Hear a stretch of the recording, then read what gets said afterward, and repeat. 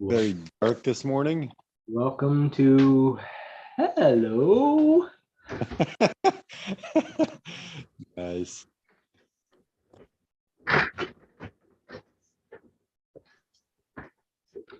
How long did you prepare that? Like 5 seconds ago. Nice. Hello. Just a reminder to I might have my grandma take her medicine.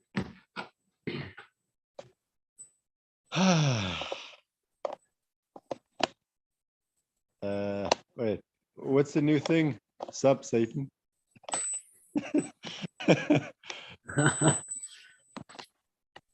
Somehow calling somebody else Satan seems like less blasphemous than calling somebody else God.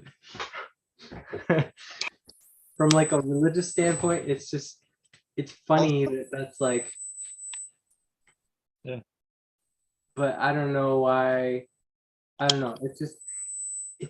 It's more than comedic, and it's like, but it kind of have to be. I don't know. My brain's going like 300 directions right now. I didn't sleep, so I feel like it's also less insulting than calling someone an asshole, which is weird because like you're telling someone, hey, you're like, the father of all evil. right. And somehow that's less bad than, you know what? You're just part of the human body. So you said you didn't sleep. How little did you sleep? I slept for like an hour on the couch this morning, I guess. Whoa. I So slept for a good like 8 hours. It was great. well, the problem is like I was trying to work on the stuff last night and I got stuck. So I went inside and then I realized I forgot to turn off the light in the office. So I came back to turn off the light and I had left because the internet was out and I was like, oh, I can't edit my Google Doc anymore. So then I came in and the internet was back on. I was like, oh, I'll just finish this. And then of course, like the later it gets, like the less focused I am. So it was just like this spiral for the next 2 hours. And then I went and I was like, I just really need to go to sleep. So I went in at like 4 and my grandma had fallen in the bathroom and had been laying on the floor all night. So I had to get some help and we had to get her up and then get her to take her medicine. And so it was like a whole thing. So anyway, long story short, I didn't really sleep. I like laid on the couch as everybody was kind of getting up and I just sort of dozed off. So I got enough sleep that I'm like, emergency reboot kind of thing. So I feel okay right now. I'll probably have some coffee later this afternoon. Okay. How's your grandmother doing? She's out. She's pretty out of it today. She's asking like where she is. She doesn't remember the house. She doesn't remember moving here. She's asking all kinds of weird stuff. I don't know that I don't think she hit her head, but she didn't take her meds last night. And she skipped taking them a couple days ago too, and she fell in the bathroom the other day. So I think she's just being irregular about them, and they're like the thing kind of stabilizes whatever's happening in her mind. So I don't know. She's been taking them since this morning, and I just made sure she took them before I got on this call. So hopefully she'll kind of like even back out. But if not, I mean, she is like 90 something, so it's like it's only gonna work for however long it's gonna work. Yeah. Yeah, that's a pretty intense night. Yeah. So I just kind of feel like floating today. Sounds good. By the way, I find it amusing how before we tried forcing ourselves to work and it didn't work. And now it's like you have to keep yourself from working too much. Right? Isn't that funny? It's crazy. It also like amazes me how it's like, I'm assuming like, we both went through that period where like, we dealt with like addiction and like stuff like that. It's like, there are times where you stay up all night watching videos and you're like, you get to a point, you're like, what am I doing to myself? And it's like, now you're doing that, but with work. Mhm. Yeah, it's sort of like I've replaced my like the bottom of the barrel for me is like staying up later than I should and working on something constructive. Like Like, the oh worst. man, I hit rock bottom again. I was super productive. Damn it. Oh yeah. I mean, it's weird. It's very weird to be like to have had a good chunk of my life where I felt like so many areas of my life were just like a failure. And now I feel like there's definitely a few areas that I feel like I'm consistently making progress. And the rest of the stuff I'm like, I'm okay with what it is while that's where it's at. Because I know like you just incrementally improve. But I finally gotten to the place where I'm like, I don't mind that stuff isn't better than it is. It's just that's what it is. And it's so much nicer. I mean, it doesn't mean that you don't have like crappy days, but it's like it's more of a feeling that you just experience as opposed to that being what you are. Yeah. Mm. Like, I wonder if this is just like something temporary because we're kind of like unlocking this new thing and it's kind of new and exciting and fun, or if it's just like we've managed to like shift something and now it's like this is who we are now. Uh, I have a feeling it's something that you could bounce back from if you don't keep putting small deposits in that area of your. You get bounced from it's like, that's okay, I can be normal again. It's like when most people would like kill to be in your position of like, but I can't seem to stop myself from being productive. Yeah.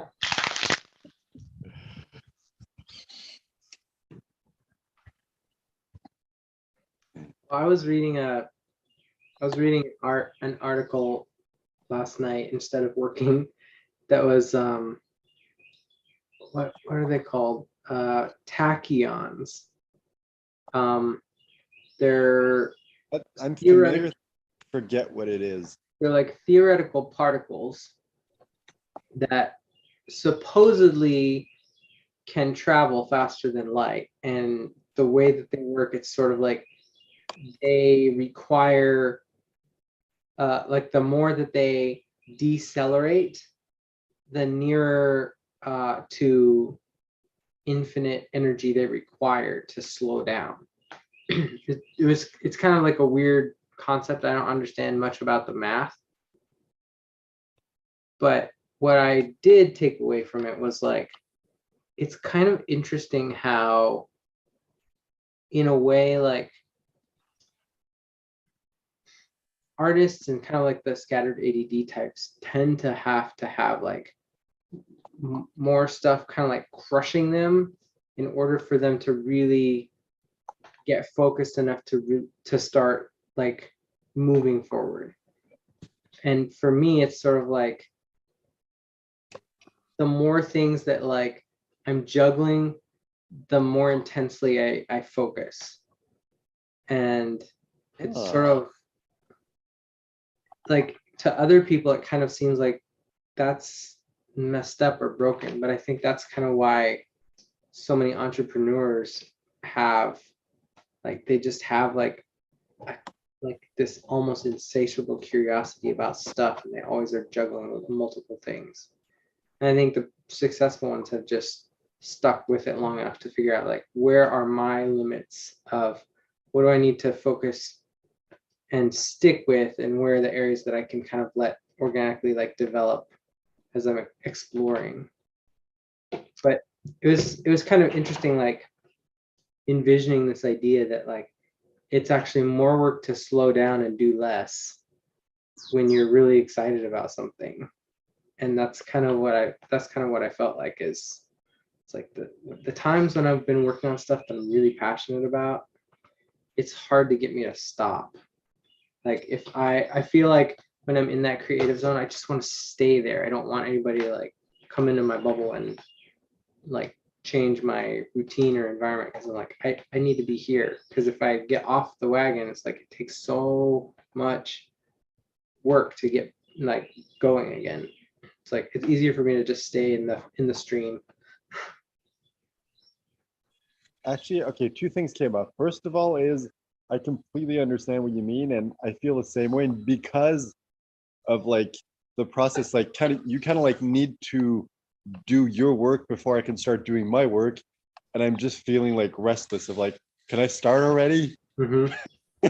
It's like I want to help, but I'm like, there's not much I can do. It's like, yesterday I was just sitting there most of the time while you were doing the work. It's like if that helps you concentrate, great.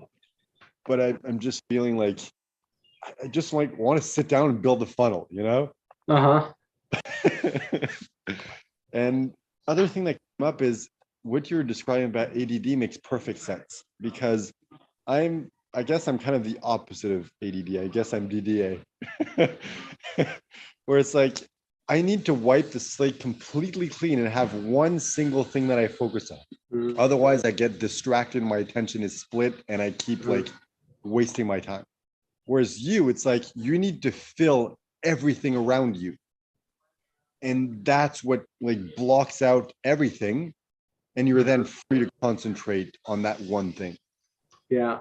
I feel like it's just a different way of getting to the same thing. And it's about figuring out like what kind of person are you and what works best for you. And it's Mm-hmm. like you just overwhelming yourself to the point where you're like, I got to ignore everything else and focus on this. Mm-hmm. To me, it's like removing everything to the point where it's like, it's this or nothing. So let's do this. Yeah. Hmm. Ooh, what was coming up when you were talking about tachyons before was you're like, I don't really understand, the math or exactly how it works, but I'm like, why do we need to understand it? What if we just come up with the theory of ourselves? So it's like, all right, tachyons move faster than light, which means that you can do things and it seems like magic because it's moving so fast that people don't see it. Mm-hmm. So if we can unlock the power of tachyons, we can literally modify the world around us so quickly that it seems like you just snap your fingers and everything changed. So it's like if we find a way to unlock that power, it's like we're limitless because we're moving so fast that it's like time doesn't exist anymore. Yeah. Like, of course, it sounds good in theory. In practice, I don't know if this is actually possible, but it's a fun concept to play around with. Yeah. That's sort of how I feel like floaching works, is it allows you to like really rapidly iterate without physically building anything. So it's sort of like if you decide to play the game that imagination is as legitimate of a reality as like things kind of in 3D and concrete that other people can see and verify, then it does allow you to bypass the entire experience of having to assemble and test and like go through that process. And you can kind of like very quickly come up with something and then spin it down and come up with something and break it apart and come up with something and then keep refining it based on the theoretical. And I think there's a difference between there's probably a good process to like how athletes do a lot of like visualization to like sort of virtually exercise and practice what they're doing. There's probably a way that you can refine your you're imagining and like problem solving. So it's not just hopping from idea to idea, but like actually assembling and iterating based on somewhat uh, viable, maybe like tested things that you know kind of work or that others have verified. That's the thing that I'm wondering, like this world of creativity and imagination can either be a huge distraction or incredibly productive. Yeah. And I've experienced both, and I haven't quite figured out what is that distinctive factor that determines whether it's a waste of time or whether it's productive. Because it's like Mhm. it's tempting to just live in that world and always be distracted, never take action. But you know that's like, if I can master this, if I can figure out what makes this productive, instead of spending like a year in the real world doing the work, I can spend like a week in the creative realm working all like out all the kinks and then coming back and doing it in 1 month instead of 1 year. Mhm. But it's like, how do you know when you're doing that rather than wasting your time? To me, I Mm. haven't figured out exactly how to distinguish it yet. That's a really good question. It's like, if we can unlock that, if we can figure that out, then we can literally like do anything that we want. And I feel like we've been kind of playing around enough that we're starting to sense that we don't completely understand how it works. Yeah.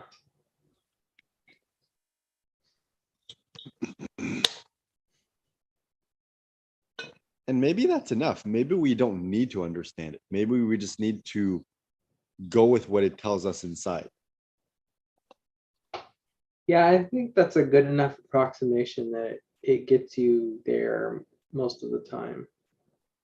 I think, at least for me, one of the things that seems to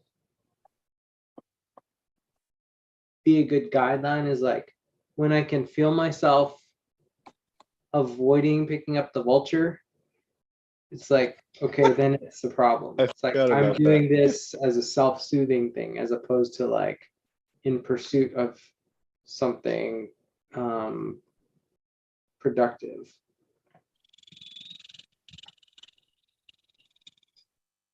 But yeah, I Okay. think it really just depends. Like, what mode are you in? Are you in like consumption mode or producing mode?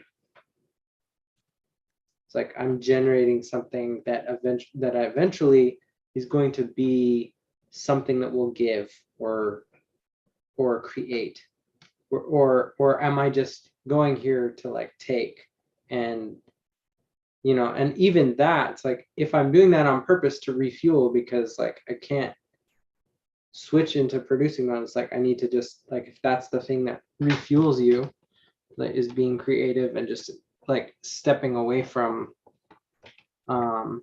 pressure and responsibility or whatever.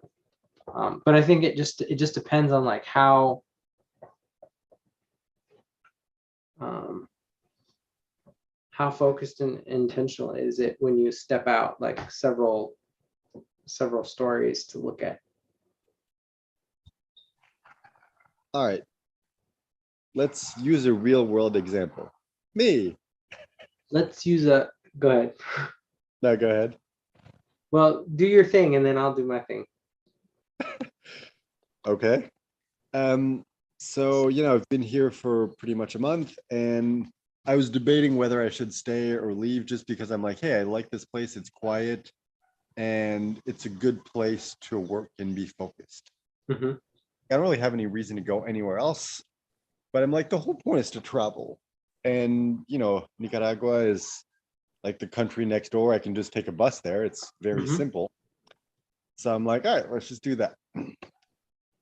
But then it's like, because I have no reason to either stay or go, like anything is possible. And it's like, then thoughts like, oh, maybe I should just go back to Colombia and have like a bunch of sex with hookers. Of like, I'm just like, that's where my brain is going. And I'm just like, I have no reason to do anything. I could do anything that I want and it doesn't Mhm. change anything. so what, like, what's the point? Like, what should I do? Mm-hmm. I'm just like kind of stuck in that state of, well, taking no action isn't giving me anything, but taking action and moving, it's probably not going to give me anything anyway, because like, once you've visited a few countries here, they're pretty much all the same to some extent. Mm-hmm. And I'm just like, I don't know. So I'm just kind of like in that state of, you know, Yeah. All right.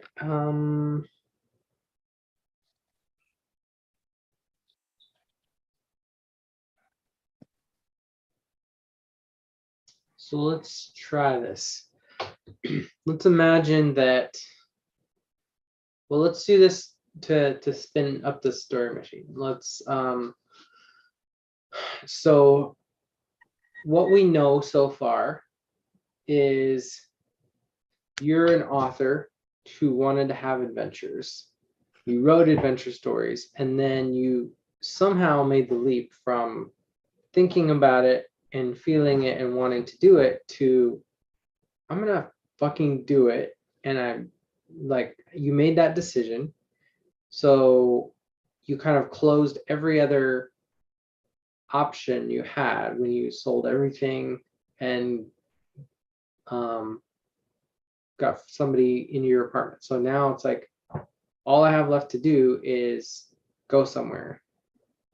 So that became like your new reality is travel and just experiencing that. So you've had a whole bunch of experiences, some where you feel where you felt stuck or frustrated or like I don't know what the heck I'm doing. I feel like I'm the same guy and I felt like I would be different. And then other things have been like, this is the most crazy thing I've ever experienced. This is weird. This is something I've never done before. Right now we're in this space of like, whoa, can we just create whatever the heck we want? Like, let's stay here and see what happens. And um, I feel like it'd be interesting to hear what you feel like you've learned from some of these things, like from doing your ultra marathon walk and almost dying, or like saying, "Fuck it, I'll go sleep with the hooker. Let's see what happens." Um, and being able to talk about all of these things just from like a place of I'm gonna just live in full total transparency. Like, what has that experience been like as you've kind of looked back? What's come up from all of those things? I mean, there's a great freedom that comes with living out loud. Like, I have literally nothing to hide. In fact, I broadcasted to the entire world, and most people probably won't listen and probably won't care, but I have no shame, nothing to hide. So it's like, I don't need to feel bad about anything, because it's like Mhm. the quote unquote bad stuff that I do, I just openly share it. Mhm. And it's like, you know what? I just realized I should never rob a bank, because if I did, I'd probably be like, yeah, I robbed a bank today. So I need to make sure I don't do anything illegal, because I'm the type of person who doesn't want to hide anything. So I need to make sure that whatever I do is legal, because otherwise I'm going to screw myself so much. um, yeah, the thing is, like, what's coming up is right now, my one focus that I want to focus on is business. I want to grow this. I Mhm. want to build this. I want to launch this. I want to do it as quickly and effectively as possible. Mhm. And because of that, I'm like, it doesn't matter where I am, as long as I have enough time and enough freedom to be able to Right. work on this as much as I want. Mhm. That's why it's like, it doesn't matter where I go.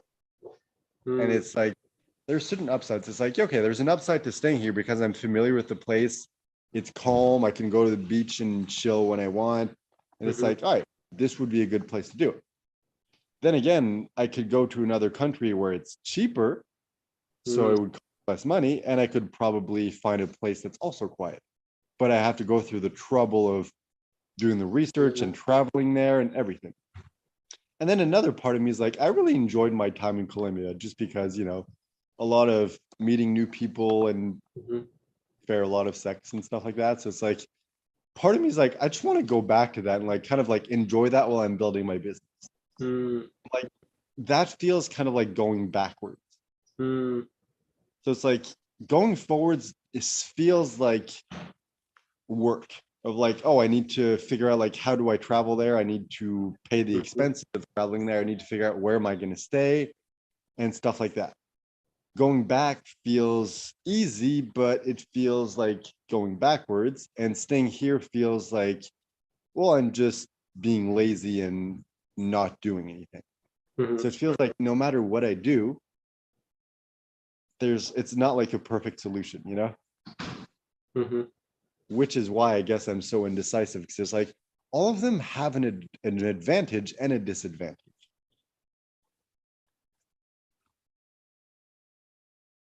Like I got to the point where I'm pretty sure like my stay here is ending tomorrow, so I'm pretty sure I'm going to go back to, like, so far that's my plan, going back to San Jose and just getting a bus to Nicaragua and just figuring things out from there.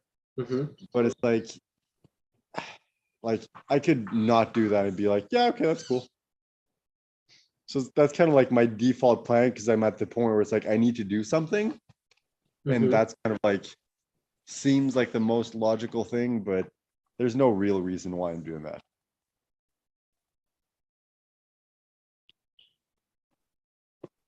And the thing is, like, I'm at the point where I've traveled enough that I'm like, I could go home and I'd be fine. Thing is, I don't really have a home to go back to, and it's more expensive in Canada. So I'm like, it's cheaper to stay here. Yeah. So I'm like, let's just, stay here.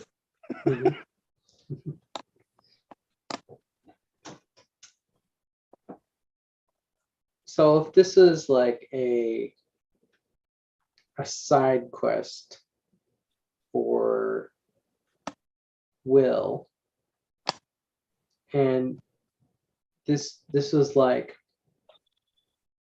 you could pick up a weapon that you knew would cut through anything, but it blisters your hand when you're using it.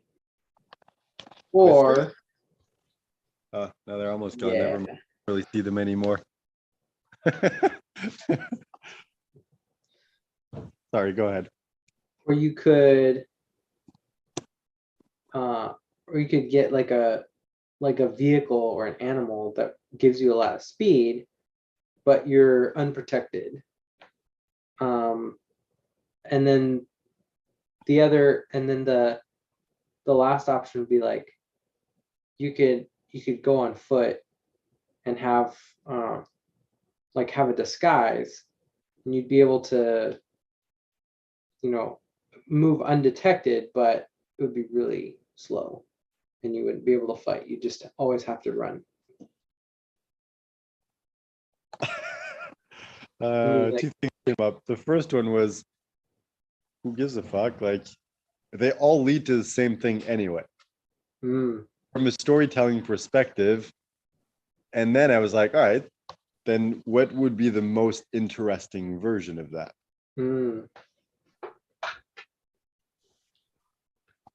So what feels the most interesting? Most interesting would probably be to go to another country, because it's the unknown. You don't know, it could be anything. Staying here is the most boring option. Going back to Colombia is the most fun option. So it's like, do I want to have fun? Do I want to be bored? Or do I want to explore the unknown?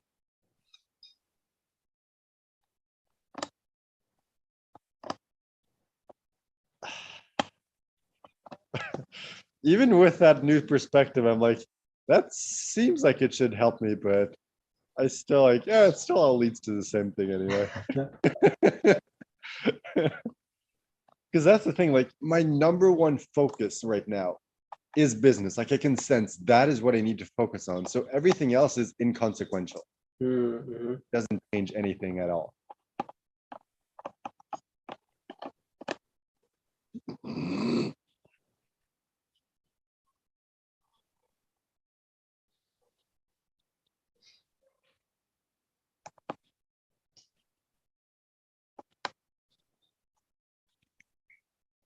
And the funny thing is, like, I've been looking for apartments on that house sitting website, Mm-hmm.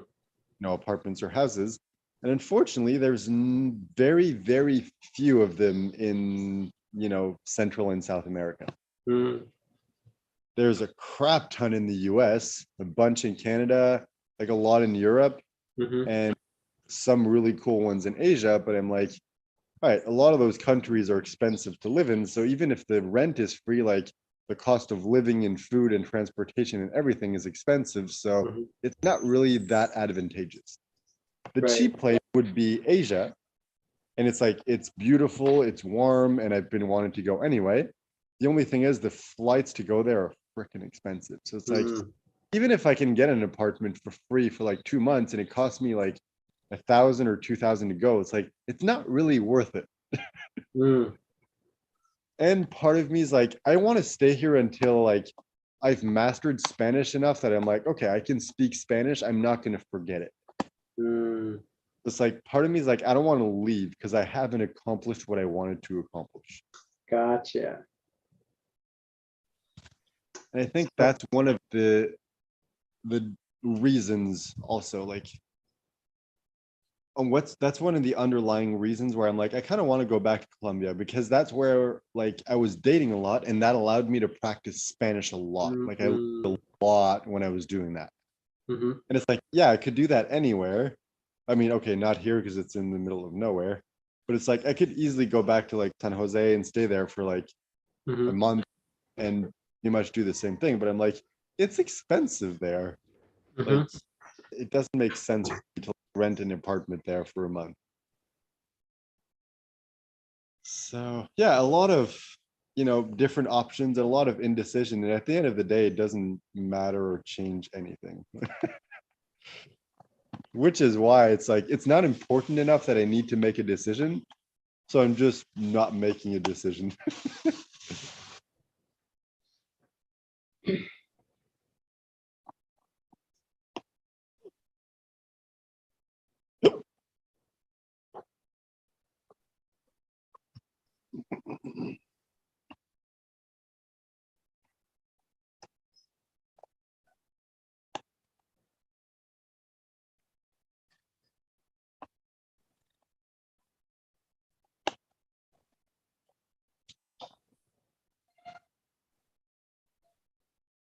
What would Loki do? Loki would, I don't know, fuck with everyone. Just like tell people, oh, this is what I'm gonna do, and then do like something completely different.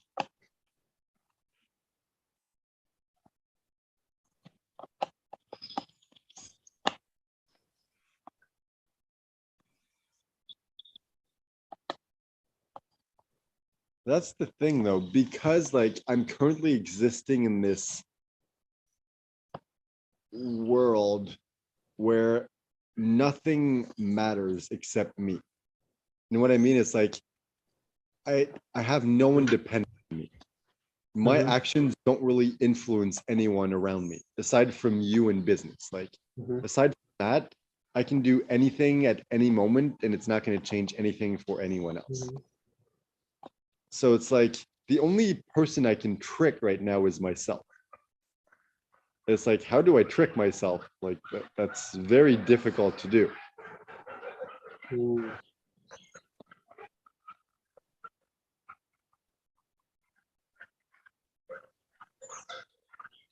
Or maybe I just focus on the next step without a plan. So it's like, all right, tomorrow it ends like my lease, well, my lease, my my stay here ends. And I can sense like, yeah, okay, staying here would just be lazy. So I sense time to leave. So let's just go to the bus station and, take a bus. Like I could literally go to the bus station. It's like, all right, where's the next bus leaving? Where does it go? Mm. And literally just focus on the next steps. It's like, all right, step one is take the bus. Once I take the bus, well, depending whether I like where I end up is going to tell me what the next step is. It's like maybe I don't even need to plan. I just need to do. Hey, that would make it really interesting. I just take the bus, like I end up in China. I'm like, how did this happen? That's not even possible. But like weird China, where it's like China 2 on Mars. That would be amazing. Oh man, can you imagine how weird it would be if somehow you and I kept having calls, but it was like we like start time drifting. It's like one person is like getting further and further and further in the future, and the other person's like 2022 in some like really strange. It's like, is there a way to communicate across time spans? Okay, I don't know, but this brings up an interesting concept. Instead of time, what if we were in different realities, different timelines, different versions of this world we exist in? And I feel like we instinctively kind of both travel from one to the next, kind of like together, because we keep talking and evolving together. Mm-hmm. What if we got to the point where like we understand how to like shift from one to the next, Mm-hmm. and we find value in different ones? It's like, all right, we're building this business. I'm going to go to this timeline and build this skill and bring that to the equation. You go to this other timeline and build that skill and bring it to the equation. So we're we're consciously, deliberately going to different places and learning different skills because we know that bringing those skills together will make us super successful. Oh man. Okay, so I think this just cracked something open.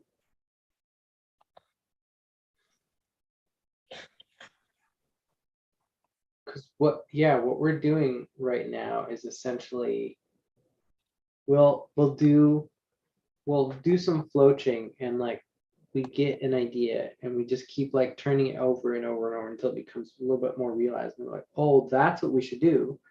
And then we go and do that thing in 3D. So it, like for instance, like just walking and talking for months, that turned into like, oh, we're actually doing something here where we're like realizing and like shifting ourselves somehow. So we should do it for that or on purpose. And so then it becomes something. And so we kind of go back and forth between this like doing stuff and then kind of playing in the conceptual plane. And so in a way, it's like we're going from real like 3D reality to some other alternate place, and then bringing a piece of that to this and like continuing to do it so that it materializes.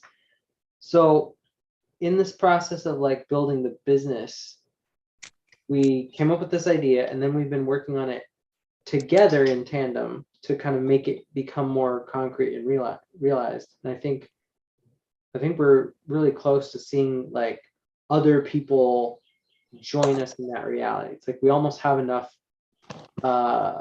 like multi-dimensional notes to create the tone that's gonna generate that thing that people are gonna be like, oh, I hear something. Like I'm sensing what you guys are doing. But what I'm hearing you say is, what if we could go to different places and do different work so that we're bringing different either skill sets or creations or different things to the mix. So it's like at the point where we get to where, oh, we don't have to do this together. We're like able to go somewhere and like go grab, like get something from doing it and manifesting it ourselves. And then that comes to the game.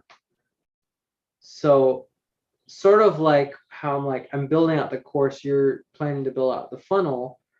And so like, it's like two things that are kind of working together. It's like, what other building blocks can we go create and assemble and start to have like a moving machine that does stuff for us. Yeah, so it's more like we've been, you know, evolving and growing. We're like, all right, this is what we want to do, and we kind of like grow together. So it's like, okay, these are the skills we need in order to do that. Yeah. Kind of go together and get those skills together and then use the skill. Yeah. Whereas if we just like, all right, we want to build this, what are the skills we need? Okay, you take that skill, you go get that skill, you take this, you go get that skill.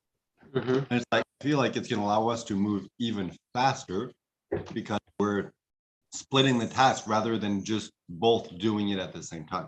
Yeah. All right.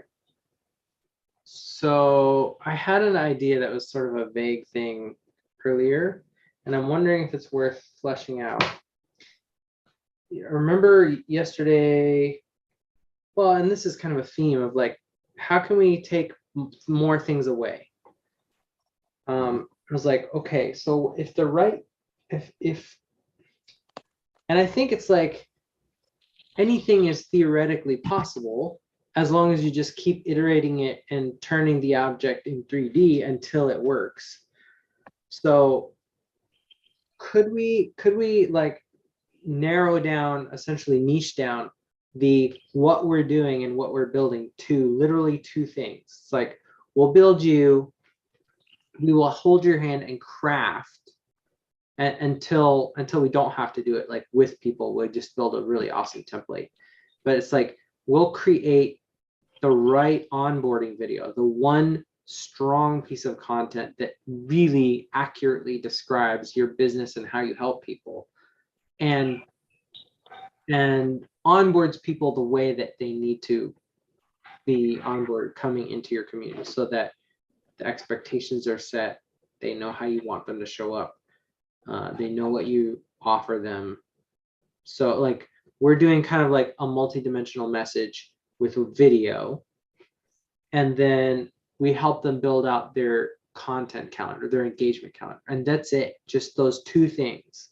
It's like set your people up right to thrive in your community, and let them show up that way. And the people who don't want to do that, opt out.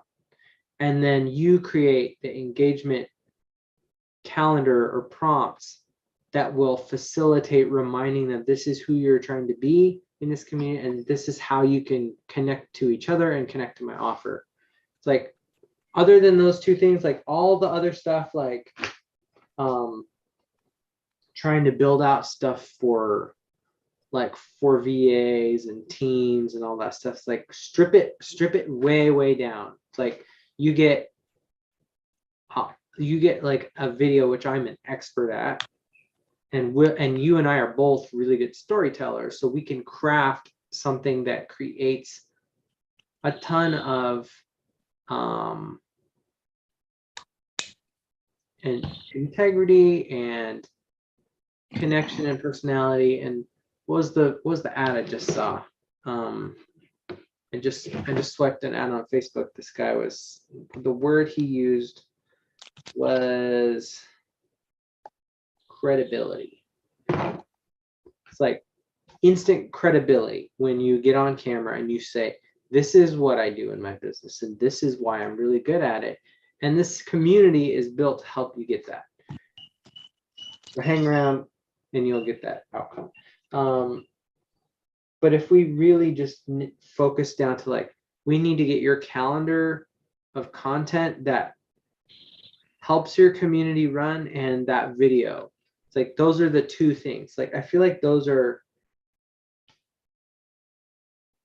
that makes our fulfillment easier, and it really helps, like the resources that you have to build out, it become a lot more concrete, because then it's essentially like after I do 2 or 3 videos with people where I kind of understand the basics of the flow, the format of what works, and we can keep continuing to split test and check across different clients' communities, like what helps with conversions. You reorder different things or you say things in a slightly different way. But if you have a video and you have a content calendar, and I feel like that's easy to grasp. It's like, this is what you get. Whereas when you talk about like the processes and trying to delegate and teaching your community how to do it, like it becomes very unclear. And people want engagement and they want sales. And I mean, they want the engagement for sales. So if you tell them, you make your offer really clear and you tell them why they need your offer, it's to help them become the kind of person that they're here in the community to become. And then you just build the engagement content, which continually reminds them, you always have this opportunity to use this offer, but you're helping the people who want to be this kind of person connect with other people who want to be this kind of person. And they just keep talking to each other and supporting each other and having an experience together until somebody goes, I'm ready for the next step. I feel like that's something we could sell. I feel like that makes it simple enough for everybody to talk about it and to understand. And like, and if the market's like, oh yeah, I really like, I just want somebody to do it for me. Like, I think those can become like next level things that and it might be really fast. It might be like, people are like, yeah, I'm in if I can just immediately hand this stuff off to somebody else. We might get that feedback, because I was on a call this morning at 3 a.m. with the girl that's been giving me feedback on this stuff, and she's like, yeah, I really would like to just have a VA do it, just run the community. And then I was talking with a coach who's like, she has a business and she's been doing groups for a while, and she's like, they're like, you're kind of stuck to like one community per VA, because it's like you can only do so many invites to a group before Facebook like freezes you from doing too much, because they don't want you spamming people. They don't want you. So if you're doing more than like 50 invites a day, it's like you're on a watch list. And if you go over, a certain amount, they put you in jail where you can't interact for a while.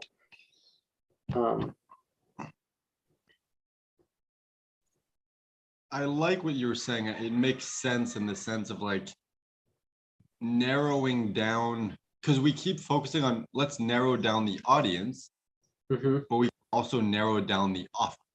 Right. I think that might have been what I was struggling with, is it just feels like I'm trying to do too many things. And it's like all of them are steps that I feel like I see and like I need to turn into something. But in terms of like simplicity, it's like you need a really strong engagement calendar of content that you can recycle. Like this thing goes in a pattern, so that as you want to add and update content, it's really, really easy to understand how to do that. And then once you have that stuff built out and your frameworks for creating new content, you can pre-schedule that stuff out like in a day. Just pick a weekend every month and sit down for an hour or so, schedule that stuff out. But then you build your video once, and like you have most of the stuff you need. But if I could get it to where I could do it in like an afternoon, like in an intensive with a client, they're like, I'll pay 10 grand to get this done today so that I can just hand it off to my VA. Like I want to launch a group and I want it done right, but I'm not going to spend 3 weeks launching this. Like I have other things to do. So if we can figure out like what resources do we need to be able to like, okay, tell me this information, this information, this information. Okay, so tell me your story in this order, and then we'll rehearse that and polish it as a little intro video. So then I'll like, because I've done that like with Jessica and like coaching, telling your story in a like structuring it. So it's like you're constantly swinging back and forth from like this happened, but then that happened. Well, and then this is what I learned, but then this came up, and it's like, and then making sure that there's constant like polarity of like what's happening, and then you want to make sure you're talking to the audience repeatedly about what they want. And then like if we have a structure where it's like, okay, I can coach you down in like 2 hours to get like a really solid like 4-minute video that like just feels like fast paced, tells me what I need to know, tells me what I want to hear, and it works at different levels. Like for somebody who's not ready to buy yet, it doesn't feel aggressive. For somebody who's ready to buy right now, it's like, I need this yesterday. So it's not pushing you to do something you don't want. It's like, it's telling you what you need to hear. And then if all of the content then supports, if you're ready to buy, there's prompts for that. If you're wanting to connect, there's content for that. And that's all. Like that's the simple way. Okay, so what's coming up for me is this would be a very good upsell. So the course itself kind of like teaches you how to do it. It gives you kind of like the framework, explains why it's important, and kind of explains how you go about creating, like, gives you kind of like the template and explains like, do this to make it fit for your business. Right. And it's kind of like just really step by step, but it's like, all right, here's the template that you're using. And you have to go in and do the work of like, all right, what's the name of the group for my business? Yeah. All this, it's like they have to do the work. And then the upsell is literally like, we're going to do everything for you. We're going to set up the group. We're going to create the intro video. We're going to do everything.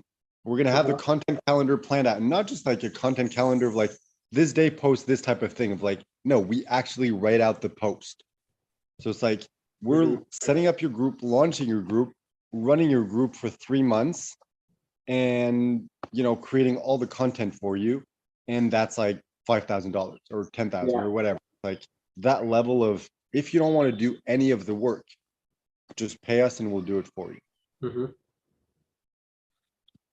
So I feel like that strategy would work. Just like maybe simplify the course a bit, which seems to be what I keep doing over and over.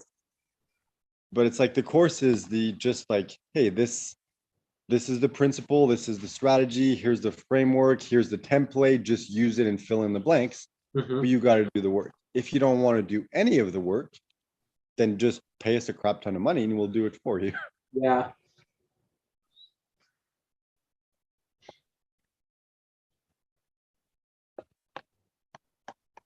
So I think we already have the upsell. It's the exact same service, except we do it instead of you. Yeah. And I think simplifying it down this way means we're doing less.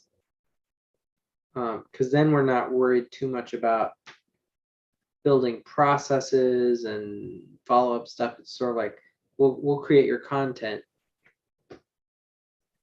Yeah, so the offer could even be like, we don't even run the group for them. It's like, we go in, set up the group, create the name, the description, the like pin the post, create the video script that you're going to record since it's your audience.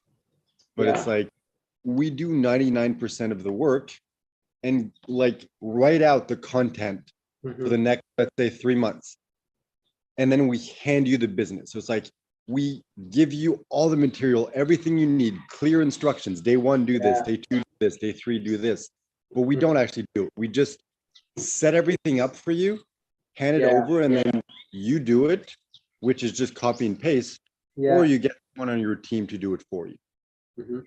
Yeah. Okay. This seems to make a lot of sense. It's essentially like if I could block out like a 3-hour window where and it might not even take that long if somebody has an established business, they already kind of understand their customer. But basically what I would have built out is the right form so they can tell me beforehand kind of who they're serving, like the right kinds of stories that might fit in here. It's like, do you have a story where you show this transformation? Do you have any client testimonials where you can demonstrate this is how I help people? Do you have like, so you kind of make sure that you have the things you need beforehand. And then if it's like, you could do this like with one client a day and charge like $9.97. It's like, I'll sit down, you'll have it done today, and then you'll have everything you need to run your group. And then the mini course is essentially start the group, drop in your video, and then schedule out the stuff. You can do this in an afternoon and you're done. And then you have a little support community in that, in that pop-up group where it's like anybody else who's running a group, you talk amongst yourselves. I'll come in once a month, do like question and answer sessions, and that's it. That's the group model. So it's like you could literally get like you could be making $30,000 a day. I mean, $30,000 a week, a month, if you have a client every day, or if you have like maybe 2 or 3 spots a month where you can put like highly qualified people like back to back. It's like 1 in the morning, 1 in the evening. But I feel like that feels to me very deliverable. Like we can fulfill on that promise. Yeah, so Whereas it's kind of this like is sort of like it felt like it was addressing like a lot of the things and stuff that people don't even realize they want or need. And I'm still struggling with like, how do I squeeze this down into something that is manageable? But if it's like, literally like fill in the blanks of the stuff that you need to make this work, and I'll sit with you and make you do it, so you're done. And it's not like, oh, I gotta help make myself show up, for 2 weeks to get the stuff. I'm just thinking this reminds me of like the we'll build a funnel for you offer that I came across at some point last year, I think it was. Uh-huh. It's just like an ad on Facebook, a video. It's like breaking down like, hey, this is why you need a funnel and blah blah. I forget what it said, but it's like, and then you sign up, you get on, or like you book a call and you get on a call, and what they're selling is we'll build a funnel for you. We'll build all the automation sequence for I forget like how many months or whatever, Mm-hmm. but it's like we're going in and we're building the entire funnel out for you. And that was a $10,000 offer. Mm. And I feel like if this is kind of like the same version of that for Facebook groups. Yeah. I'm just wondering, like, I'm thinking, okay, what would be an irresistible offer for the client?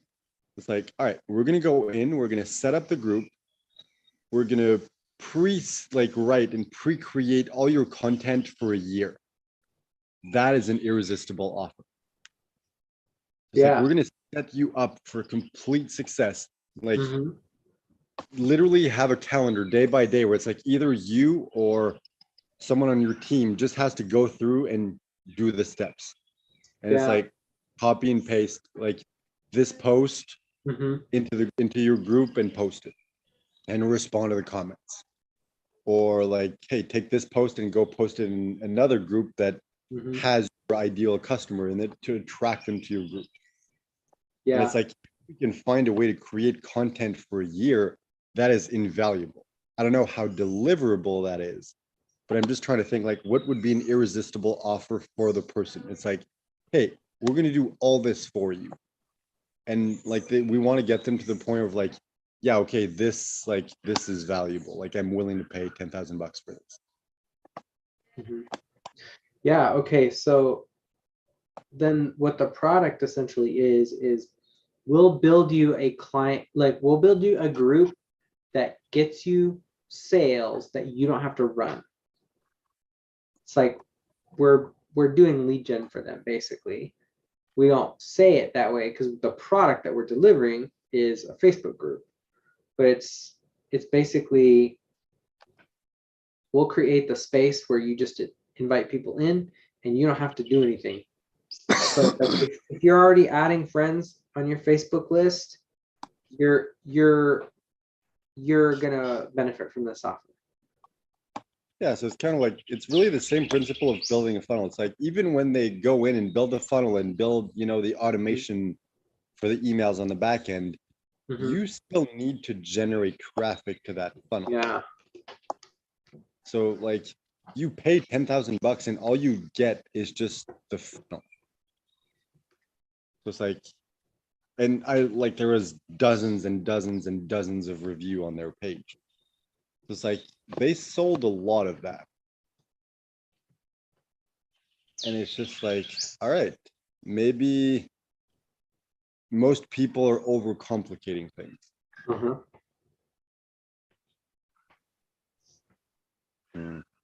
Speaking of overcomplicating things, I think we're trying to jump ahead again. It's like this is a really good upsell, a really good like next step, but it's kind of pointless without the funnel. Yeah, I've done like the having the done for you service, like all of that, all of the extra stuff. It's a good upsell, but we can just plug it into the funnel once the funnel is successful. Yeah. It's like we don't even need to, like it's fun to explore, but we don't really need to figure that out yet. Having fun there.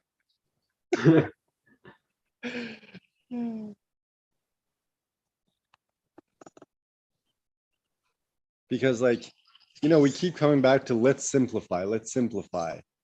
And yeah, okay, but that also means simplifying the funnel.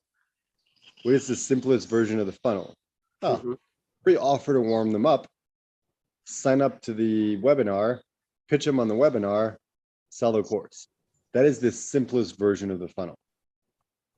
And it's like with time, once we've mastered that, then we can go in and add extra steps and like 10x, because I feel like, especially with, my old business and all the amazing strategies we came up with to make more money, I feel like once we have something that works, coming up with strategies to like double, triple, like 10x our income from very little extra work, I don't really think that'll be a problem for us. Yeah.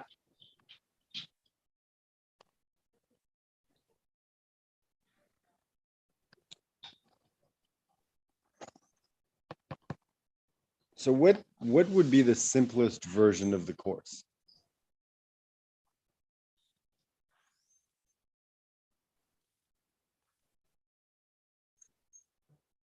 Simplest version of the course would be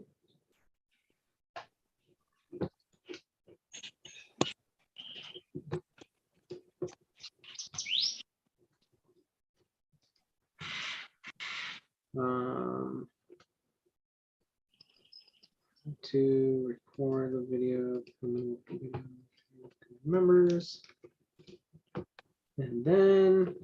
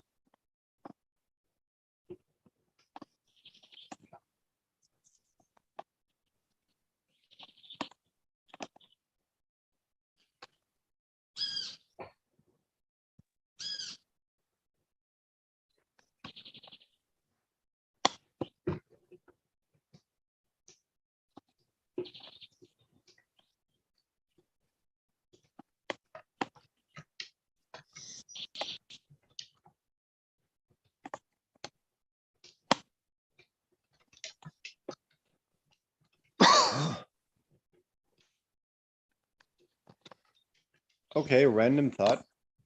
Mm-hmm. Since as we were creating the course, you discovered the most important thing is the onboarding process. Mm-hmm. What if we just made the rest of the course, so like you know, launching the group, growing the group, monetizing and automating, what if that was just kind of like bonus? What if the main course was just focused on that core principle of you need to make the onboarding process for people who join the group perfect? And Yeah. it's like, yeah, okay, if you don't have a group, well, here's how, like, step by step to do it. If you like haven't grown your group, well, here's step by step how you do that. Oh, yeah. Like, I don't know if that makes sense, because then we kind of like maybe lose a bit of the allure of like, hey, build, do the, like, launch, grow, whatever, like in Yeah. 5. And maybe like we don't need to do that. It's just like an exercise of like, at the core of the course, what is the one principle that they need to understand and master? It's that. So as long as we manage to focus on that, the rest just becomes kind of extra, even if that's the, like, the extra is the reason they purchased the course. Yeah.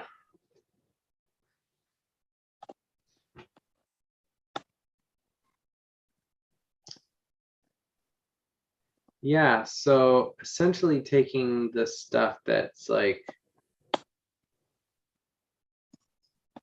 the big key things that they need to know running their group, you're showing them how to do that.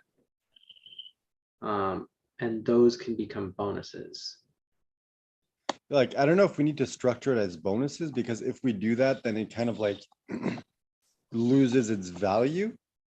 I think it's good if it's part of the course, because then they feel like they have an entire course of like, hey, I can create the group and then I can, grow through every step, which is important, because people who are just getting started are like, I need that step by step. Mm-hmm. But it's just making sure that we convey the information of this onboarding process is the most important thing. The Mm-hmm. rest are just elements that you need to have in place in order to have a successful group. But it's this onboarding process that changes everything. Mm-hmm.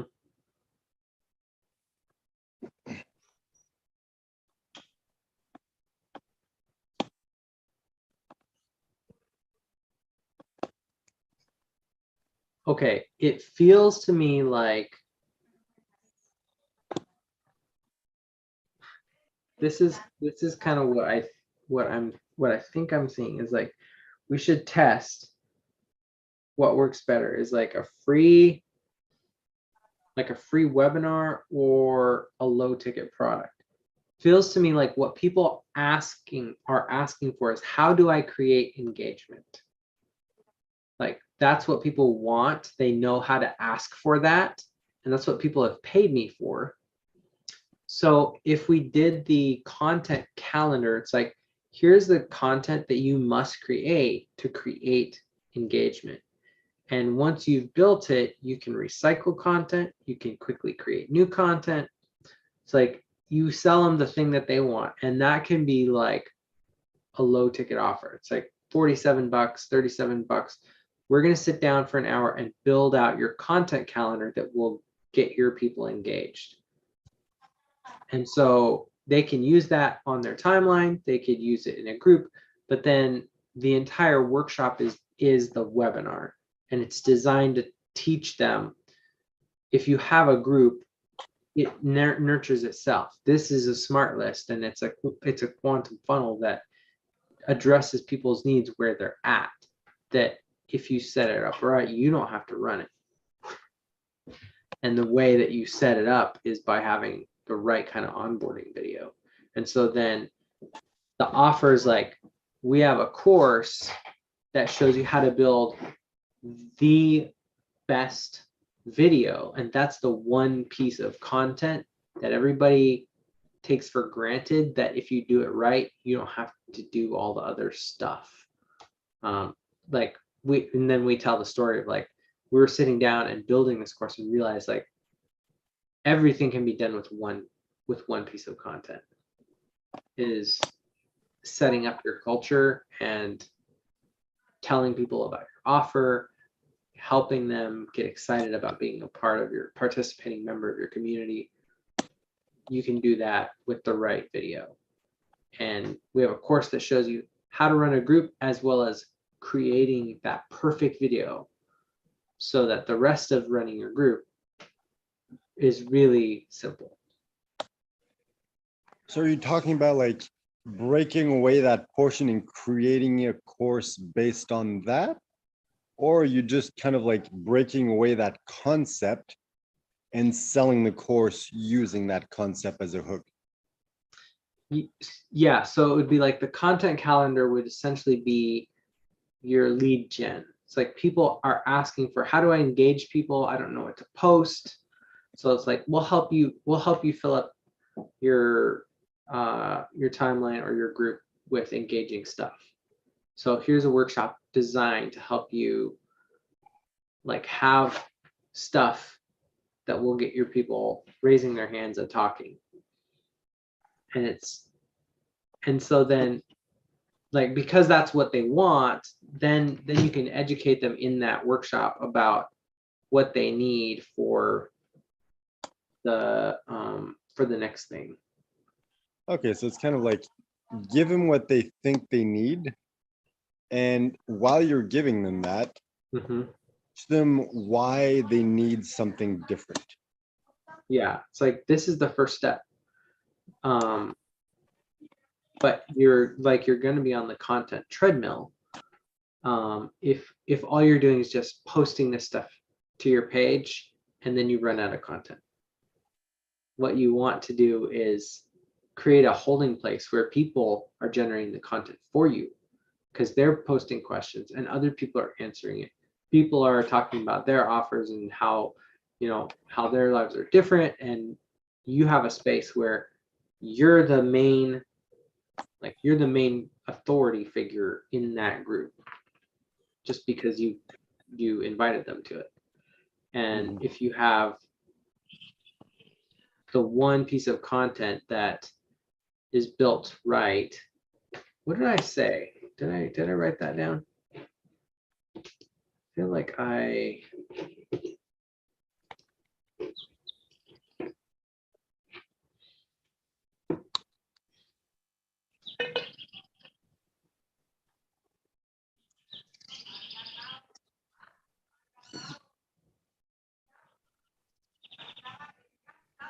it's so simple.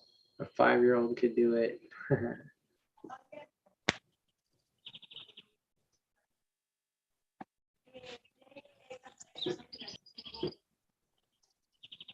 I don't remember what we said. Maybe I'll go back and look at the conversation the other day, but there's something in that hook about having the right video.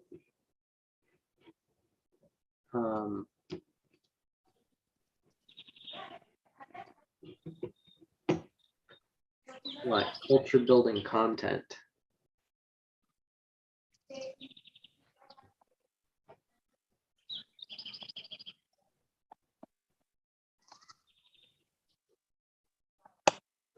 Ooh, I like that. Culture building content.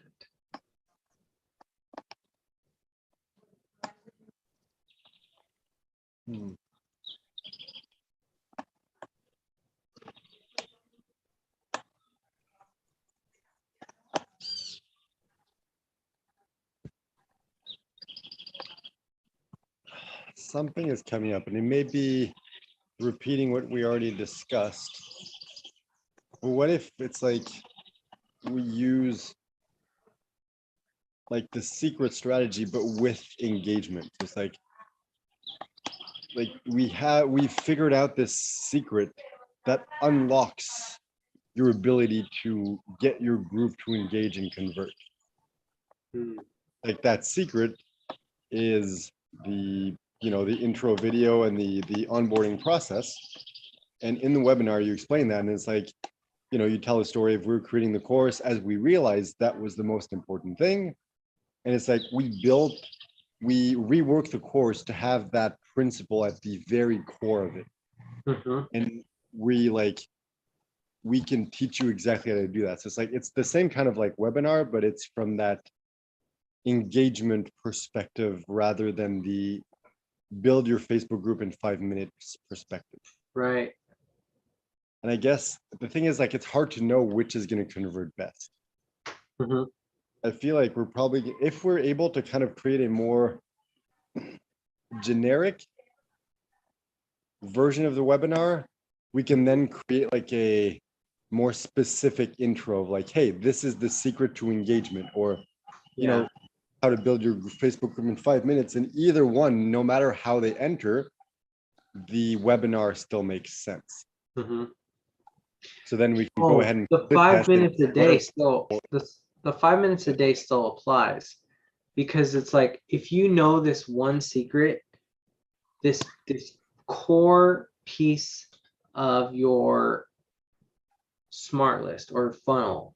I mean, maybe I shouldn't use marketing. Like that, if you build this one key piece of content right, it will allow you to have a group that you can, a group that gets you clients that you can run in just a few minutes a day, or have somebody else run for you.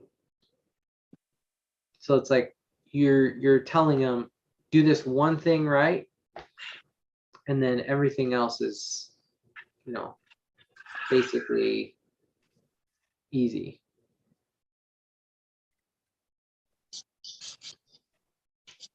I'm just wondering, because like the more focused you can be, the more people are going to react, because they're going to be like, that's exactly what I need. And the Right. question is, we need to figure out what people really need.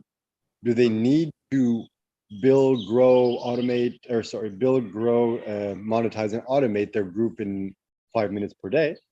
Or do they need to boost the engagement in their group so they can make more sales? And it's like, we can theorize what people want, but we have no way of knowing until we test it. Yeah.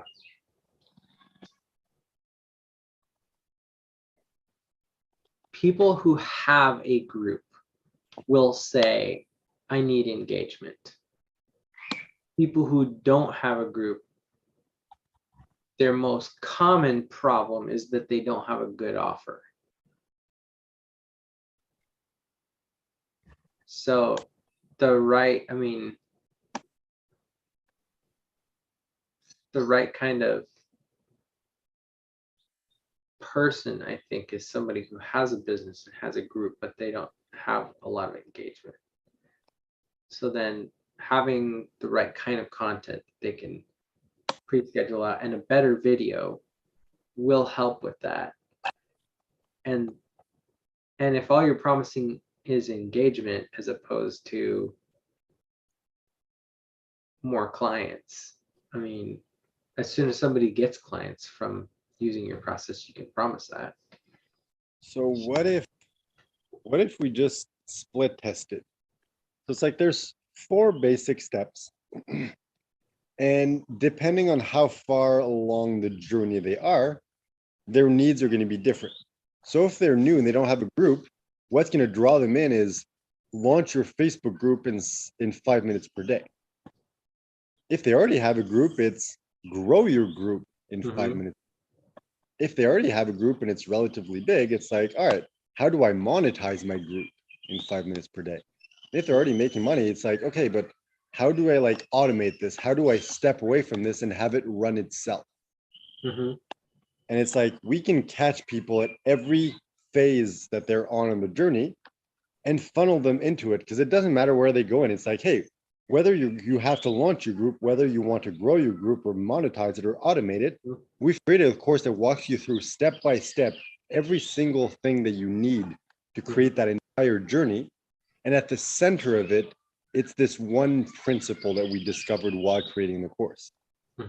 It's like, you need this no matter what step you're at. Yeah. So it's like, if we're kind of like creating 4 different funnel entrances, so we grab people no matter what stage they're at, then it just becomes a question of, all right, how do we create a good converting, like engaging webinar Mhm. that conveys the message of it doesn't matter what stage in the process you're at, we can help you because we mapped out the entire stage. And you can even if you already have a group, even if it's already monetized, you can go back through this process and tweak and adjust things and perfect things. Mhm. And like the core principle, the thing that's going to change everything is your onboarding process. And we built the entire course around that. So you can set that up no matter which stage of the process you're in. Yeah.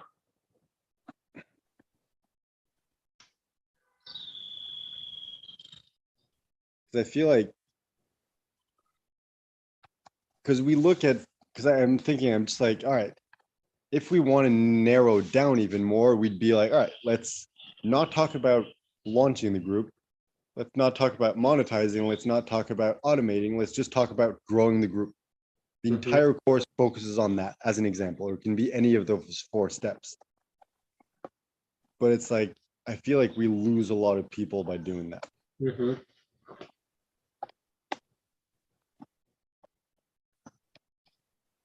So it's like we can create the course for like all 4. So it's kind of like 4 courses in one, but we market it in 4 different ways to get Mhm. people who want to grow their group. It's like, hey, you want to grow your group? We created a course that's going to help you do exactly that. And then in the Mhm. webinar, it's like, hey, the course we created walks you through every single step you need to do to be able to create your group, grow your group, monetize your group, and then step away from your group, all based on that one core principle that is going to change everything. So no matter where in the process you are, we can help you along this journey. So it's like Mhm. we lure them in with the promise of, as an example, like you want to grow your group. That's all you care about. Yeah, Mhm. okay, we're going to help you do that, but make sure you go back to the first steps of setting it up in case there's something you did wrong, so you can fix that. Yeah. And then once you grow it, we'll teach you how to monetize it, and then we'll teach you how to automate it and step away. So it's like Mhm. no matter which step they're in, we get them in with the promise that we're going to teach you exactly what you want to do. Mhm. Plus, like it comes with all these other bonuses that are part of the course. So it seems somehow like even more valuable, even though it's less focused. Yeah.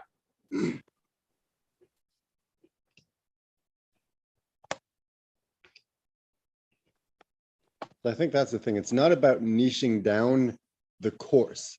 It's about niching down the funnel that leads to the course. Mhm. And that might just be as simple as creating 4 different opt-in pages for the webinar and using 4 different trainings to lead them to the webinar. So it's like you do one training, I was like, hey, this is how you launch your group in 30 minutes. Then you Mhm. do one training on this is how you grow your group. And then one training on this is how you monetize your group. And one training is this is how you automate your group. And like all of those lead into the funnel with an opt-in page that's optimized for that specific topic. Mhm. Like, hey, these are the basics of how you do this. If you want to learn exactly how to do it, I created a course walking you step by step exactly how to do that. Go watch this webinar where I break down exactly the process and everything that's included in that. Mhm. Plus, it's like one amazing secret that we discovered while creating the course that completely revolutionizes everything. Mhm.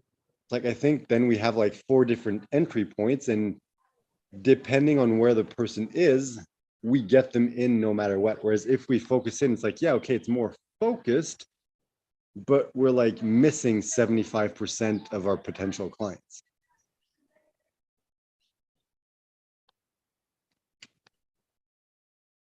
Or maybe I'm full of shit. I don't know. Explain it to me like I'm 5. I thought I did. If you had to say it like, in like 2 sentences. The whole concept, or Just like the just the idea. Like somebody said, so what's your course? Because I'm thinking of 5-year, like what level of, because like I can't talk about like funnels. Like, do 5-year-olds even know what a Facebook group is? So I'm like, do I just say it's like, All right, it's like, yeah. explain it to a boomer. Okay, okay.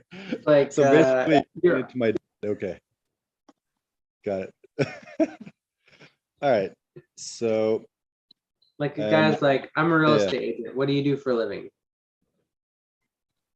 I pretend to work while my partner does all the real work. No. Okay, so we created a course teaching people how to launch, grow, monetize, and automate their Facebook group so they can get more clients in their business and not have to constantly do the work. And the best part is it only requires 5 minutes of work per day to set up. Hmm. That would be pretty much the short version.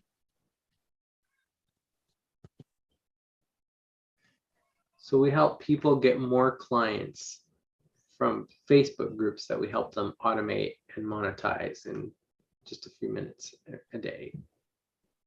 Yeah, okay, so I guess we help like online entrepreneurs get more clients by teaching them step by step how to create, grow, monetize, and automate their Facebook group in 5 minutes per day. So they can make more money with barely any more work. Hmm.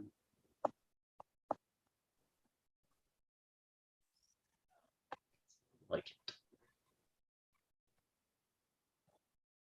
P.S. I'm not doing any of this. I just sell it. Uh,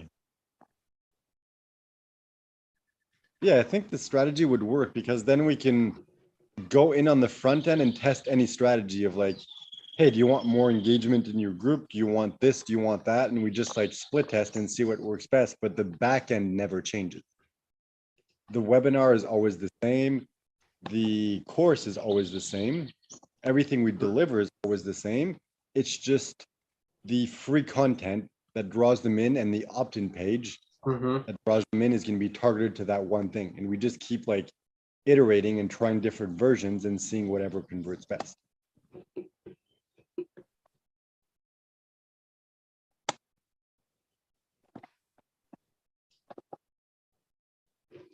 What do you think about the promise of our business? Like, what's the identity? Because like Facebook launchers is like not sexy at all.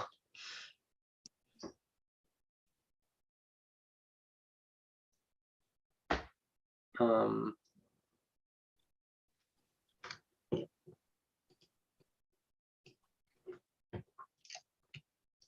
Like it doesn't sound sexy, but we're simplifiers. It's like you want to do this, we're going to show you the simplest, easiest version of how to achieve that goal.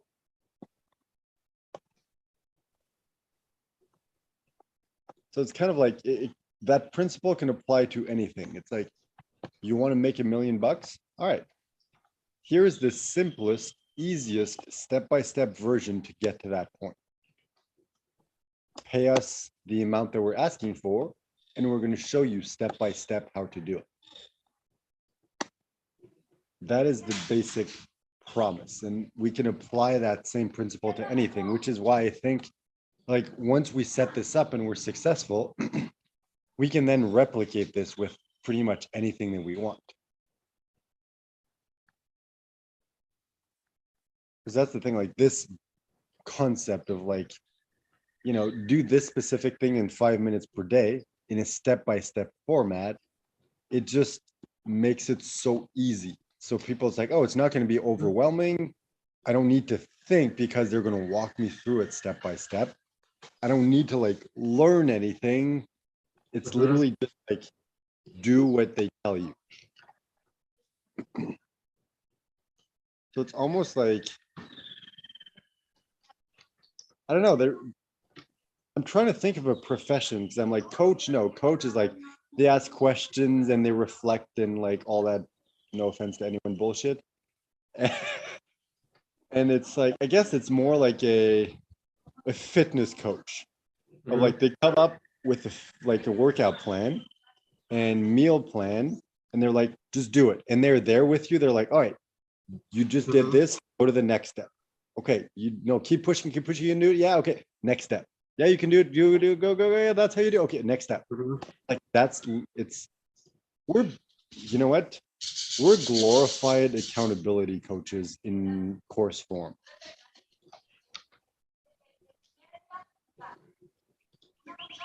It's like, we're gonna make this so like stupid simple that you're gonna have no choice but to complete it and get the results that you want. Like it's gonna take more work to do this wrong and to screw up than it is to just follow the steps and get the result. What do you think about the name client savior?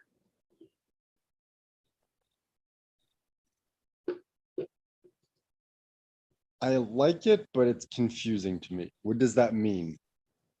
Yeah, it's a good question. I mean, it could be that, I mean, it could mean that you are your client's, like the person that they're looking for, or it could be that we'll help you get clients. I mean, it kind of works both ways.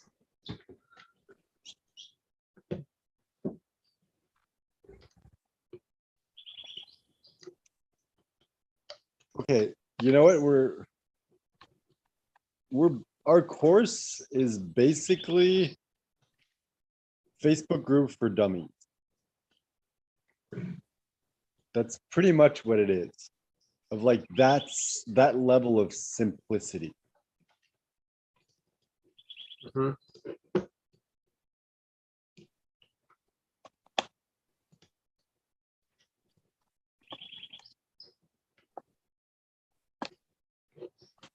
Actually, I say that, but I've never actually read a like for dummies book, so I don't know how simple they actually are.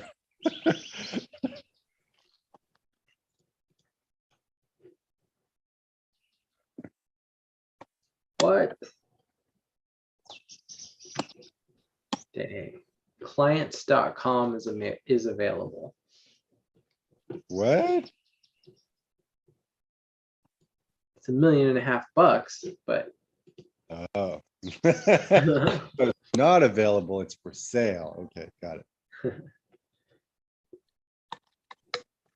clients dot let's Because see. if it wasn't like, it was just a normal domain, I'm like, dude, let's buy this and flip it.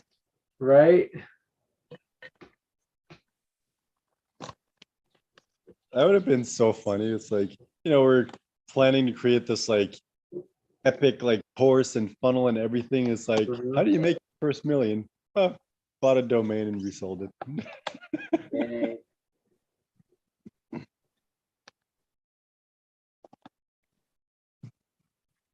How is there such a thing as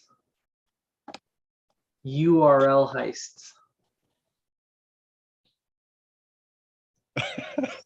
Like, is there a way to like go in and put yourself as like is the owner and then wipe the paper trail, and it's like you now own one of the most valuable domains, and it's like it's all just pretend anyway. I mean, I feel like if you're a hacker, you could be able to do it, but I also feel like it would just be super obvious to prove that, Right. someone stole it. It's like, if you put your name in, it's like, well, of course you're going to get busted.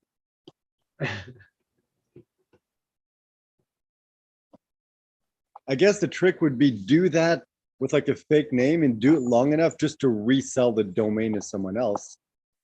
And then it's like you vanish. And by the time they figure out they got scammed, it's like, well, black market.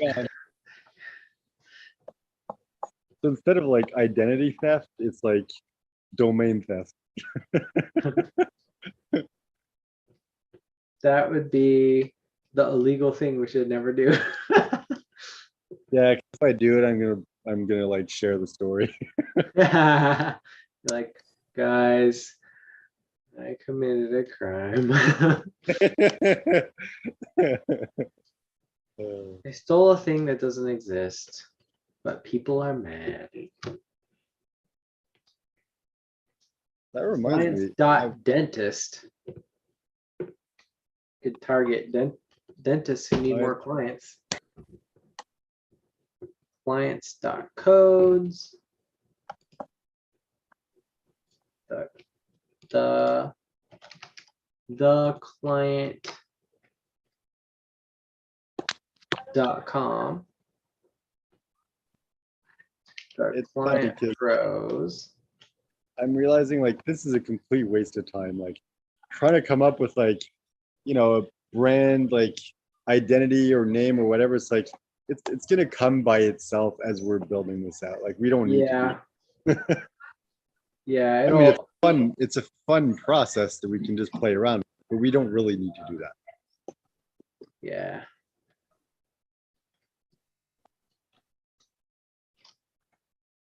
Okay. Let me ask you this. What do you think people are wanting most?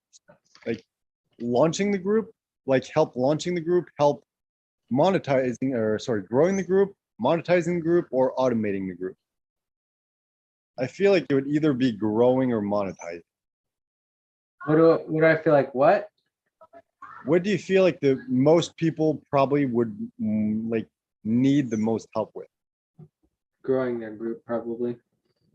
Because I think a lot of people who have some kind of an offer, they don't do the daily KPI stuff that they need to do, which is like you go into new spaces, you introduce yourself, you connect with people, you add more friends to your friend list, and then you invite those friends to your space. Like if you're not doing that process, you're not growing your traffic. And most people aren't doing that. So they want somebody to grow the thing for them. Okay, so maybe that should be like the first version of the funnel. Mm-hmm. And then the training could be like, hey, here's the training on how to properly invite people Mm-hmm. and the structure to follow.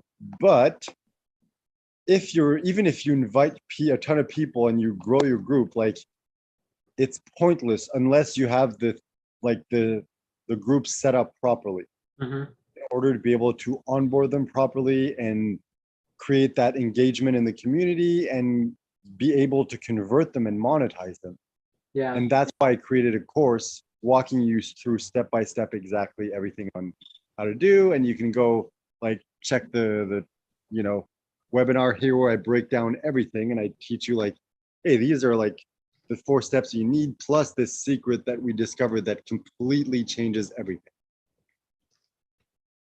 And then once that funnel set up, then I can go in and create like an alternate version where it's like, hey, you want to launch your group in 30 minutes. And then another one, it's like, hey, this is how you monetize your Facebook group.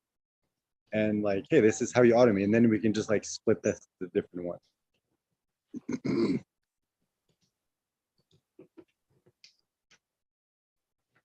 Client superhero is $9 a year. Client hero is $30,000. So how is hero better than superhero? It's just shorter, I guess. I guess. Easier to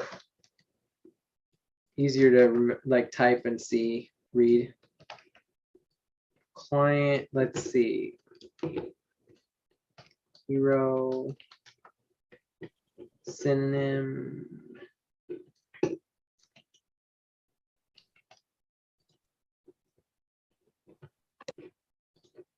Oops. All right, since the point of today is about floaching, we don't necessarily need to talk about business. No, we don't. Although knowing us, we're always going to come back to business anyway.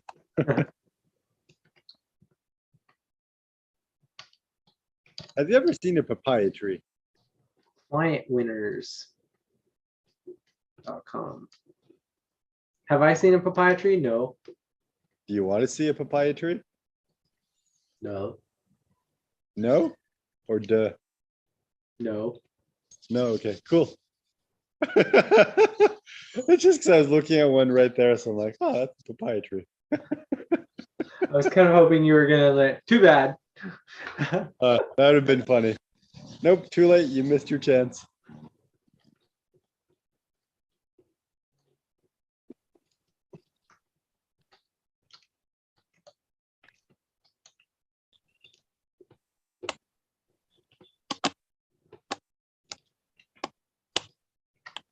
Ooh, remember like a month ago or so when we're in that whole space of like, hey, let's like ask the universe for like $1,000,000. And we're like, okay, like we need to deserve that money. Mhm. It's like that whole principle. I think this is the action like version of like this is the implementation of that principle that we came up with. Of the of what principle? I forgot Of what like principle. let's say ask the universe, it's like, hey universe, can I get $1,000,000? And it's like Oh. you need to earn it. And Mhm. doing the work is what we do to earn it, because it's like we're doing what we need to do to be the person we need to be in order to get that money. So it's not about the work, but it's Yeah. about, that's who we need to be It's like in order to get that being money. the millionaire is like what we're being right now. So it's like, okay, you're a millionaire. It's like, thanks, universe. Like, Okay, that's so funny. For a few like, seconds where's my bank account? And we're like, just go be a millionaire and it'll come. it's funny because as you said that, for a few seconds, my perception of you shifted because you're wearing like a different shirt and a different outfit today, and I'm just like, you look like you could be a millionaire. Like just dressed like that in your office with that like normal plain like background, like Mhm. you could totally be a millionaire. And it's like we picture like, and it's funny, like all the interviews of the like True Comma Club award winners, like Mhm. you see them like on the Zoom interview or whatever. It's like it's a normal background with normal house, and you're like, they made it Yeah. over $1,000,000 with from one funnel. You Yeah. expect to like be living Normal. in a mansion, but it's like nope, just Yeah. normal ass person living in a normal ass house. The average self-made multimillionaire is not a flashy person. Like the things that sell, or like the marketers who think that what sells is like flashy, when you actually start to get to know people who are self-made wealthy, they walk around in like shorts and comfortable, baggy shirts, might wear a baseball cap or something. It's like that's what a real millionaire looks like. And I feel like if you are trying to attract those people, that's probably more the relaxed persona of like, I'm not trying to get you. It's like I don't need you. That's like, if that's who you want to target. I think the reason that the like bro marketing works is because they've widened their funnel so much. They're going after like people who require a lot of nurturing. And so like that's the thing that people think of as rich, to somebody who doesn't know anything about anything. So I think, I don't know, that's just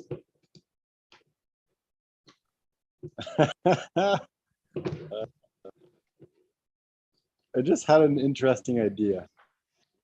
Like Thanos and the whole concept of like, snap your fingers and half the universe, like, or like half the people just vanish. I'm just like, imagine if you snap your fingers and everyone who runs a business that is like fake or flashy or based on I'm going to teach you how to make money online, and that's how I make money online. Like if you eliminate like all those types of businesses and the people running them, I wonder how many entrepreneurs would be left. I feel like very, very few.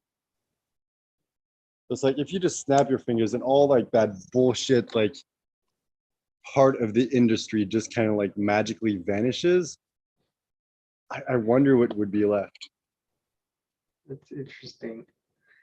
Like the Thanos snap for annoying marketers. But it's not like annoying. It's like that, like fakeness, Mm-hmm. or it's like the like MLM, like, hey, the only way you make money with this is by recruiting other people. It's not by actually selling products. Right. Those types of businesses, like, there's nothing really wrong with them because they do work to some degree. Right. It is kind of like a legit scam in a way, you know? Yeah, I mean, it works as long as people believe it works. Yeah. And just like, oh man, that would be fun. Like, I mean, it wouldn't be fun to like, destroy all those people, but it's like, it would be fun to see what would be left Mhm. after all those people were gone.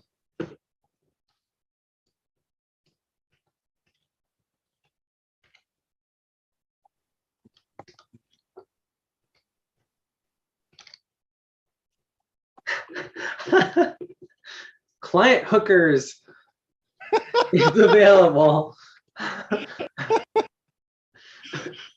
can have a like a what do you call like a hillbilly photo shoot of us with like fishing poles. Want to hook all the clients you ever could want? Oh, I was thinking hookers like prostitutes.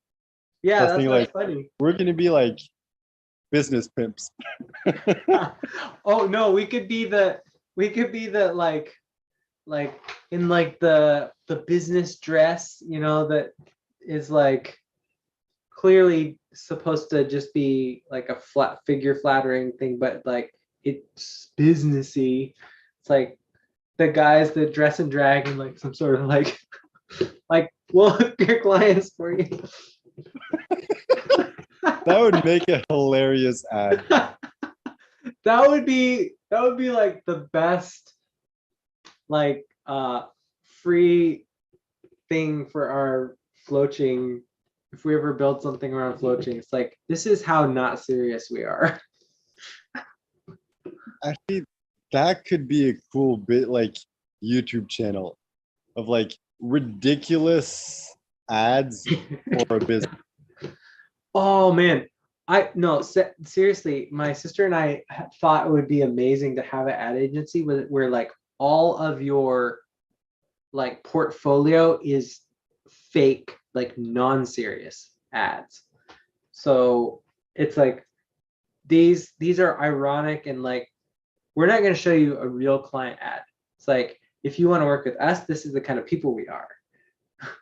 But like if you can look past the what the ads are to like, okay, you clearly know what you're doing, then like we'll work with you. That reminds me of an ad that I saw on Facebook. So it's like someone was actually running, like paying to run this. Uh-huh. I forget exactly the twist, but it's basically like the story of how the peanut butter and jelly sandwich was invented. And it's like, a guy like, dressed in like olden clothes and stuff like that. And he's just like trying different stuff. So it's like peanut butter and like mustard. Like, Uh-huh. nope, not good. Like peanut butter and sardines. Nope. Peanut butter and screws. Nope, too crunchy. And it's like just the moment of like peanut butter and jelly, like, "Ah." And it was like an ad for like a like affiliate, like marketing conference or something like that. Like I don't remember how they linked it to it, but the ad was so like ridiculous that it was really entertaining. Like I watched all the way through, and I'm just like, I like these kinds of ads. That's amazing. Now I really want to buy clienthookers.com just because I think that would be funny.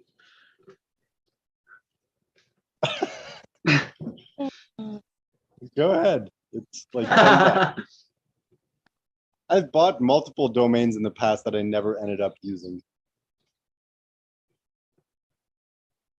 In fact, I bought floaching.com.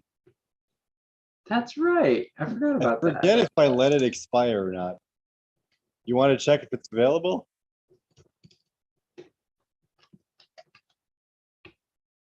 Floaching.com. Yep, it is available. Okay, so I guess I let it expire after a year because I'm like, we didn't do anything with it.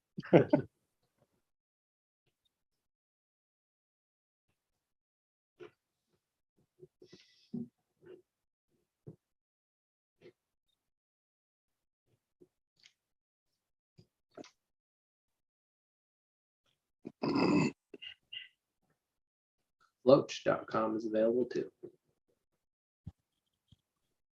I don't think we'll have much competition with that. Floach clients. Floach.crap.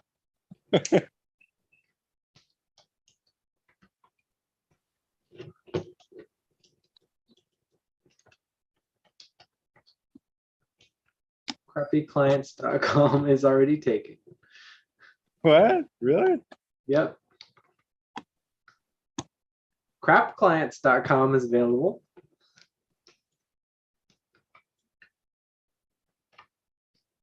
Clientscrap.com is available. Ooh, what if we become client cloners? Client coroners. No, cloners. As in we Cloners. clone your clients and give you more. Client cloners is taken. Clientcloner.com is also taken. Client clone is taken.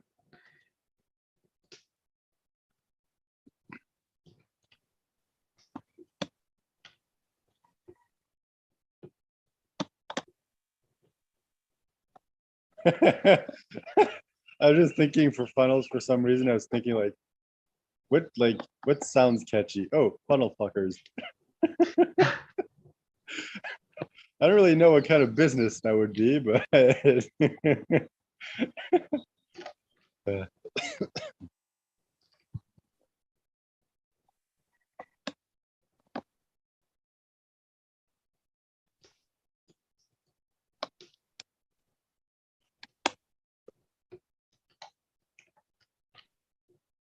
Clientstore.com. but I guess Yeah. like those are so generic that it's like, why would you want that website? Buy some clients from us. Oh, man. Just have like pictures of people and it's like a dating website, but with price tags. Ooh, I just had an idea for an upsell. What if, because you know, like a lot of funnels that sell actual products, they're like a huge, like a very good strategy is, do you want more of what you just bought? So let's say you bought like, I don't know, diapers. It's like, hey, do you want like triple the amount of diapers for like half the price, as an example? Mhm. And it's like, that's a great upsell. So I'm thinking like, what if we use that upsell for our course? Mhm. Hey, do you want to buy a second copy of this course to give to someone so you can partner up with them and go through this together and encourage each other, and you get it for half price? Like, do you think that would work?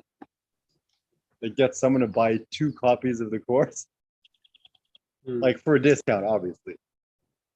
But it's like, hey, you can buy a second copy for half price that you can gift to someone, and you can go through it together, and you can encourage each other and partner like together and really like motivate yourself as you go through. We should just add, like, instead of an upsell, it'd be like $1. It's like it motivates them to go find somebody else to bring into the ecosystem. It's like find somebody to do this with, and like I'll have a buddy, and I mean it's essentially like Well, instead of an upsell, it could literally be like, hey, we're giving you 2 copies of this course. So Yeah. just enter the email of whoever you want to gift this free copy to, and we'll send them their login info Yeah. with an email of like, hey, like insert name here, gifted you this free course, Yeah.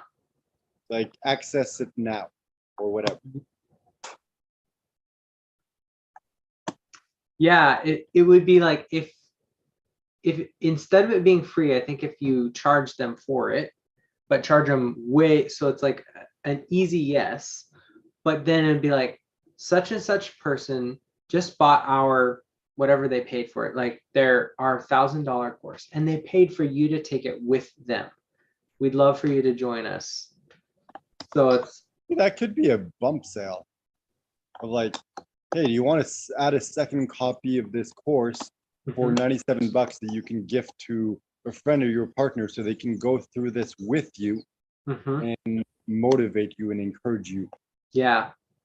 I mean, I 100% would get on with conviction, be like I have not found anything else that helps me finish things other like than doing it with somebody.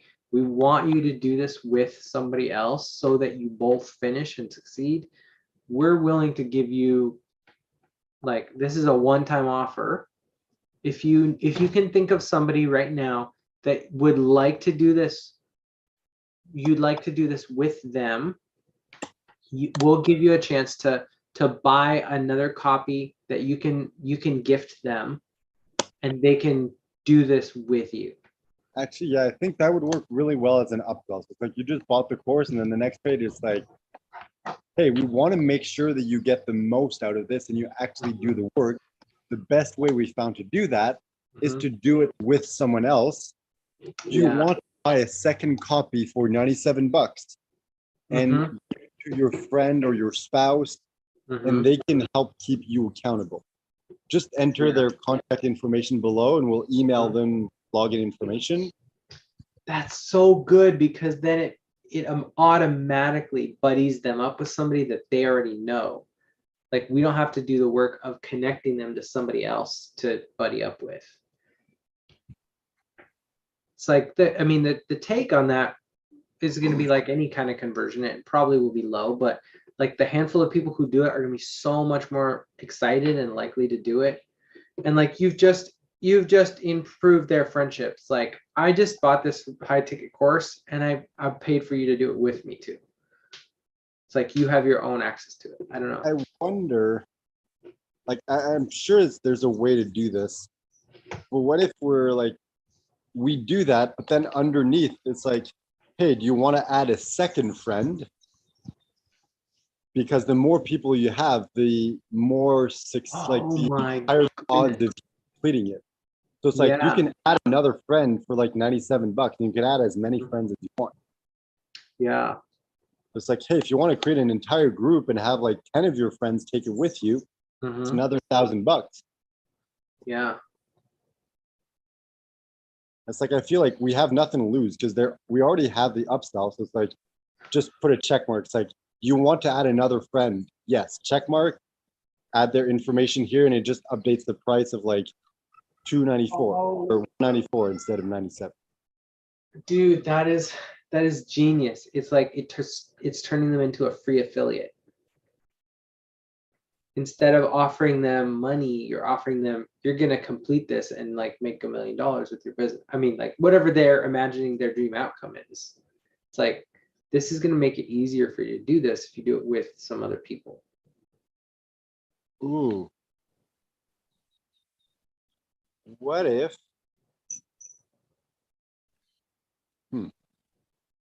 Yeah, what if those were 2 upsell? So we have like a bump sale, which is whatever, like some small, like $47 thing, let's say. And then we have the upsell, the first upsell, which is this, of like, hey, do you want to buy this course for someone else for 10% of the price? And you can add as many friends as you want and just gift them this. And then the other upsell is the like extended warranty guarantee of like, hey, if you buy this extended guarantee, you get 60 days instead of 30 days, plus you get 365 No, wait, did we want to do that? We could do that as a downsell. It's like if they don't buy buy somebody into the community and be like, hey, that's cool. We want to make sure that you get the value out of this, and if you feel it, I mean, I don't know. Maybe I just feel like it doesn't need to be an upsell or a downsell. It's just like, this is the next upsell in this series, whether they say yes or no. Mhm. So it's kind of like, buy the course. There's the bump sell. That's, I don't know, whatever. And then there's the one-time offer, which is the Right. $97, buy it for someone else as many times as you want. Then the next upsell is the extended guarantee. If you get 60 days rather than 30, plus you can resell your course used for half price Mhm. as many times as you want. So it's like, hey, if you sell it, like you fight once, you get $500. If you sell it twice, you get $1,000. You made all your money back. If you sell it 3 times, you actually made a profit. Yeah. I think those would be 2 really good upsells. And it's like, it doesn't require any more work from us aside from just setting up the system. Yeah. And we're literally just selling the same thing over. It's like, here, you just bought the course. Do you want to buy the course again for someone else? And then you want to buy the ability to resell the course once you're done. Yeah. It's like we're selling the same thing 3 times. Do you think it would be better to have the the resell the course as a as a follow-up offer to people who are lagging behind, or who Well, I think it should have be that as both. a last resort? I think it should be both. It should be like part of the funnel itself. Mhm. And then, as we discussed last time, it's like we set it in the automation. So 30 days or like 31 days after, Mhm. they get an email saying like, hey, we just noticed that your 30-day guarantee expired yesterday. If you want to upgrade to the extended warranty, we'll extend it to a full 60 days. You'll have another 29 days to test it out and get a refund if it's not right. Plus, you get the ability to resell it. Mm. So I think it's good to Oh include yeah, both. that's right. It's more it's part of the sequence. Once they hit their Kind of like buy back the ability to get a refund right. plus the ability to sell it. Mhm. I think like, I don't know how it works. I've never used it, but I think like we're going to be able to tag it. So it's like only the people who were tagged with like, they didn't buy the upsell will get that Right. email. Yeah, I'm pretty sure you would just you would essentially create an affiliate product, and then when they buy that upsell, it's you would add that product to their name, and then once you could probably set up a trigger. It's once they've sold an affiliate product, then you would take them off of the course list. I feel like we just need to tag it. Like I think we just need to put it like a tag on that page. So whoever purchases the guarantee gets like a special tag added to their profile. And everyone who doesn't have that tag automatically gets that email 31 days later. Like it should be relatively simple. I've never used tags yet in ClickFunnels, but it should be pretty simple.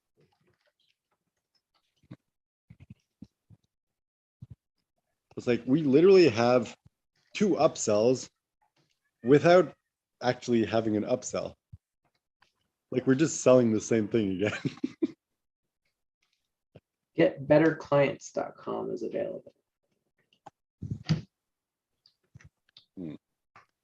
Man, this is cool. Like if we do a $97 upsell plus, let's say the other one, the extended guarantee could be like $297 or like $197. Like that's a potential $300 more on the back end that we're making.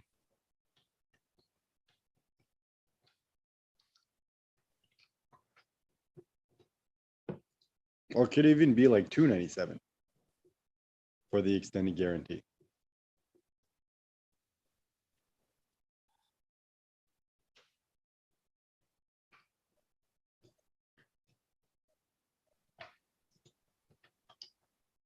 Oh, dude. Okay, maybe this is overkill, but what if we just keep repeating this of like, hey, after 30 day or 31 days, people who didn't upgrade get a reminder, hey, your guarantee just expired. Do you Mhm. want to upgrade to the like prolonged guarantee for like 197, let's say? And then for people who purchased it, Mhm. we can have like a different upsell of like 61 days after. It's like, hey, your extended guarantee just expired. If you want to prolong it for another 30 days, it's 97 bucks.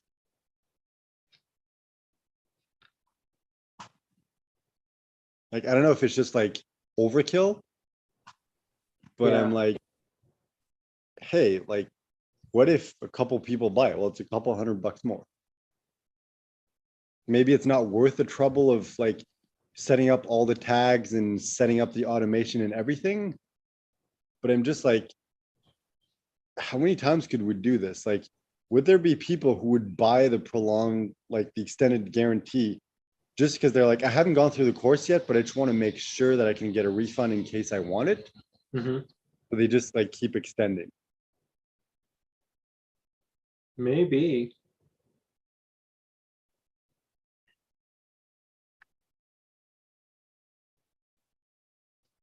I don't know. I think maybe that's a little too complicated.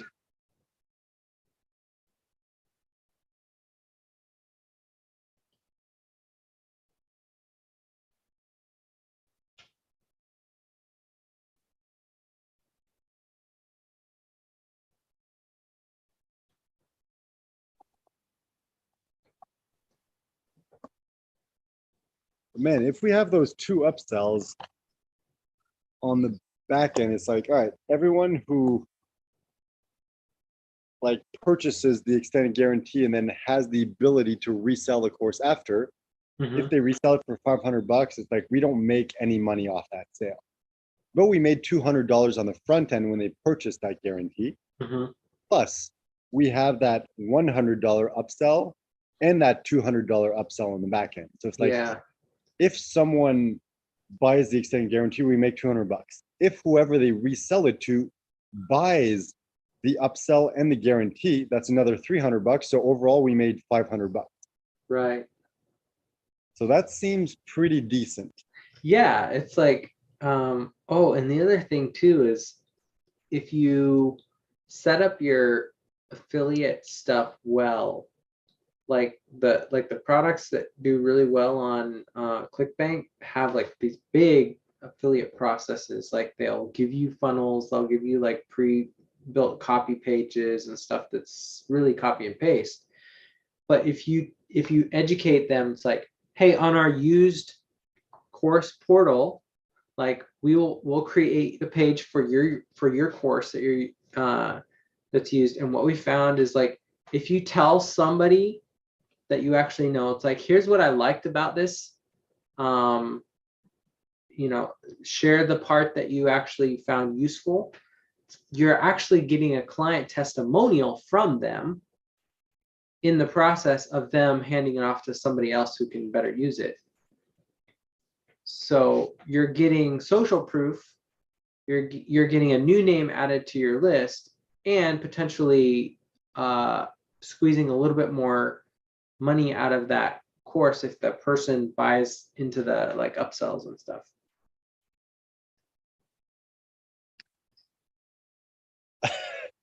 Man, I love how we already have like the whole funnel built out and we haven't even created the product. Yeah. Okay. So let me. I feel like I'm in this. All right. So Actually, I'm gonna go write this down in the in the Word doc. No, not Word, Google Doc. Because like these are really good upsell strategies. yeah, I like this, and I feel like I've never seen anything remotely like this. I don't know if people just haven't thought of this, or if it's like, it's just really not worth it for the amount of conversion that happens, or I mean, I can't imagine that. I feel like in the beginning, we have no other upsell to offer. So it's either nothing or that. Yeah. Well, that dude's like, you can't hurt your business by offering a crappy upsell. What was I gonna say?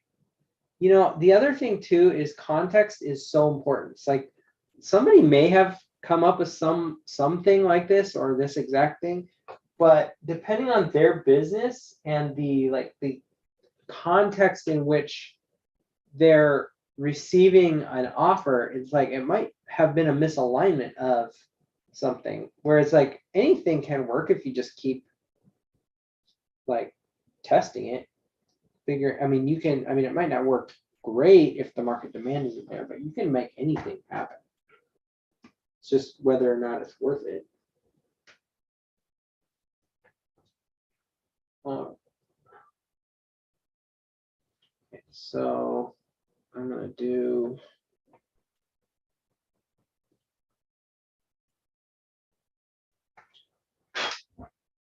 Wish I had my bigger eraser here. Did I do it? It's probably in the house. Oh, probably need to go in and eat lunch here in a few minutes. Okay, so let me just map this out here. Our big promise is get clients.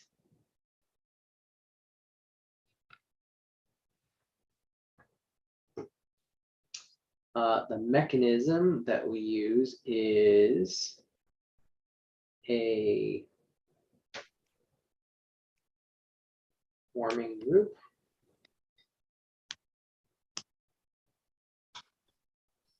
And our unique sauce is a culture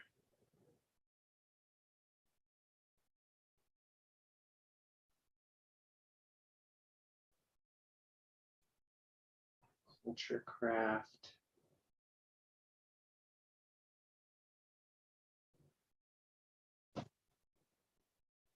Culture crafting content.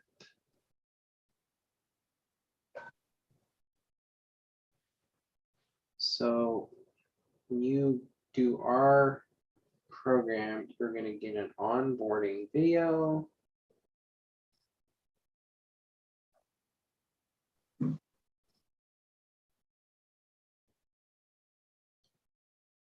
I feel like we should do this with Jessica. Jessica needs this. But I feel like we need to do it for ourselves first to really. Yeah, like I should totally go through this and build that for our group, and then a content calendar, and then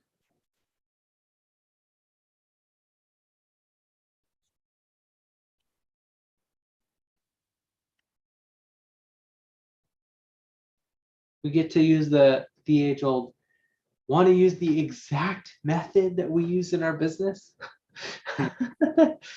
True. I mean, it worked. Mm-hmm. Like, I don't know if it's just because that's what I've been looking for lately, but I see that happen, like pop up more and more in ads of like done for you, step by step, copy and paste. Like that whole principle seems to be very popular right now. Yeah, I suspect it's because that's what we're talking about. So the algorithm's like, is that what you're wanting? But I mean, in terms of if you're a creator, it's like it's very helpful to have the universe show you different variations of what you're wanting to build.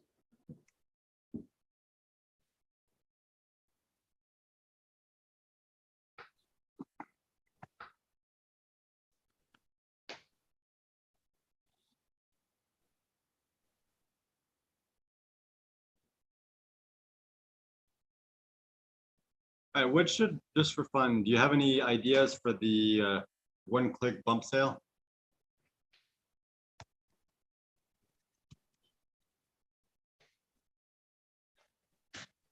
Like something simple that people can easily understand, that's cheap enough that they're going to be like, yeah, okay, I can use that.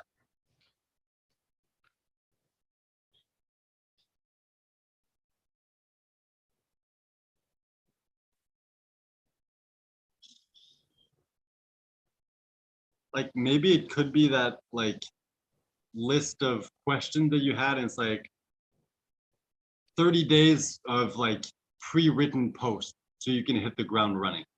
Mm-hmm. Yeah, done for you content.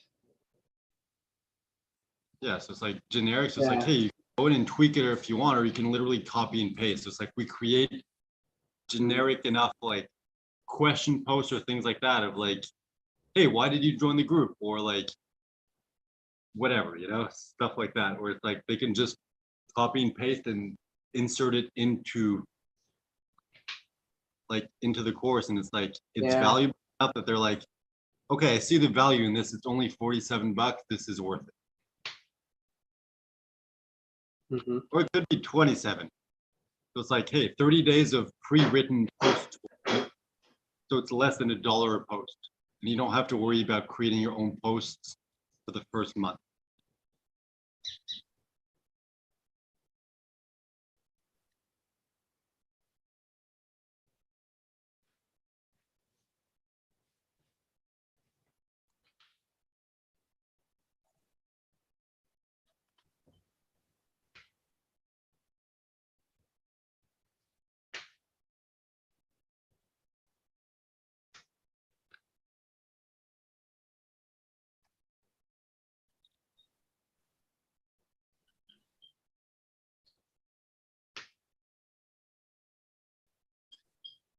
Yeah, because then if we have that, like if we have the $1,000 course plus, let's say, $47 bump sale plus the $7 upsell for a partner plus the 197 to 297 like extended guarantee. Mm-hmm. If someone gets everything, that's, hold on, let me do the math because I'm not that good with seven. Yeah. Should we do like that's the bump upsell or like I think the bump should be something like cheap and irresistible. So like the done for you post, like 30 done for you posts, you can hit the ground running. yeah, Like, how about instead of just done for you posts, like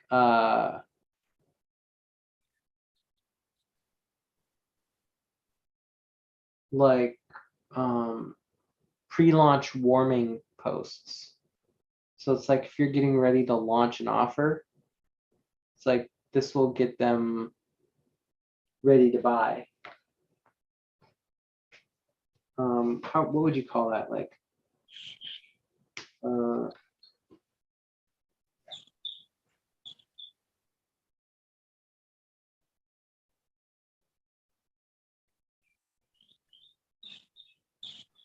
priming post, yeah. like something like that. All right, so I did the math. So if we charge 197 for the extended guarantee and someone gets all the upsells, it's 1,338. It's like there's a potential of minus. It's like we potentially make 341 more for every single sale. Like obviously not everyone's upgrade, so it's going to end up being probably way less than that. But it's like if on average 1 in 10 people buys, well, we're still making $34 more for every sale. Yeah. It's like $34. That's probably we could probably find like good leads for that price.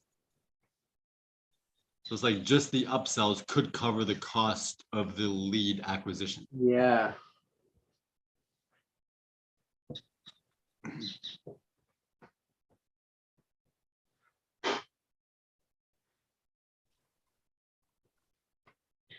I'm just wondering, do you think there's an offer we could make where it's like a recurring payment? Like that might be more work to set up, but if we can find a way to do that, that's way more valuable than just one-time purchase. I mean, I think that's something we should let our audience tell us. Like, do they want a reoccurring payment? Yeah. I mean, it's like if you want us to just like keep handing you content, it's like we'll just give you a. I mean, one of the girls that I'm in her group, she has like a monthly content drop. of like the whole month scheduled out of pre-written posts that are, to help you. They're just like question posts. It's like um Oh, I just remembered, if we want to include also as a third upsell, the coupon for our next course. mm, oh yeah, the coupon. 2022 is half over. What do you think about 2022 so far? Let's wish Canada happy birthday to our Canadian members on July 1. Fireworks, do you like them or hate them? If you could because like she just has like a month's worth of like just softball content that would work in any group, and it's just designed to get people to talk to each other. And so you could totally just, Oh, so it could be like an engagement, like 30 engagement posts yeah. that you can use in your group to start getting more engagement. I don't know. Like, we need better wording, but Yeah. I mean, your group is basically like a party, and it's like if you're not creating a mixer atmosphere as the host, nobody's gonna talk to each other. If you invite people over to your house and you just go sit in your bedroom, what are they gonna do? They're gonna go they're gonna go stare at each other for a few minutes and leave. So, okay, what do you think? Do you think we should have the like discount for our future courses, or should we just kind of like keep that in the bank if ever we want to test it in the future? Okay, so this is our big promise. That this is what people are wanting. It's like get clients. So a Facebook group is a list that warms itself, so the people you've networked with turn into your clients. Like that's why they want a group, is because essentially they'll get clients from it. The onboarding video is designed to let people know when they're a good fit so they can become your clients.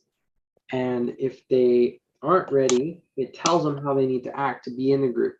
And then you want to create content that's going to warm them to turn them into clients. So the upsell needs to be something that's kind of on this, like help them get more clients. So it's like the done for you day, like 60 days of pre-written content doesn't quite make it, but if it's like this'll like prep your people for a product launch. Like we'll show you the template that you need to fill out of when you need to post and what kind of things you need to be asking so that they'll give you feedback so you can make an offer. Oh, I like that. It like pre-launch warming sequence. So it's like use this like and start 30 days in advance of your launch to start warming the audience and prepping them for your launch so that by the time you launch it, they're already ready and waiting for it. Oh, what if this is our low ticket lead generator? It's like people who have a product that they're launching. So let's give you the content that you need to warm your audience and get people to hand raise, get people to connect to people and be like, this could be like you want pre-launch warming sequence. It's like you can get it for $1, you can get it for 37 bucks, you can get it for 50, whatever it is. And as a bonus, we'll show you how to start a pop-up group in 30 minutes that you can get these people into to buy your thing. And if you don't have, like if you have a group, the content's fine. If you don't have a group, we'll get you up and running. Yeah, that could definitely work. And it could be, yeah, like I think it would work really well as actually, would it work really well as a bump sale? Because I feel like if the person already has a group and it's already grown to the point where they can launch stuff, then it's good. But what about people who are in the first two phases? None of them will be interested in that bump sale. So I feel like we need to find something that Yeah, everyone could true. benefit. So I think you're right. It could work well like as a lead gen, but as Mhm. a bump sale, I don't think it would Yeah, work. I mean, it would work. It just wouldn't convert as well as it could because we're only targeting like half our potential audience. um, How about we just, because people want money because so they want clients because they make money from clients. mhm. What if you just sold them money? Like, hey, do you want to buy $20? It's only $27.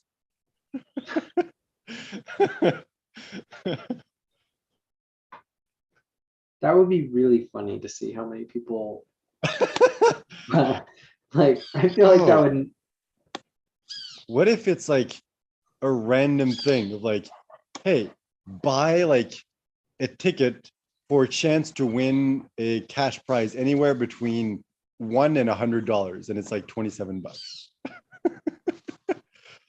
Like it doesn't really fit with the business plan, but like I'm sure like with the right strategy, something like that could work.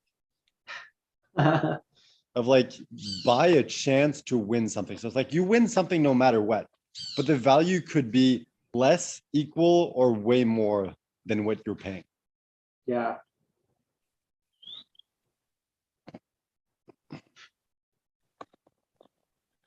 Actually, that seems kind of like bullshit.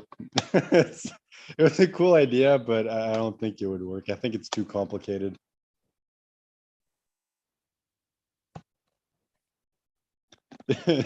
Hey, do you want the audiobook version of the course?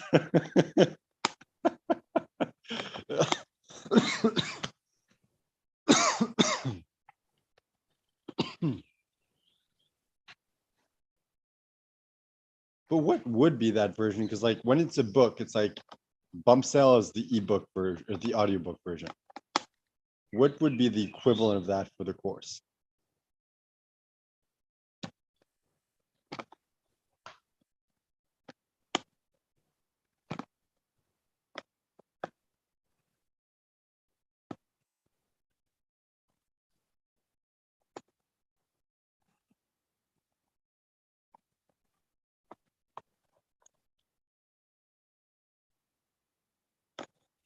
How about like a $7 bump sale of like buy us a cup of coffee?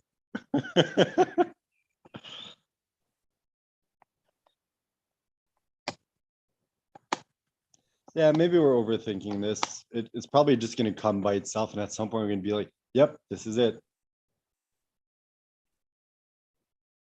Like we don't even need a bump sale. It's just a good way to increase our revenue, but it's not necessary in any way.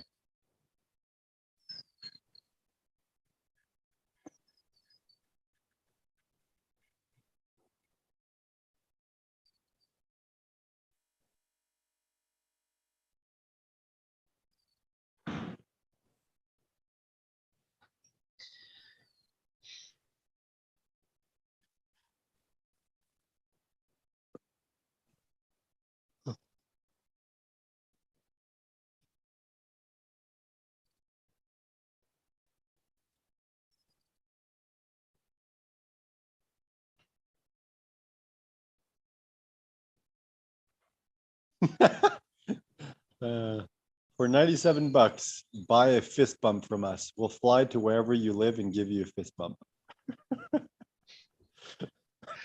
Dang.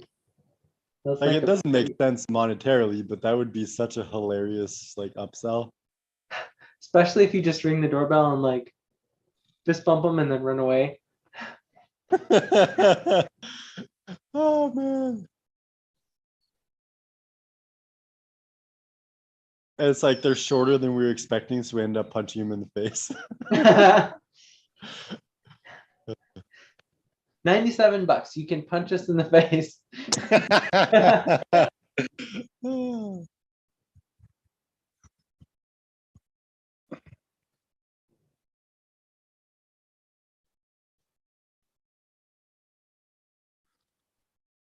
Ooh, how about you pre-buy a copy of our book when we write it? When we write our book, we're going to send you a free copy.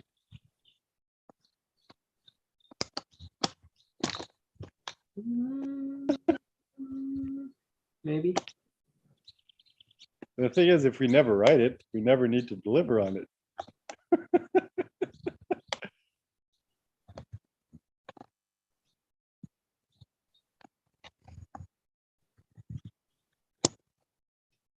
It seems like my ideas just keep getting worse and worse.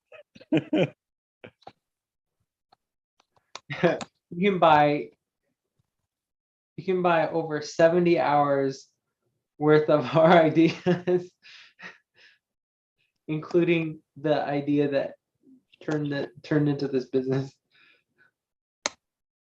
Want to copy and paste our exact business model? Here's a 70+ hour course. It's just a YouTube playlist. It's funny because we're talking about including like create a business in 5 hours, which is the recording of us coming up with this idea and like fleshing it out. Like, should we include that just in the main bonuses, or like should we sell that as a bump sale? I don't think anybody would really care. Yeah, true. I think it's one of those things that's like, depending on the right thing, it's like a bonus. It's like, it's one of those stupid, like, this is a $10,000 bonus, thingy. It's like, you paid us to come and build you a business and paid us for the day. We charge way more than this. Yeah, it's like not available. It's like nobody really honestly watches those things and cares. It's like all of those. This was a $100,000 mastermind training. It's like, it's just a training.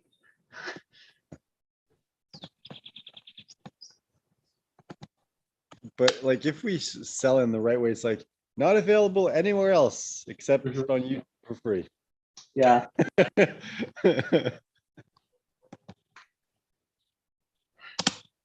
All right. What do people need once they get clients?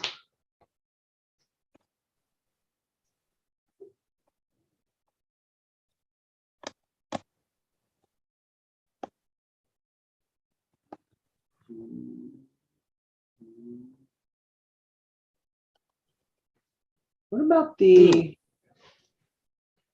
what if it was the script for the onboarding video? Because in the webinar, we share like that is the key. That is the one thing that ties everything together and makes it work. And then if we include it like, hey, for like $47, you can get the exact script that we use to create those videos.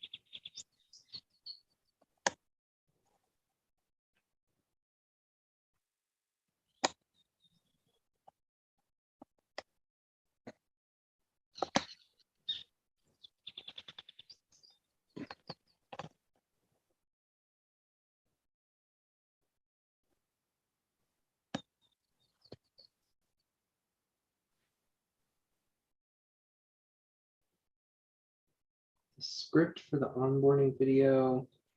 But I mean, that's kind of what they're getting in the course, isn't it? Or are we just explaining like, is it more of like is this more of like a workshop thing, like why it's important and what they need to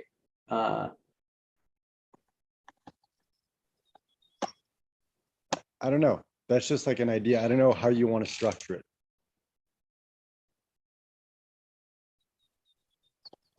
It's just because like scripts seem to work very well. Yeah. of like, hey, we're gonna teach you this. You can get the exact script that we use to like do that very thing that we're gonna teach you. Like, of course, we can just include it in the training itself. Mhm. Everyone gets it, and that could in fact be one of the bonuses of like, hey, you get the exact script to create that video.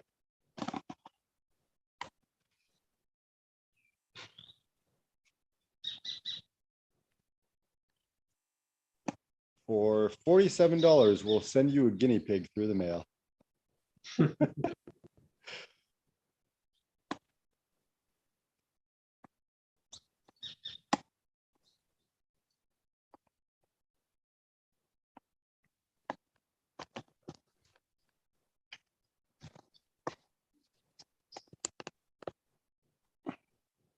All right, we'll send you 20 bucks for free. All you need to do is pay $30 in shipping.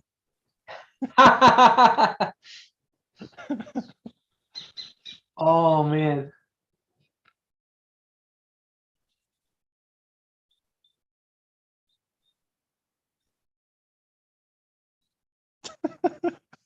You're trying to figure out if we actually sell money and like give it away for free, but get people to pay shipping and we actually make money.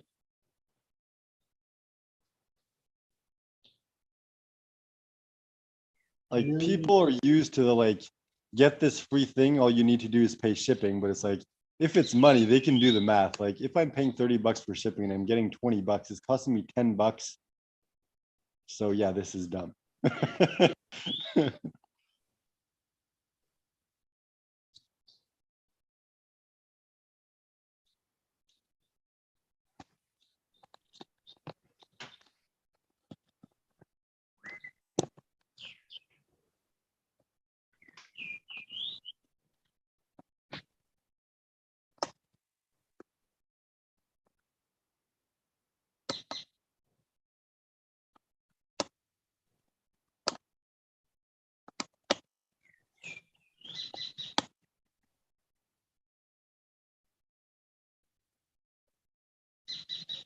Okay, I'm gonna stop trying to come up with bump cells because I feel like I'm just wasting time and they're getting worse and worse.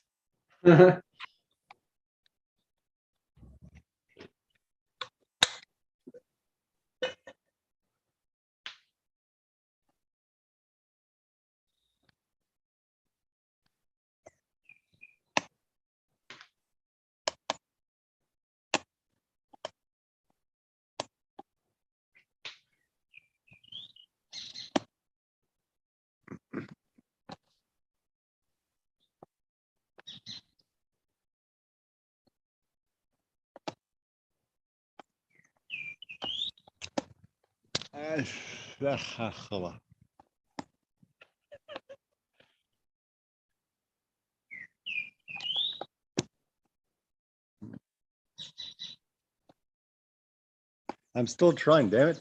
I can't stop.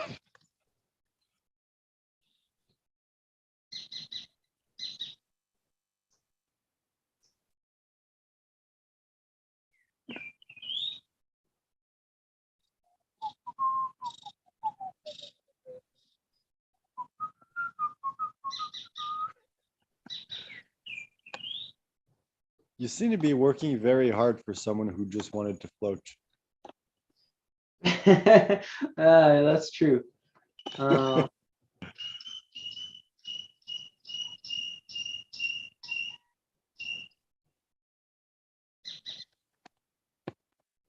Man, I'm just realizing how like smart we are. 'Cause like in the webinar, we're gonna price it like, so it's like, hey, this is worth 10,000 bucks, but you're gonna get it for 1,000 bucks. And then the upsell is like, hey, this is worth 10,000. You paid 1,000, but you can get another copy for 100. So it's like, instead of being like 10% of the price, it's 1% of the original price.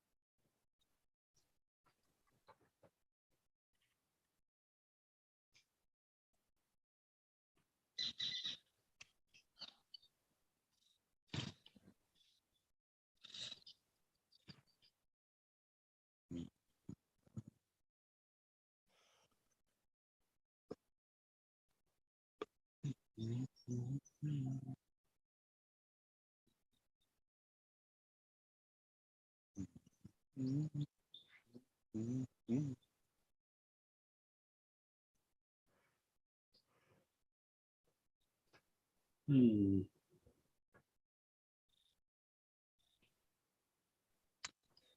I just realized something.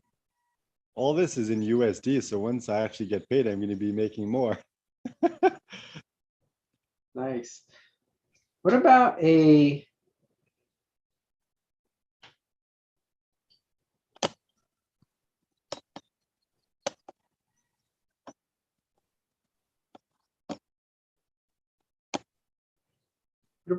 like a done for you group? Like I understand. we'll launch their group for them. It's like basically the half hour of like doing that stuff. It's like if that was like if you could have a VA go through those steps, then it's like they'll create the group for them. You mean like as a bump sale? Yeah.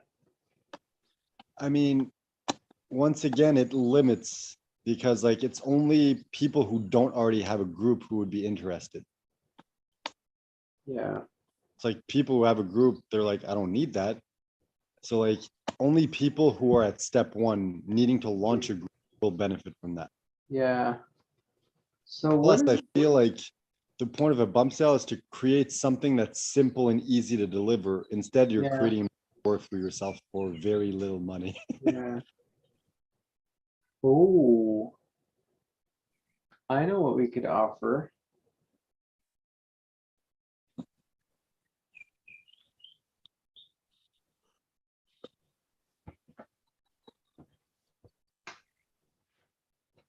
Are you going to share it, or are you just aware of the idea and you're keeping it to yourself?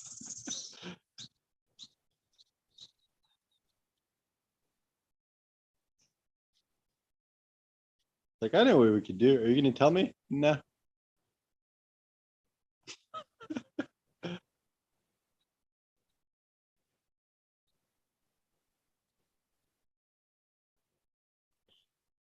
We can give them a perpetual offer script. So it's like the script that is pinned in your group. I mean, the offer that is pinned in your group and that is going to be in like mentioned in your onboarding video. You want consistency, and you also want the offer to be an irresistible offer. So like we can provide them the template or framework for like, here's how to make the post in your group, like that little tiny bit of real estate of like the first few lines needs to really punch. It's like for somebody who's actually ready for what you're offering, that needs to grab them because they come into that group and that they see that every time they log into your group. So it's like, what's the template or what's the format for making that pinned offer? Because essentially we're just telling them, like, if you have an offer that's already selling, like just pin that to the top of your group. It's like, here's how to work with me. But like if we show them exactly how we make that offer, like that could be that already being included in the course. No, I mean, well, we could include it as a bonus or something. But it's like if we want, I mean, like explaining what you do and how to do it. In the training, it would literally just be like, take your offer, pin it in your Facebook group. So you should already have a copy. You should already have a post that you use to get clients. So pin it to the top of your group so it's there all the time. What about the people who don't have a group yet, who are just starting the group now? Like, yes, they have an offer, but they don't have like a Facebook optimized offer. So shouldn't we teach them how to create that post? No, I mean, it would just be, what I would say in the teaching, like to make it 5 minutes or less, it's like, just write, here's how to work with me if you want X result. and paste in your offer there, because you're going to make a Facebook post with your offer. That's how you make the post, and then you take that post and pin it to the top of your group. So it's like a regular Facebook post. So if you've made sales, you just dump the copy there.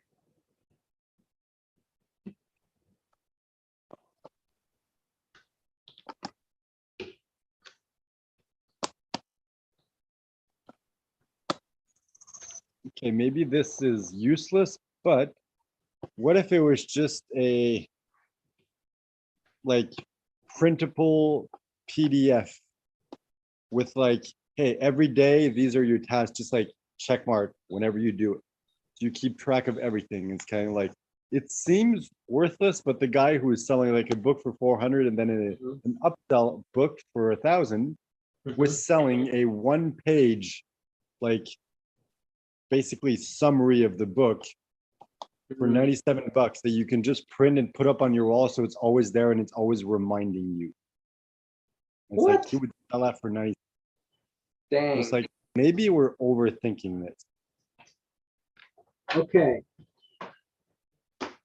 So, I mean, print offer script, a 1-pager. In fact, I want to go back, look at the training, see if I can find his website so I can go look and see how he structured it, because that just like amazes me.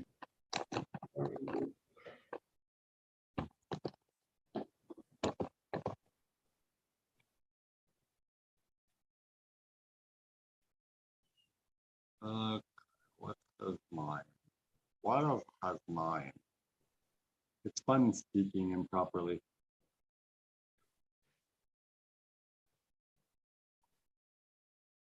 All right.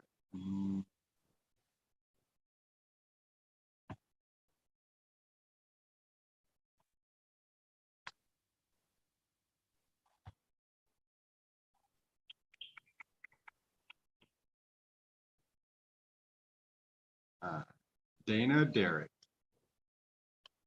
Dana Derrick. Dana Derrick.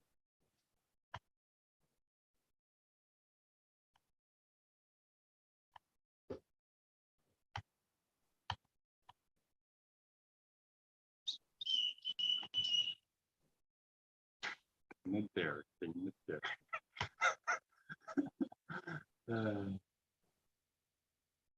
Actually, I could probably just Google it. Dana Derrick. Dana Derrick. My bad. Dana Derrick.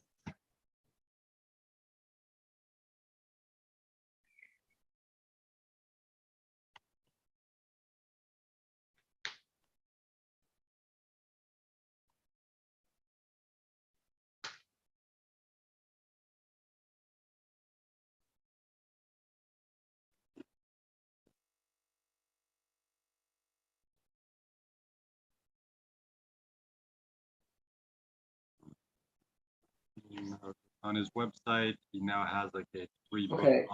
How about this? A 1-pager on how to get fast pre-made content for your niche. That sounds valuable. So it's like you can, I mean, you can fill up your content calendar with stuff that you don't even have to create. I was looking early this morning on LinkedIn, and I was realizing, like, holy crap, like there are tons of experts in, you know, whatever niche that just fill up their feed on LinkedIn with like news articles of the stuff that your audience is interested in. So if you just like go and repost those articles on your feed, you can fill up your feed with stuff that's like, oh, here's the latest thing that's happening on the thing that attracts your audience.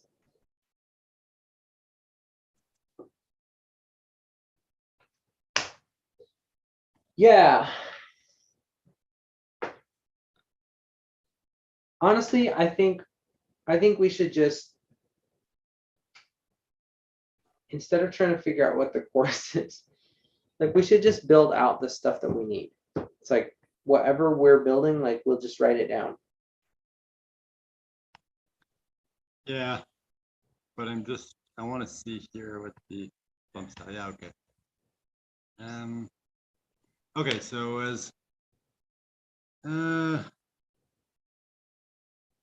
okay, now so is something different that I was thinking, but it's like you want the exact same, actually same exact, that sounds weird, but anyway, the same exact optimization checklist that myself and my millionaire clients use, so we leave no money on the table and just 77 bucks. Optimization checklist. Oh my God. It's literally like a one-page checklist of like, I do that, do that, do that. It's just like people pay 77 bucks for that. Well, I mean, if millionaires do it, I guess I got to do the same thing that millionaires do. I mean, that's what you're selling. You're selling the identity. Yeah. It's like, that's who I want to be. So I think that's why we need like a,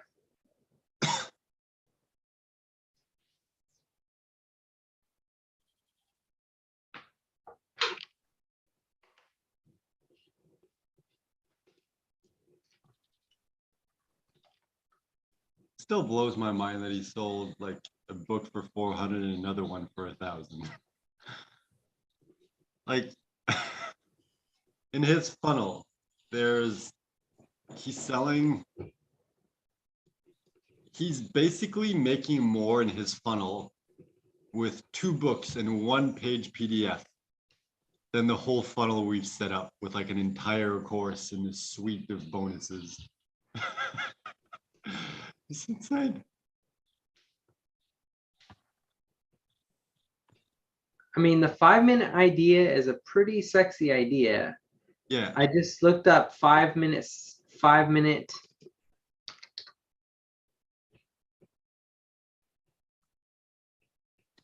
mysteries, 5-minute oatmeal, 5-minute journal, real estate success in 5 minutes a day. It's got 175.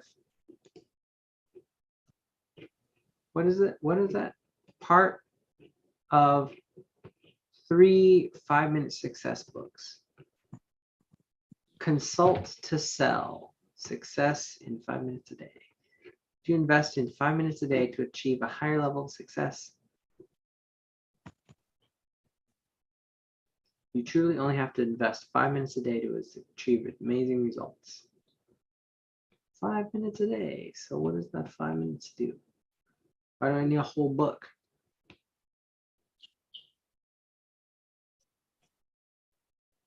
Stop overthinking.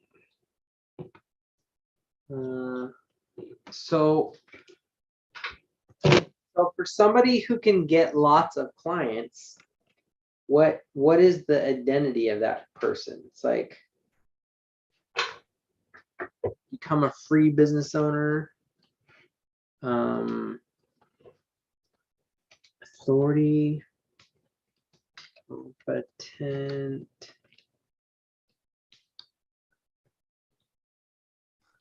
Dude, I'm on his sales page. I mean, order page. And like one of the things, like he's comparing he's like, hey, the conversion secrets book is like $10,000 value. You just pay $397. And then beneath is compare the price of workbook to hire him for one, like a sin listing. So it's like the like book number. I don't really know exactly why he's offering that, but anyway, he's like, hire me for one of those worth 10,000 bucks. Hire me for 2 worth 20,000 bucks. It's like he's using that as the metric to show, look, you're getting this book for 397, as opposed to hiring me for one thing that's 10,000, hire me for 2 things that's 20,000. It's like, wow, they don't even seem related, and it somehow still works. dang. So, wow.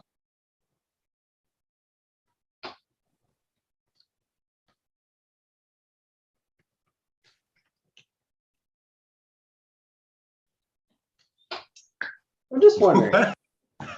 I just got to the end of the page and there's like a note. And it's like, since this challenge is a consumable product, plus I'm already taking a loss by sending you my $2,500 worth of bonuses.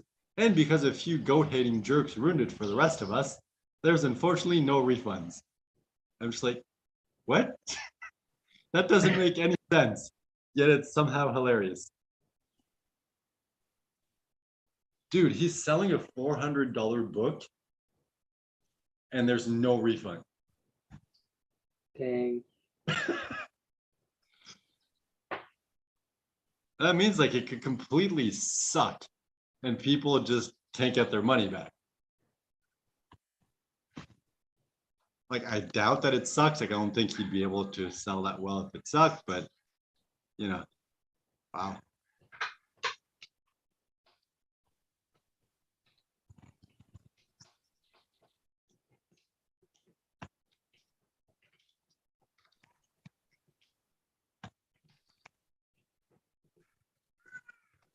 Like, I don't know if he still really runs this, but like back in 2018, I think, when he recorded the video and everything, it's like I think that when it was anyway. Mhm. It's weird to me how you can do like random crap like that. Yeah. Still works. So it kind of like proves that, okay, we're overcomplicating.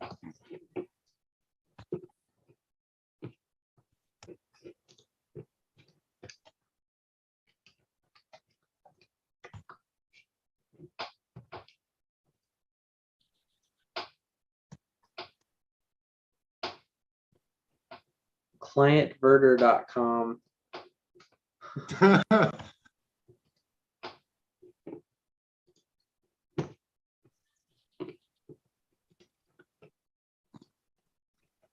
was trying to go to the next step by entering like fake info so I can see the next step. Unfortunately, I need to pay in order to see the upsell. So, nah, I'm not going to pay.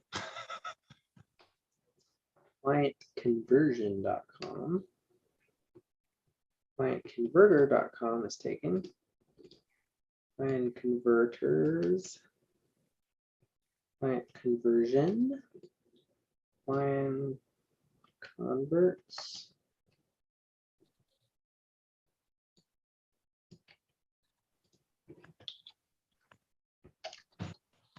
Convert clients. Convert ideal clients.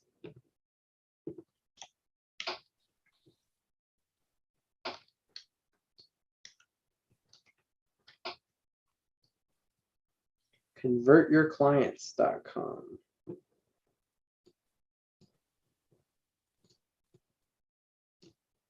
Convert2clients.com. Whoa. Okay. Because I was just on his website, and in the about section, there's like a picture of him on the cover of Forbes. And the description is, Forbes decided to pick up my story and show the world how a goat farmer from Wisconsin is selling books for $400, $1,000, even $2,500 per copy. I knew about the 400 and 1,000. I didn't know about the 2,500 one. It was a $2,500 book. Apparently. What the heck?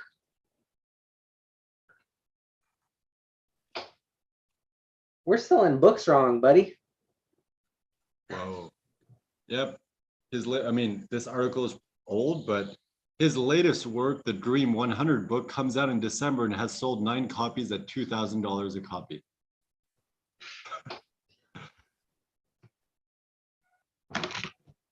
Yep. And then another book, High Ticket Book Secrets, the only way to publish and sell your books for what it's worth, priced at $2,500. So far, he sold 4 copies of the book, which was just released. 4 copies of the book, and he made 10,000 bucks. Gosh. Here's the trick. Raise the price of the book. I mean, I don't know if it's that like he has really good copy, or is there something like, well, he's charging this much, it must be worth something, or is it like those are people who've already worked with him, or I don't know. I don't know. It's probably a mixture of a bunch of different things, but it opens up things a lot. Yeah. $2,500 for a book. Like, what? Oh, man.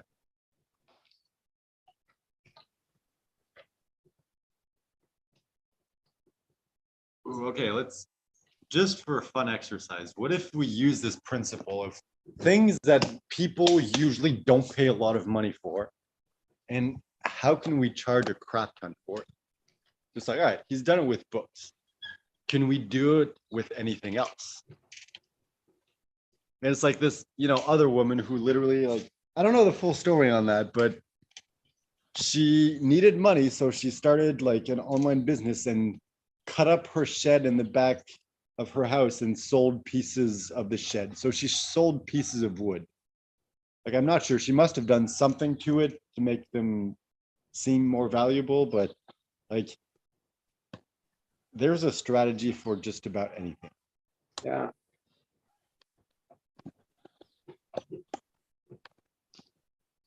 Ooh, okay, fun concept. Could we get people to pay us for something that they already have?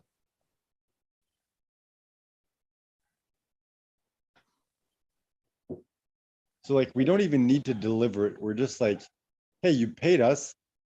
The delivery is like, hey, you already have that. You had it all along.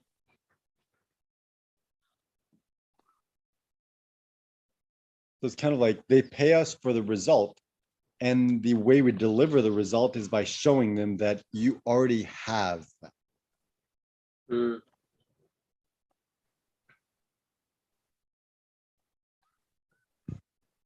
Because if we can find a way to do that, where like we don't need to sell anything, like we don't need to deliver anything.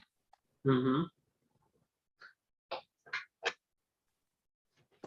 That could be your near-death coaching. You're a 1 in a billion shot. You wouldn't have existed. You've already had that experience.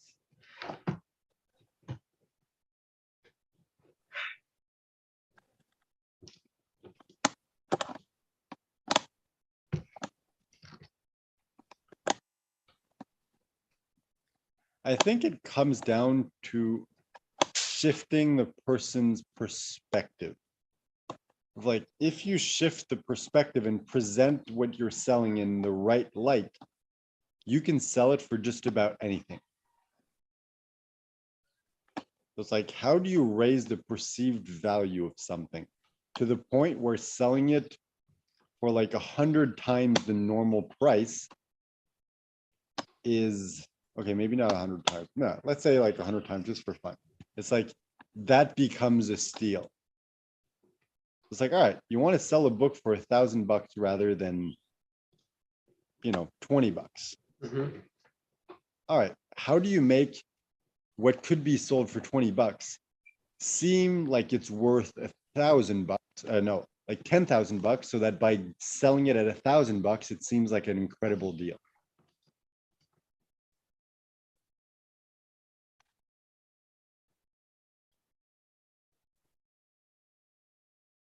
Like, I think that's the strategy, because that's how you sell everything. That's why bonuses work, like the offer stack.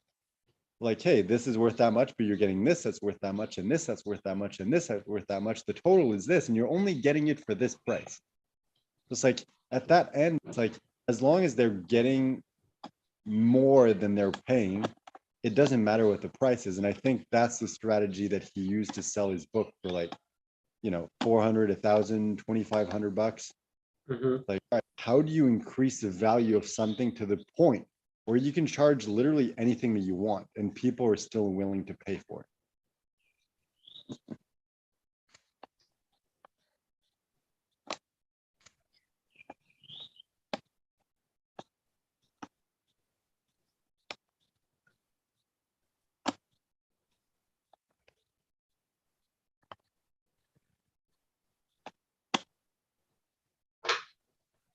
Or maybe the answer is you don't. You stay broke the rest of your life. So far, that's been my strategy, and it's working pretty well.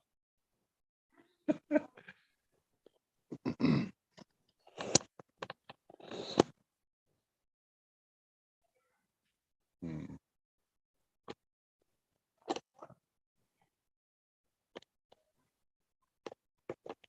Ooh, what if we got in the habit of taking anything? It's like, what if we played a game where it's like, all right, let me like find some random thing that's worthless. Like, okay, this little Bluetooth remote for my gimbal. Like, how could I sell this for $100 when there's other people selling it for like $3?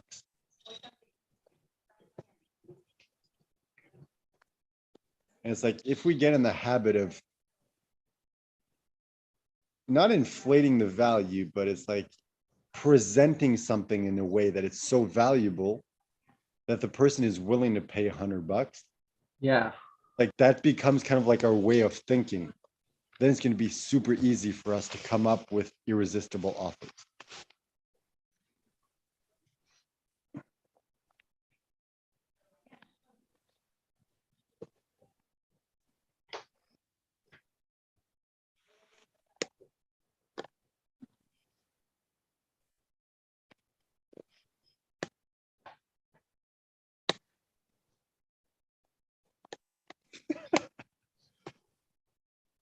Like I just realized, like, the whole idea of selling like my books as like transformational books.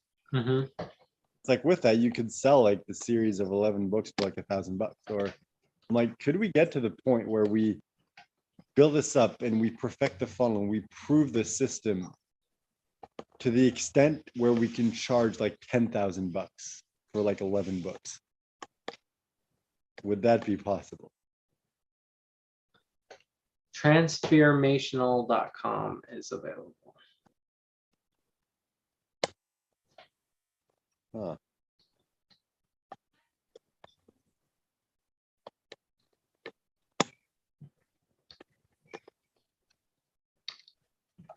How about Transformative. transformation? So you transform through the fear of FOMO. Transformative.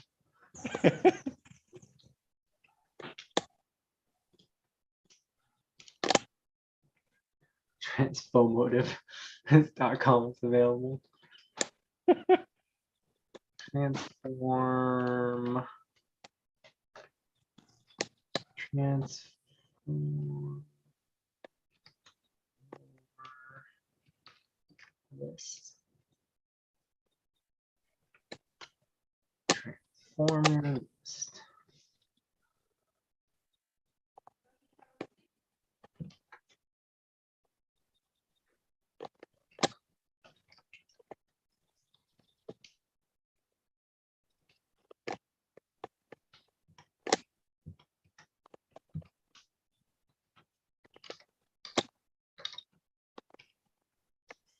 Growmoreclients.com.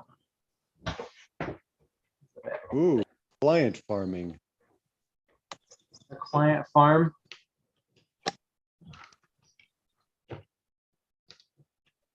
Theclients.com. Theclient.farm. Theclientfarm.org. Client doctor. The doctor is in the house. Client doctor.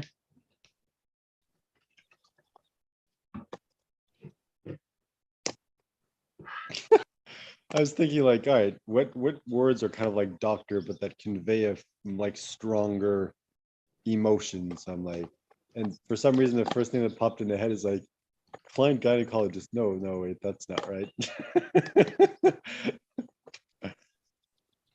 Clientcatch.com. Client.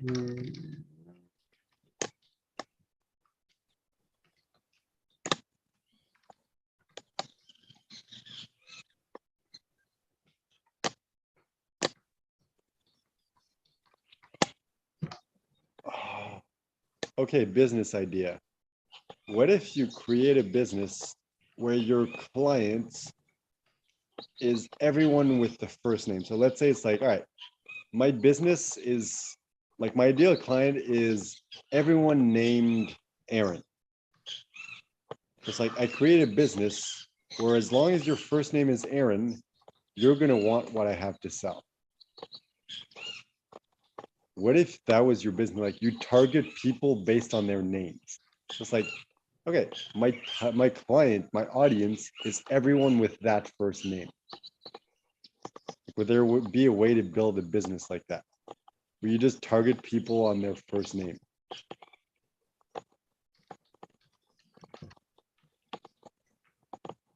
Clientsforjeff.com, clientsforjohn.com, clientsforaaron.com, clientsforbarb.com,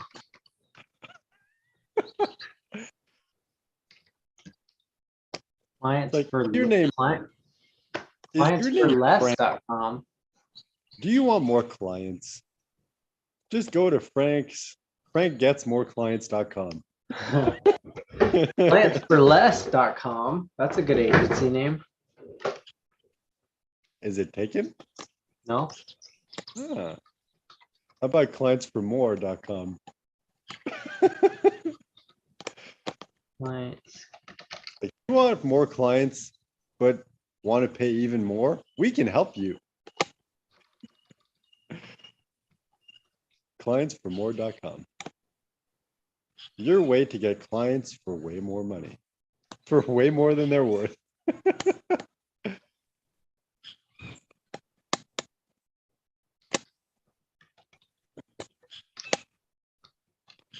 What if we just take the I Great, just found a really funny niche but for health, for healers, health professionals, and fitness coaches.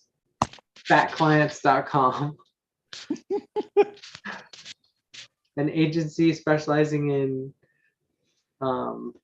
people in health. fatclients.com. Are you too skinny? Do you want to get fat? Of course I do. What if we use the J. Abraham approach? And it's like, what if we build a business using other people's crap clients? So it's like, all right, let's find someone who has a like client list. And it's like, what can we offer the clients who didn't buy from them? Kind of like the dead portion of the list. And what can we find to offer those clients? So it's like, we get kind of like, nah, I don't know. I feel like we already went down this route.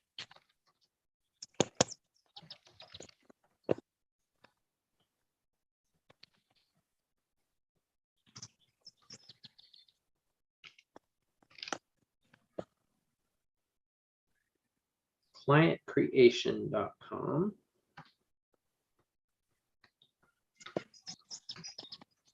Ooh, Clientmakers.com. interesting idea. If, like, for some reason, you wake up tomorrow and it's like the monetary system as we know it ceases to exist. Mhm. So people are no longer driven by money. That is no longer the end goal that everyone is after. What kind of business do you create in a world like that? Clientgather.com is available. That kind of fits the idea of community, I think.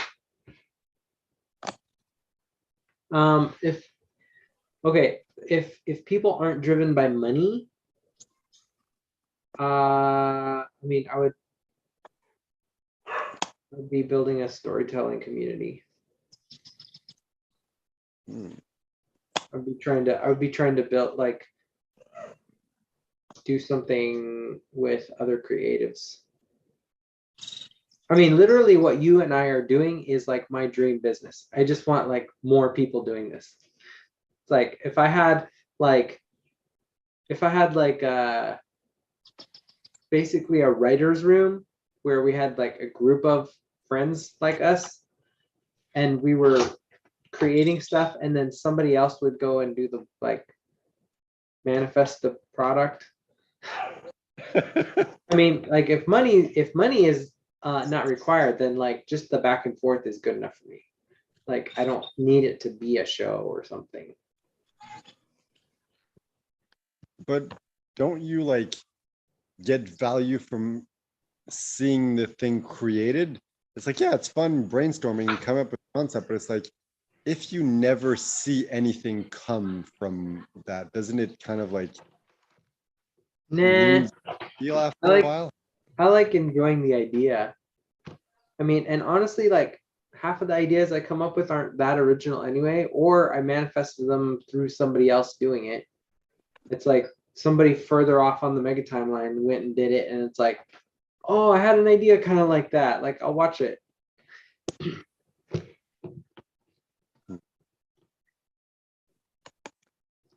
I like client gather.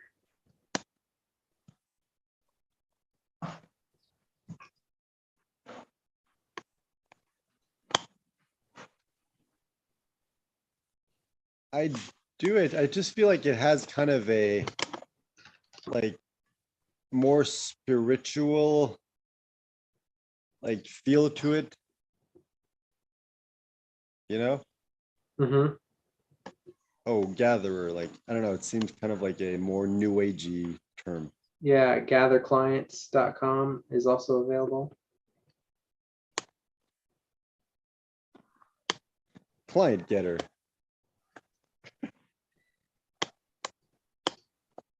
Getthatclient.com.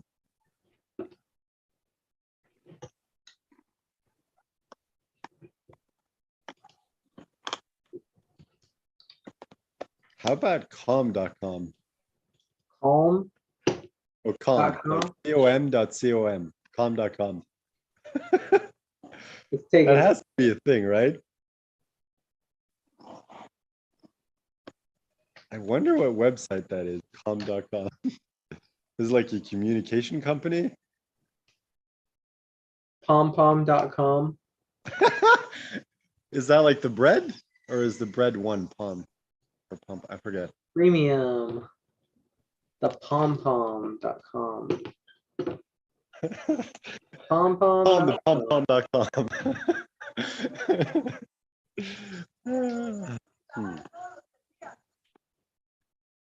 Romcom.com.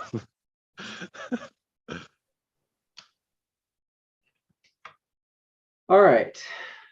I don't know. In a more like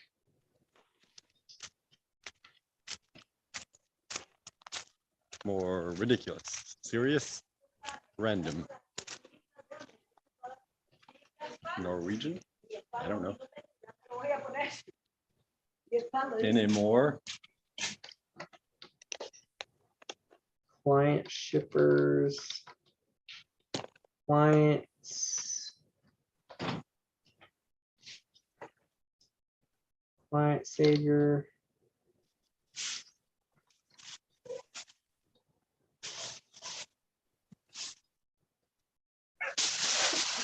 clientcrappers.com. Crap clients. Like you have so many clients, it's like you're literally crapping them out.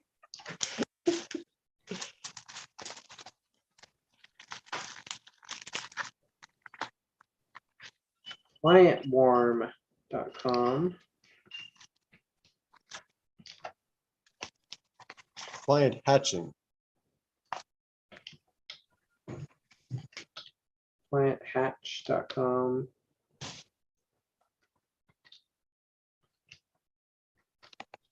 Client. What's the catch.com?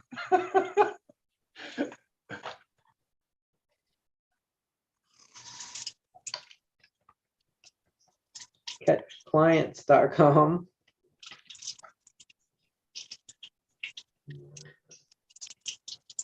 It's funny because you're doing all this research, but it's not actually going to lead to anything. Yeah, I don't know why I'm. Let's see here. You're having fun. That's all that matters. Yeah, At least I hope you're having fun.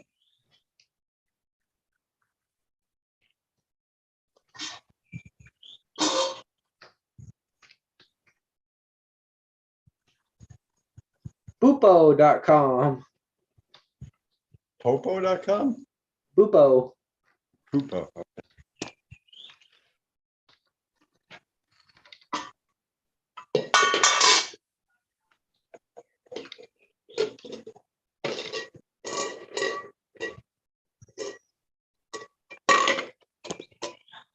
Poopio.com.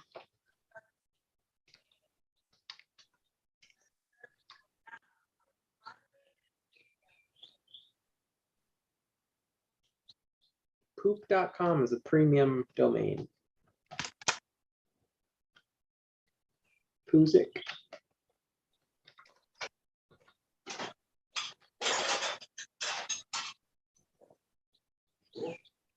Not a new neck. It looks like it's Let's nice. see.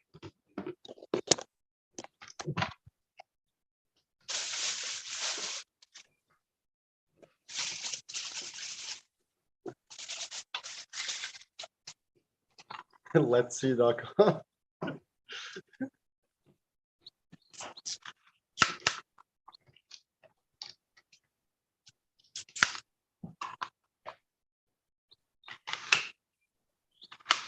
How about Aaron.com?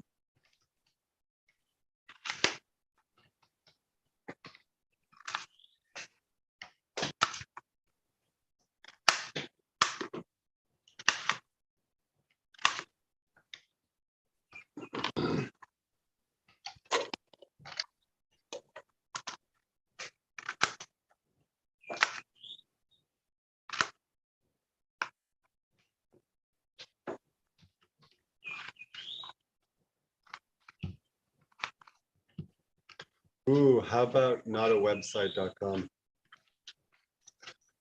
That'd be hilarious.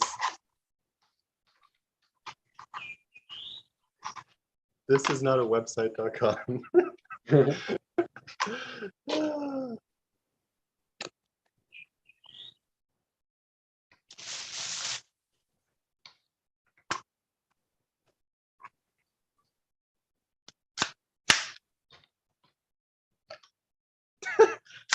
This is not a website.com.org. It's a, no wait, this is not a website.com, it's a website.org.com.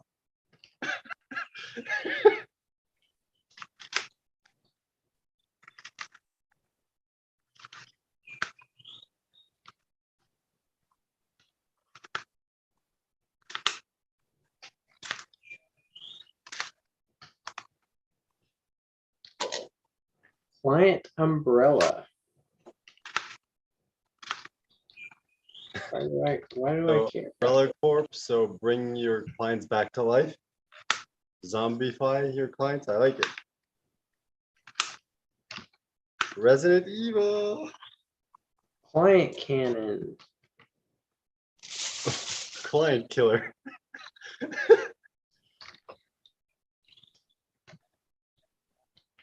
Client gun.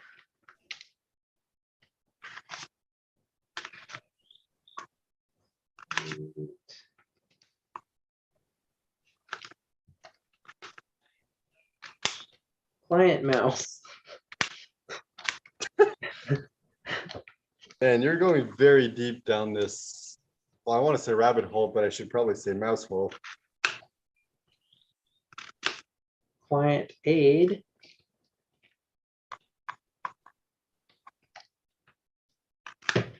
Client aid. That's funny. Clientape.com. Create a business that makes your client go apeshit.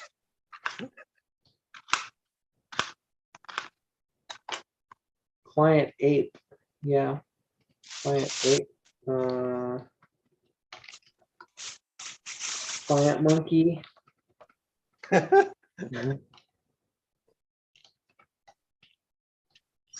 Client bug.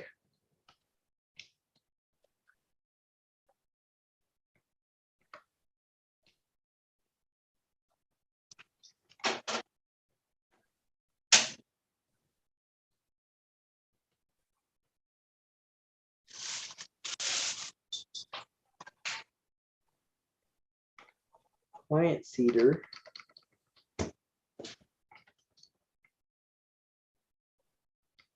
Client feeder. Did you say client beater? Client potluck. Client butler. Client butler's taking. Really? Yeah. Huh. I wonder if someone just owns a domain or if like they built an actual website. Clientele. Like AIL or Yeah. TALE? TITAIL. Like if they had a tail. Okay. Clientele. Oh, I guess because like you're tailing your clients, like you're following them.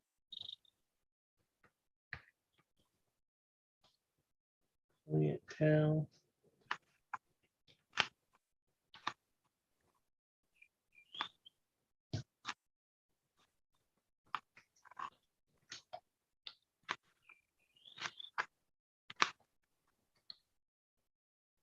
Clientlead.com available.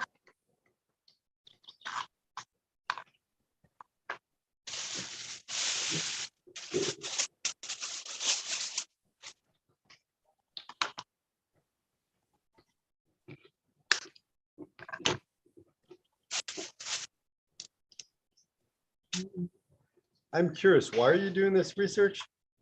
I don't know. Okay. It must be really boring.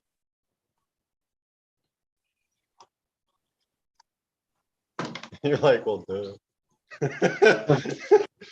I don't know. I'm just in that hyper focus mode.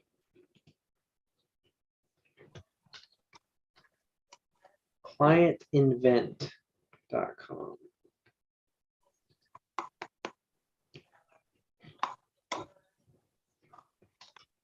Client inventors. Client alchemist.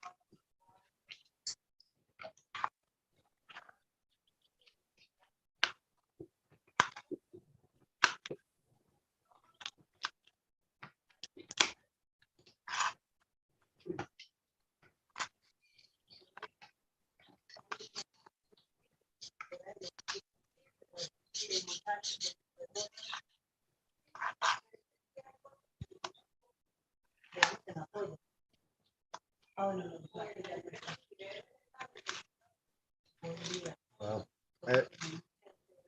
I'm trying not to think about certain things, and as a result, my brain is just like, all right, let's not think. So I'm like, the whole point is to float and not try to come up with anything. Yeah. Still in that like mindset of searching for like names or business ideas, and then just like, no, stop it.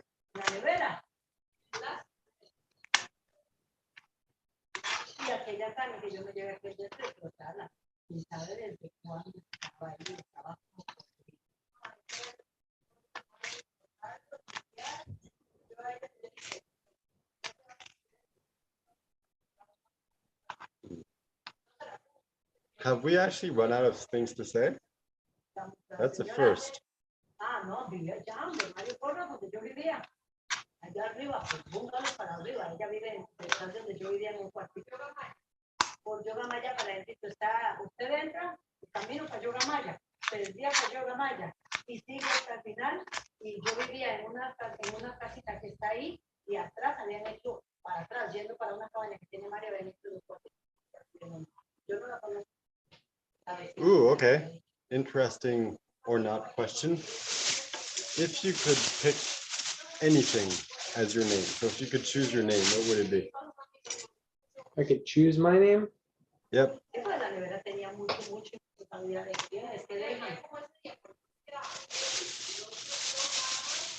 You're like, I always like the name Aaron.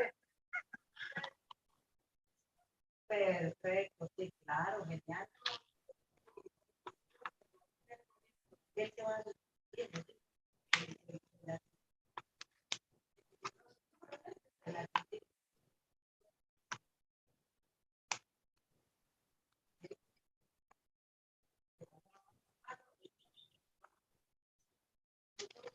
Ah, son francés. En la peli francesa.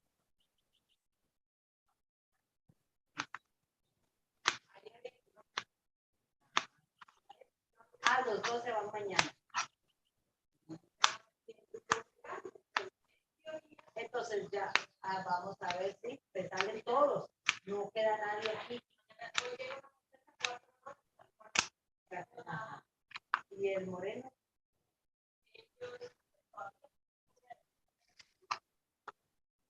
Ah, entonces van bien. Bueno, que ellos siguen varios días.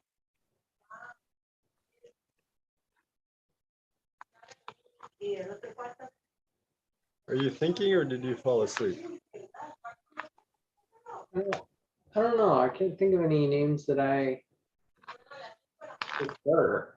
I never really thought that hard about it. Yo pensé que no estaba, que todavía seguían ahí. Solo ellos son los que están en ese cuadro, ¿no sabes? ¿Y dónde está la llave de eso? So I guess you would be the nameless one. La negra esa. That would be your name, the nameless one.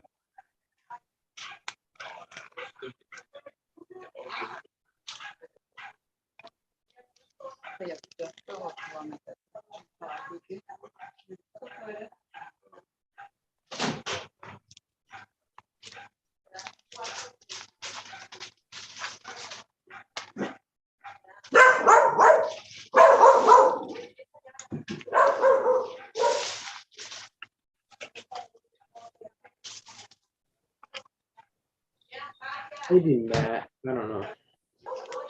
Okay. I don't really have a strong. I mean, I've never really thought that hard about names in general.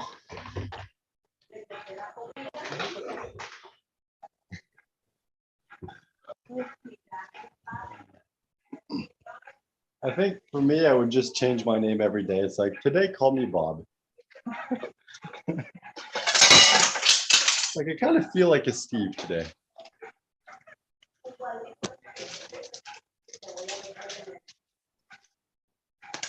Actually, I don't think I would ever feel like a Steve because I knew Steve in high school and he was kind of a douche. Entonces, hoy no está. Ya está listo.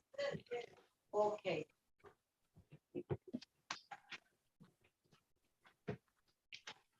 Yep, I think we've officially run out of stuff to say. That's the first. Because usually we've always run out of time before we really like, ended the conversation. I think this is the first time we literally like, or maybe it's because we're like, all right, we shouldn't be talking about business. So we kind of like block that out. So like automatically, we're kind of like, well, that's all my brain wants to think about right now. That could be. Okay, so what if we? Okay, what's the? We launched this with no plan and nothing finished out yet version of this promotion. Well, we definitely need a funnel, something where people can like go in and we explain what it is and they can buy it. Like without a way for them to understand the value and purchase it, we don't have a product. Even if we don't actually have a product, like if we can't sell it, we don't have it. Right.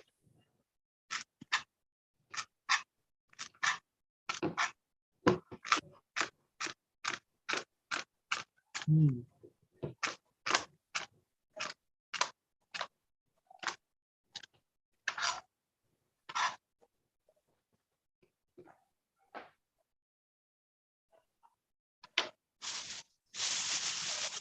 Yeah, I guess that should definitely be among the first steps. So I guess we're already doing what we're supposed to be doing. Like we need to build the funnel. In order to build the funnel, we need to be clear on what we're offering in the course. Mhm.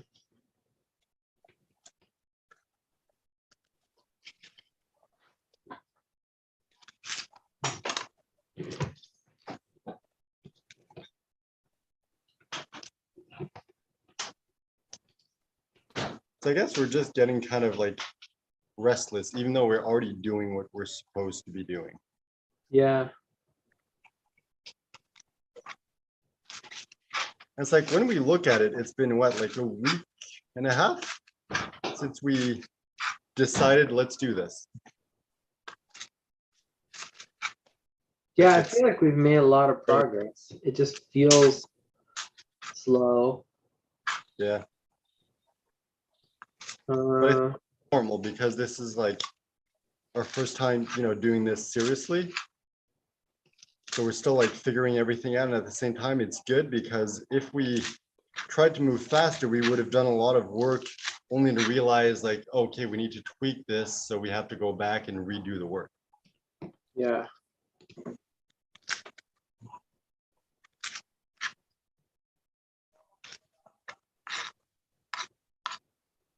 So I don't really think there's much we could or should be doing differently.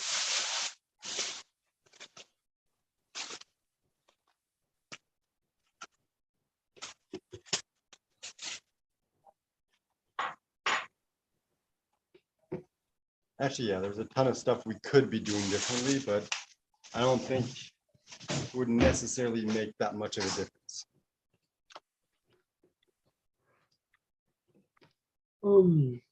I guess we gotta stop trying and just keep doing.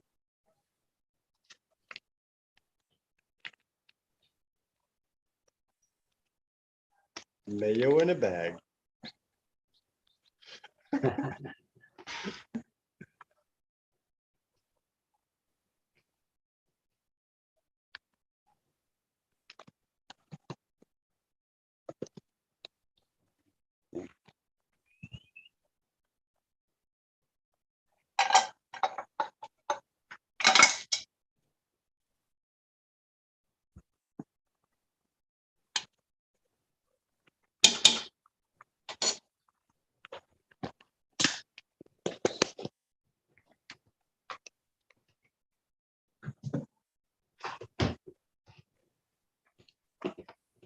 All right.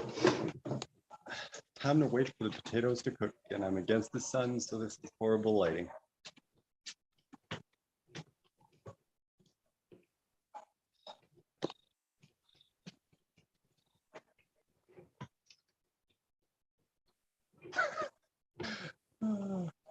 It's funny, it's like my brain is fighting itself. It's both trying to come up with ideas and at the same time trying to not think of anything. Mhm.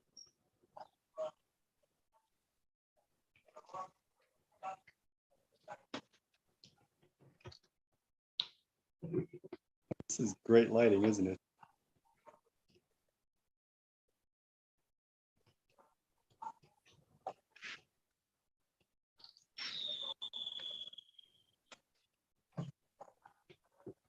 This is a strange feeling. I'm not used to this.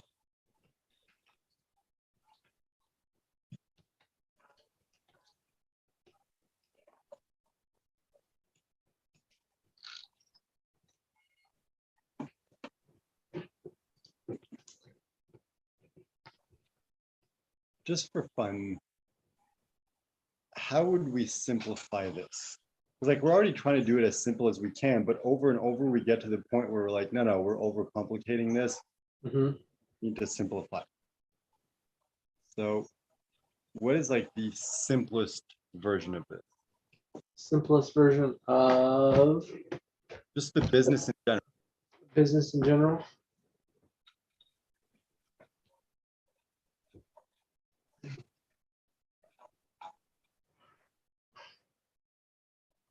Mhm.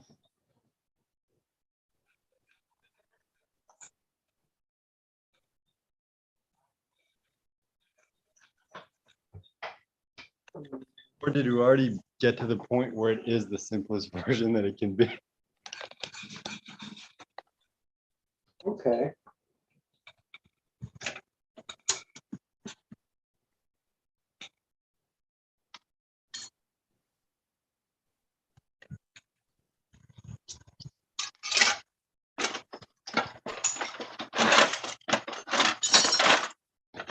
Okay, so we've already gotten idea of launching a group is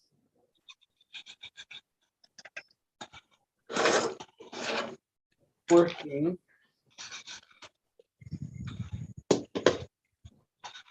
Let's see. Here's Facebook. What people said. It'd be so funny if like the solution is, yeah, we shouldn't create this product. That's the simplest version of this.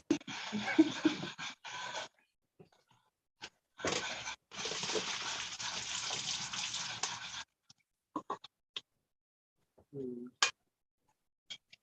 Because technically it is. Interesting. Not too many people are seeing the post.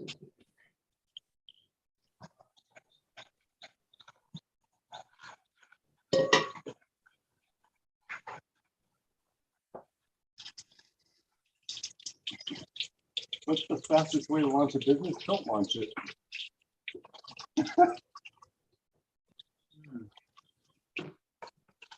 Okay, so if you were coaching me on doing less in my business, what would you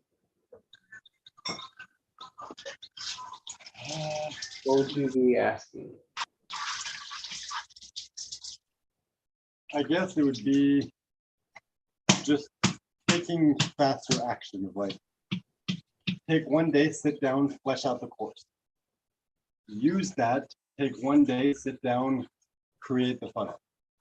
And take one day, sit down and, create the webinar script. Mhm. And it's like, it's not necessarily doing anything different, it's just doing it faster.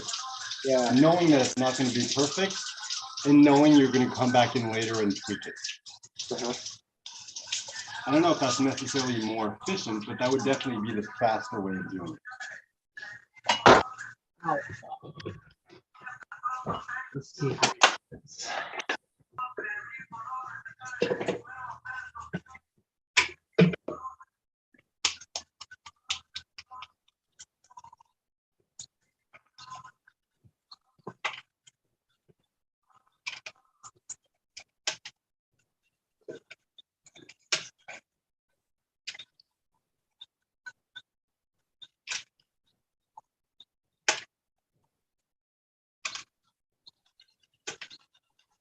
Because I feel like as long as we get to the point where we can build a funnel and start pre-selling the course, Mm-hmm. even if we modify it before we actually launch the course, it doesn't matter.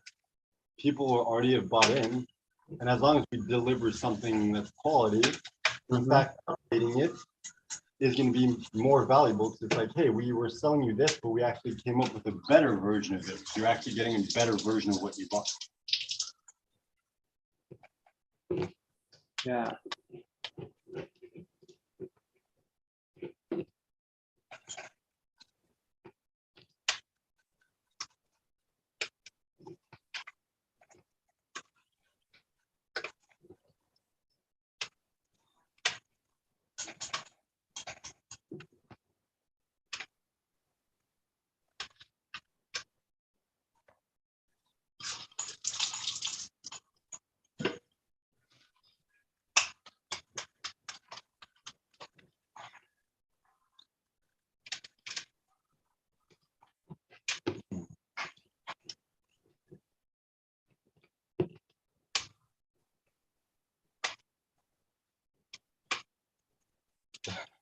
It's kind of funny when you think about it. It's like most of the process of creating this so far, at least on my end, has been done either in the hammock or in the kitchen. So it really exemplifies this this concept of 5 minutes of like, you can do this around your life. Like you don't need to invest a lot of time and effort into doing it.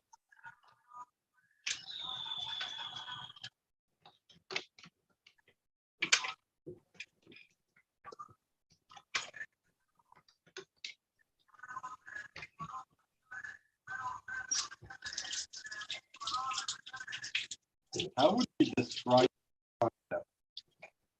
It's not necessarily 5 minutes. It's like, yeah, okay, it doesn't have to take as long as we expect, but it's more like we don't need to structure it as much as we think we do. Like, how do we describe that concept?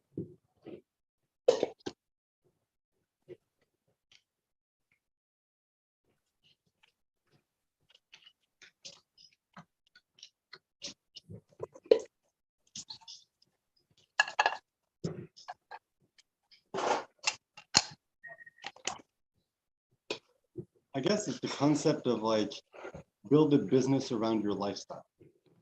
Mm-hmm.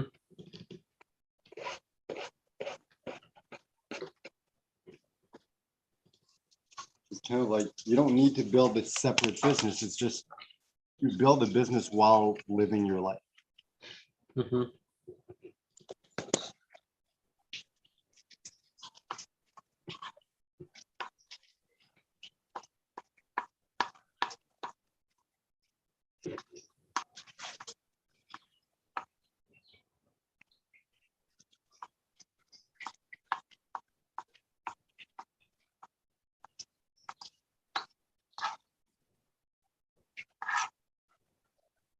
I guess that's kind of what floaching is. It's instinctual business building. It's like you don't try to force anything. You don't necessarily try to build anything specific. It's more whatever feels right. Mm-hmm.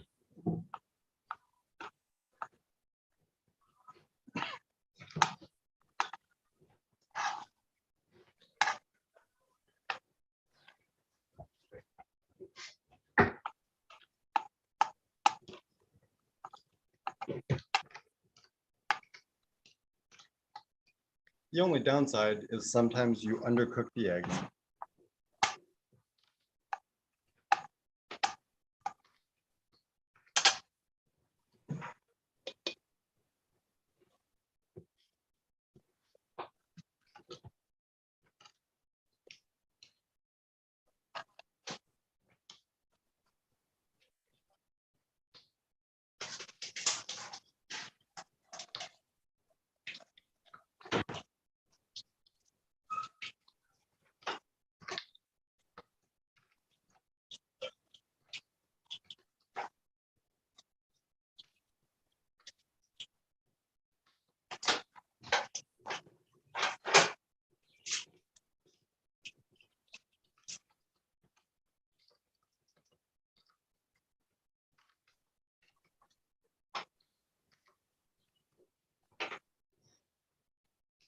Great, someone stole some of my shit.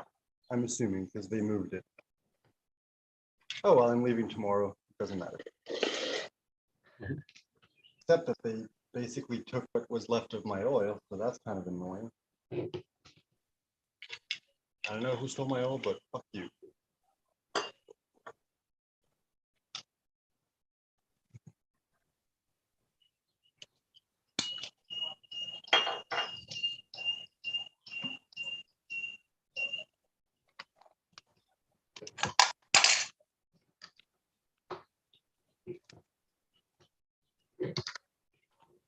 You seem to be working on something.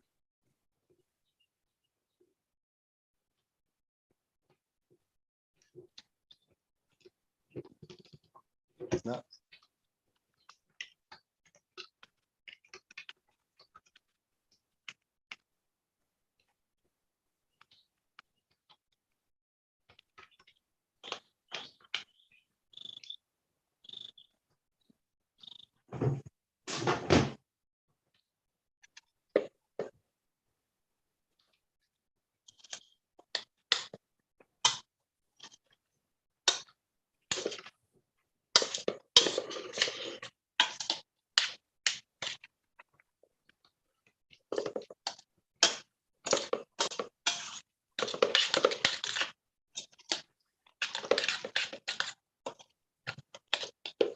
guess we went back to what we normally do, or at least we've been doing for the last few days. So I'm cooking and you're working. Yeah. Hey, I mean, if it works. Okay, let's see. 1, 2, 3.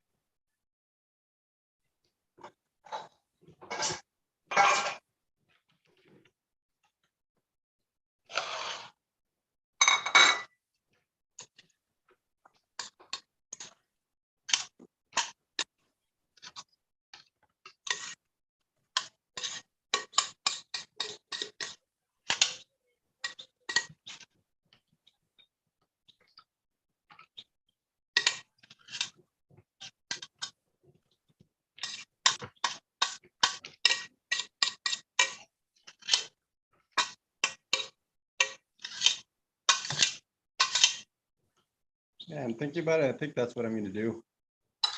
I'm just going to get up tomorrow, pack my stuff, and when I'm ready, just go to the bus station and grab whatever the next bus is. Hmm. See where I end up.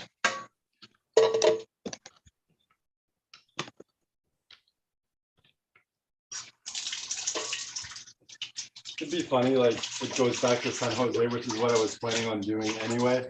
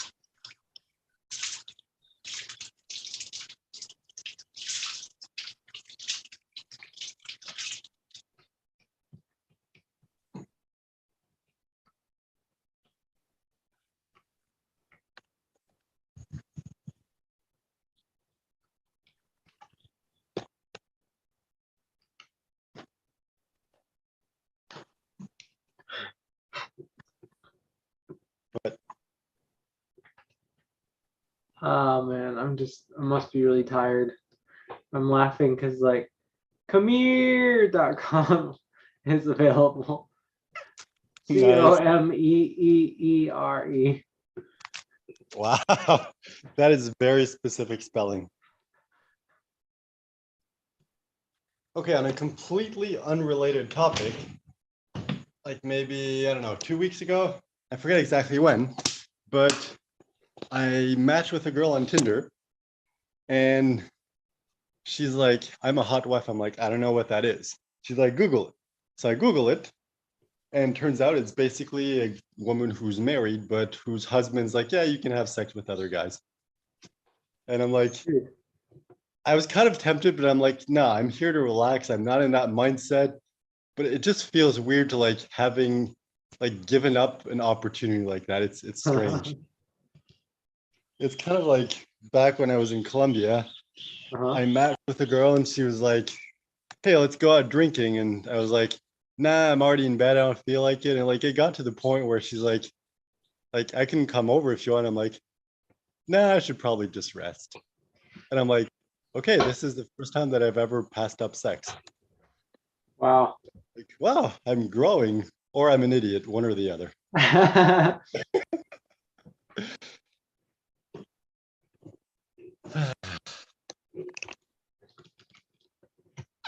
All right, so what should we do? Because I feel like the last half hour to 45 minutes, we've not really said anything or like, because that's the thing. When we're floaching, usually, even if we're talking about nothing, it's still like valuable. It's still entertaining. Whereas now I feel like we just literally have nothing to talk about, Yeah. which is weird. I'm not used to that. I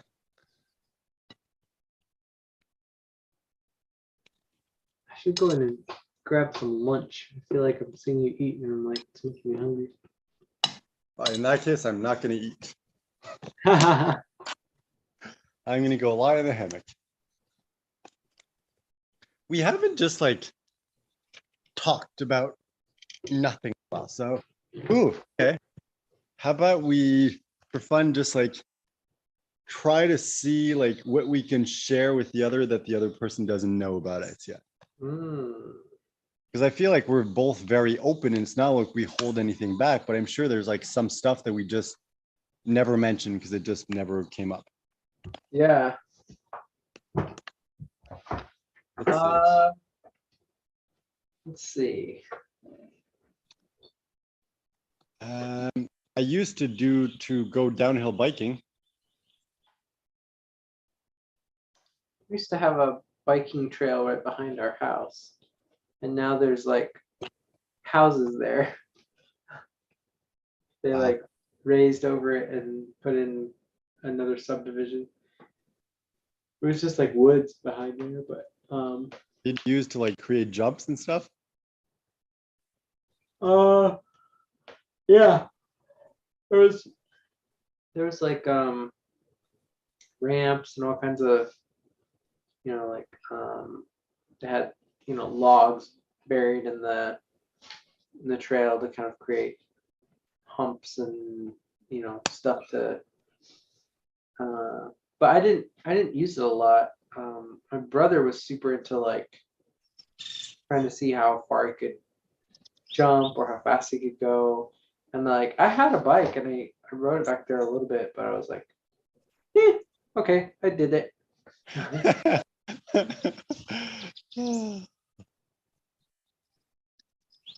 Ooh, that reminds me of something like back then, like my best friend, who was also my neighbor, Mhm. we like for a period, like he got an iPod back then, and it's like the version that he got had like a camera. So and that was like back before we had cell phones. Mhm. So we started like filming a few videos of like us like fake crashing and stuff like that. And I feel like if he didn't move away and we stayed neighbors, we probably would have ended up like creating a YouTube channel. Mm. And it's like I came very close to having a YouTube channel like in the first like 5 years of like YouTube being a thing, you know? And it's like if like I did that, man, life would be so much different now.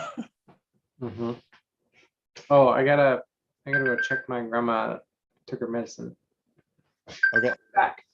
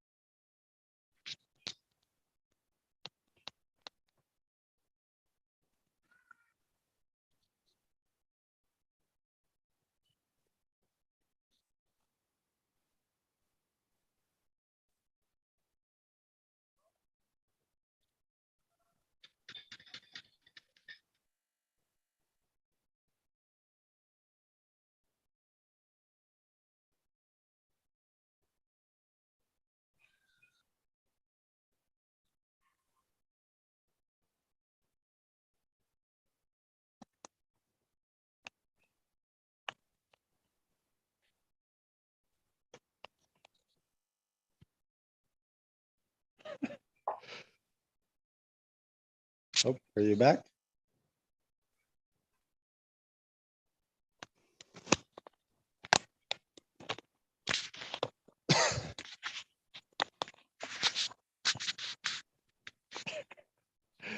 Oh, that's funny.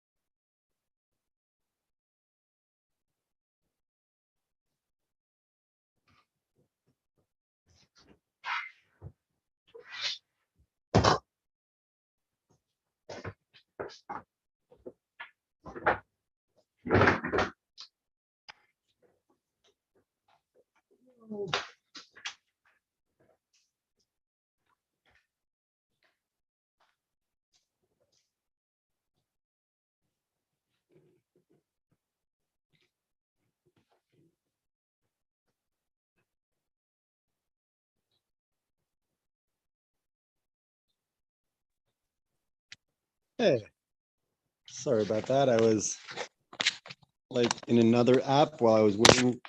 Uh, eh, okay. Well, I was waiting, and for some reason it like closed Zoom, and I'm like, I had to join, so I was just waiting for you to let me in. So it was funny. I was on a dating app because a notification popped up, and I was like, oh, I'll look at it while I'm waiting. And there was like this girl's profile which she said like in like the equivalent in Spanish, like I'm a good person with good values and a good heart. But she put a comma after I'm a good person, so it was like I'm a good person, comma, with good values and a good heart. So it's like you're a person. Okay, good to know. Thank you for sharing that.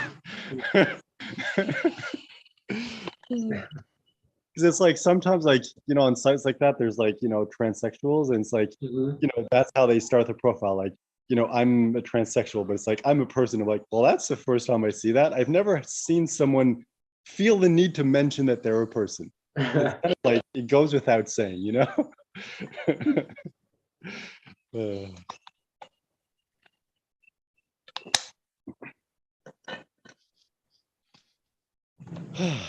so everything okay with your grandmother?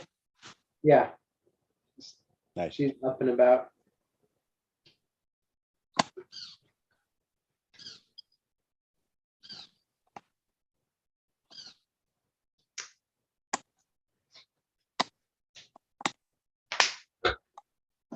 Ooh, I have a challenge for us.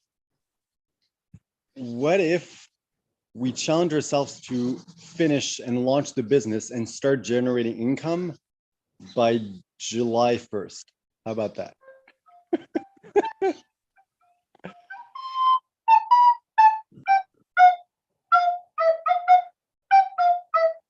Yeah, that sounds like a good challenge. You didn't pay attention to the date, did you? July 1st, tomorrow. Yep.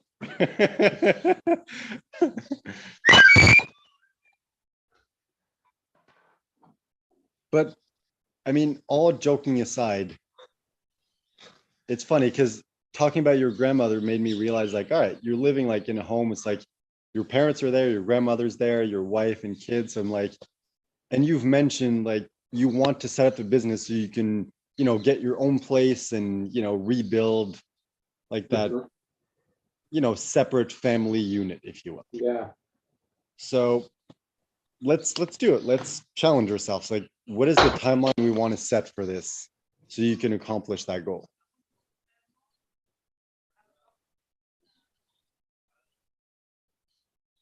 Because like by the end of July, I'm pretty sure we can be at the point where the course is outlined, maybe like parts of it have been recorded, Mm-hmm. the funnel is created, the script for the webinar is done.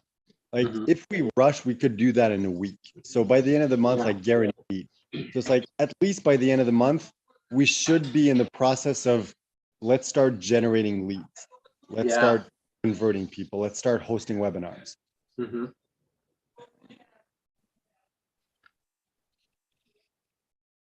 And so should we like what should the goal be?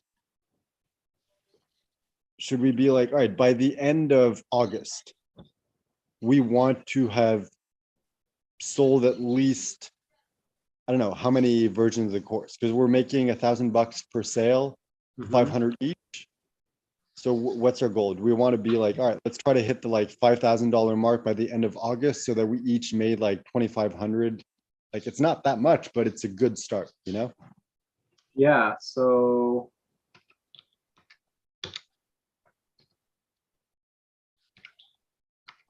I mean, that's I feel like 5. we're moving by instinct and it's like, that's good. But I feel like we're kind of like, we're lacking direction. Mm-hmm. Yeah, that would be like 5 clients. Yeah, 5 clients. Yeah. So it's like the goal for July is let's, finish planning out the course, maybe record some if we can, create the funnel, create the webinar, create the free content, and like have at least all that done by the end of the month. Ideally, Yeah. soon as we start promoting. And then next month, so August is going to be focused on let's start generating as many sales as we can. Mm-hmm. And like tweaking and perfecting the funnel. So I feel like if we focus on like, let's get this launched as quickly as we can. And then I think our respective jobs are going to be like, I'm going to be tweaking the funnel, perfecting everything, like Yeah. making sure that the follow-up sequence is set up and checking the stats on there and try to tweak things. And you're going to be more on the front end of like trying to get people into the funnel because you're more like the audience building interaction part of the equation. Like I can definitely help with that, but I feel like that's more like your expertise. Yeah.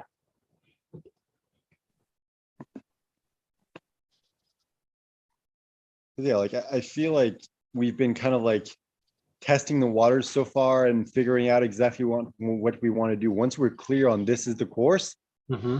then we can like build out everything as quickly as we can and just hit the ground running. Yeah. And it's like, if we approach this with the knowledge of it's not going to be perfect, we're going to come back in later and tweak it.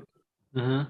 Then we're like, okay, cool. We don't need to make everything perfect. We just need to make it look and sound good. Yeah.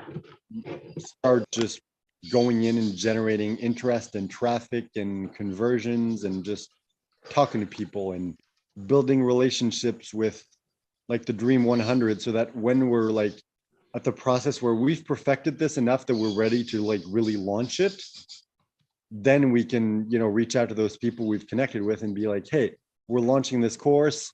We're kind of friends by now. Would you be willing to like do an affiliate deal and promote this to your list? Yeah.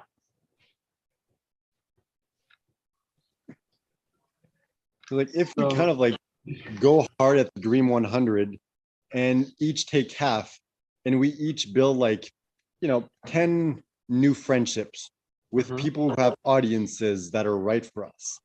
Mhm. By the time we are ready to officially launch this, if we have like 10 people each and we launch this in like half of them agree to help us. And it's like we get 10 people to help us launch this.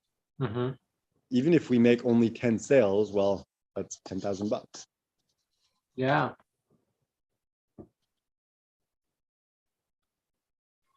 I like it. All right, sounds good. So that's our goal. Oh, okay. I wonder if we can get, how could we make it so that it's like,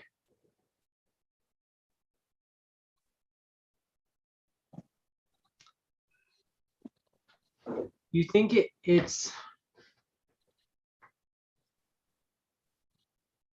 do you think we should try a version of the community, like get somebody to join you?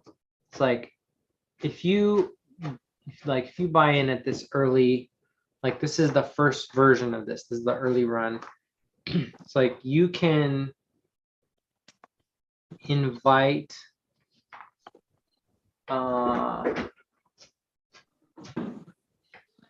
like 2 other people to do it with you for like all on your one ticket. So it's like if you want to split the cost 3 ways with someone, and then that gives you your own little like support network of, I don't know.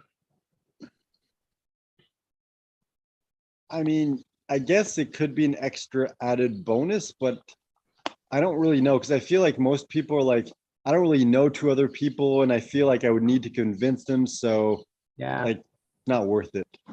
I feel like if we have that as an upsell, then Mhm. only people who are like, yes, I need the accountability, I'm willing to pay for this. Yeah. Because otherwise, it's kind of like we devalue it by not charging for it. Mhm.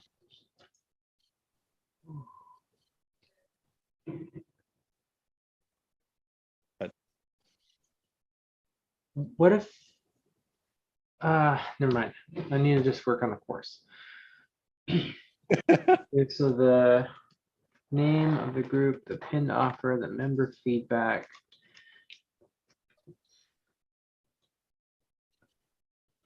Your story, consistent wins. I guess I'm your accountability coach at the moment, right? Yeah. All right, I can do that role. Can I eat while I do that, or will that distract you? Yeah, go ahead. Okay.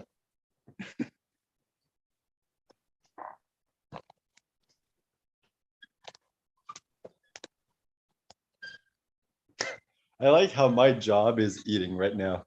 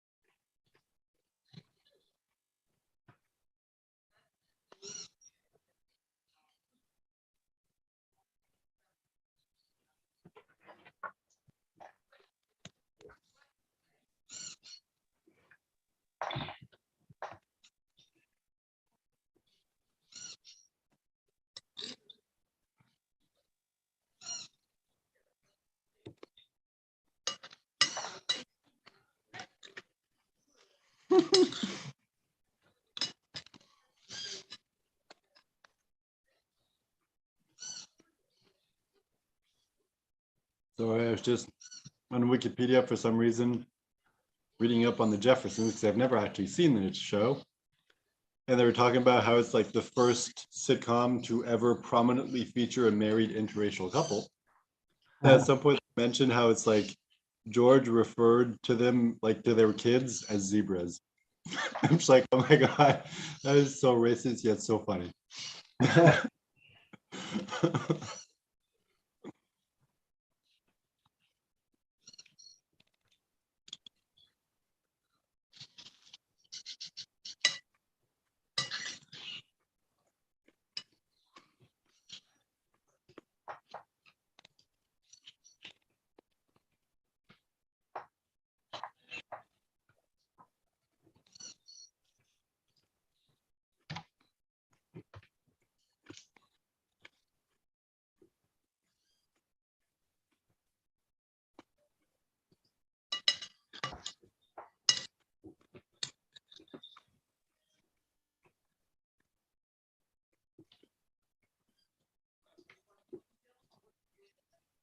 Let me know if I'm interrupting, but what are you talking about when you say tracking metrics? Track what exactly? They need to be keeping track of like their help thread and like if they have any lead forms, any way that they're getting feedback from the community. So like if they have like a moderator or an admin that people go to for help, like we need to have like, when are you regularly checking in to see how your community is doing? Ooh.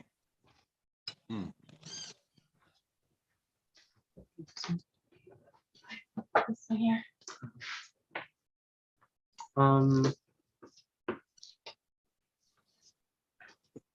Okay. Could that be a strategy to eventually get someone to take, well, not take over, but run the group for you? Is to kind of like promote people within the group who are interacting and be like, hey, can you be a moderator?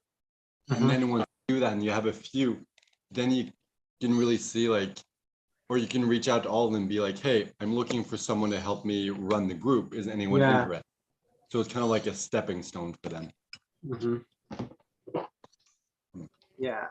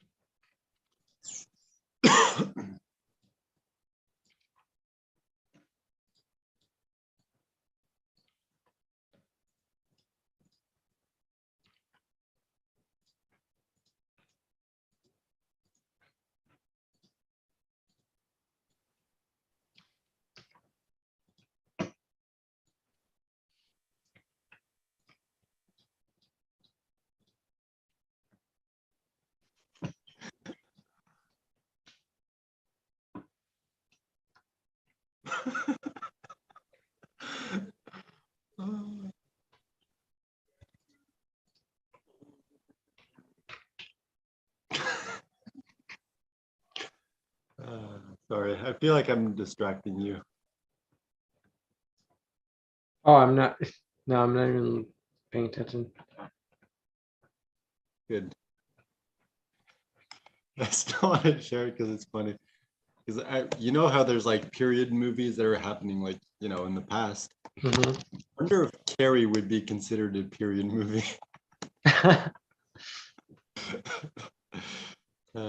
Okay, I'm done. I think that's the only one that can be legitimately classified as a period movie. Yeah.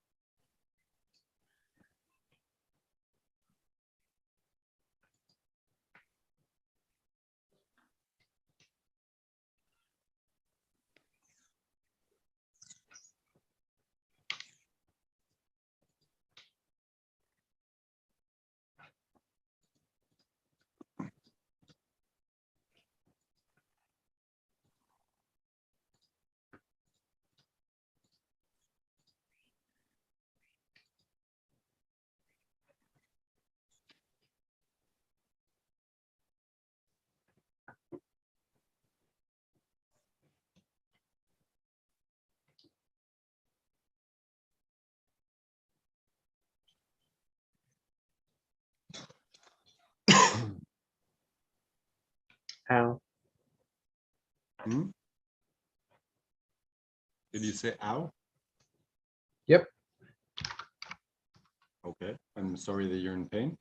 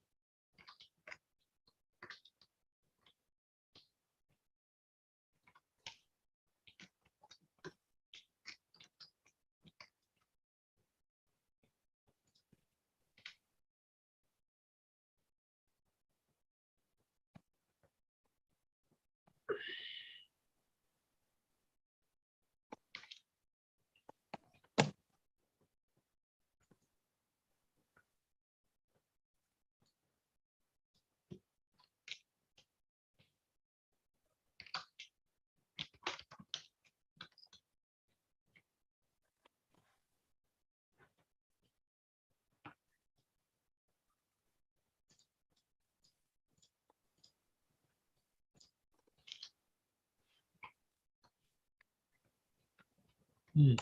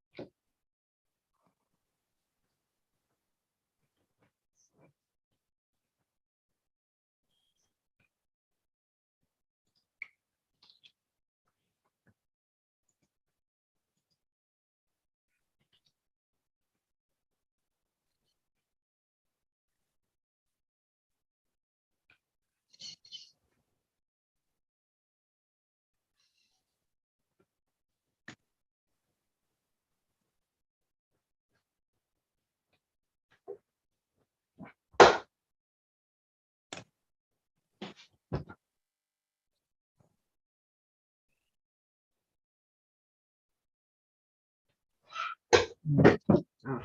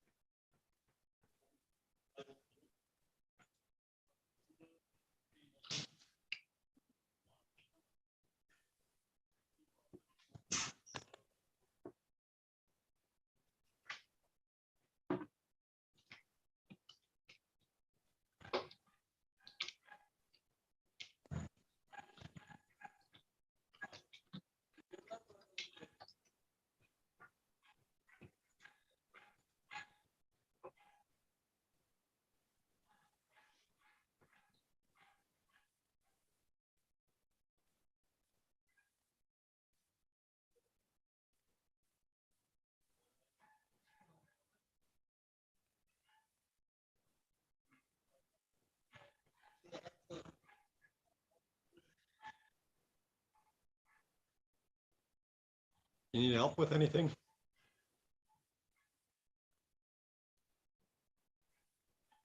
Mm,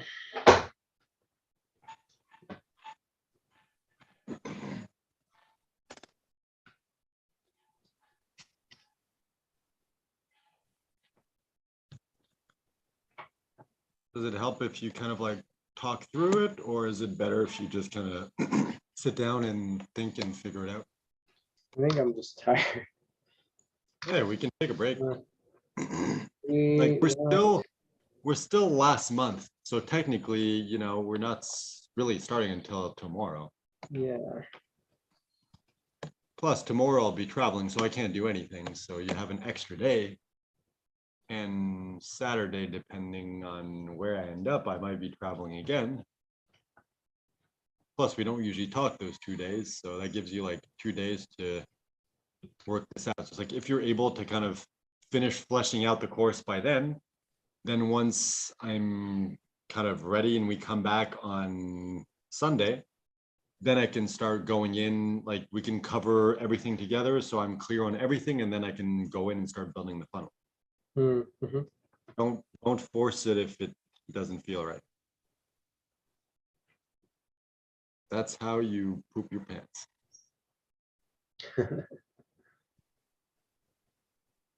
Or, you know, tear your asshole. If you want to be graphic. uh,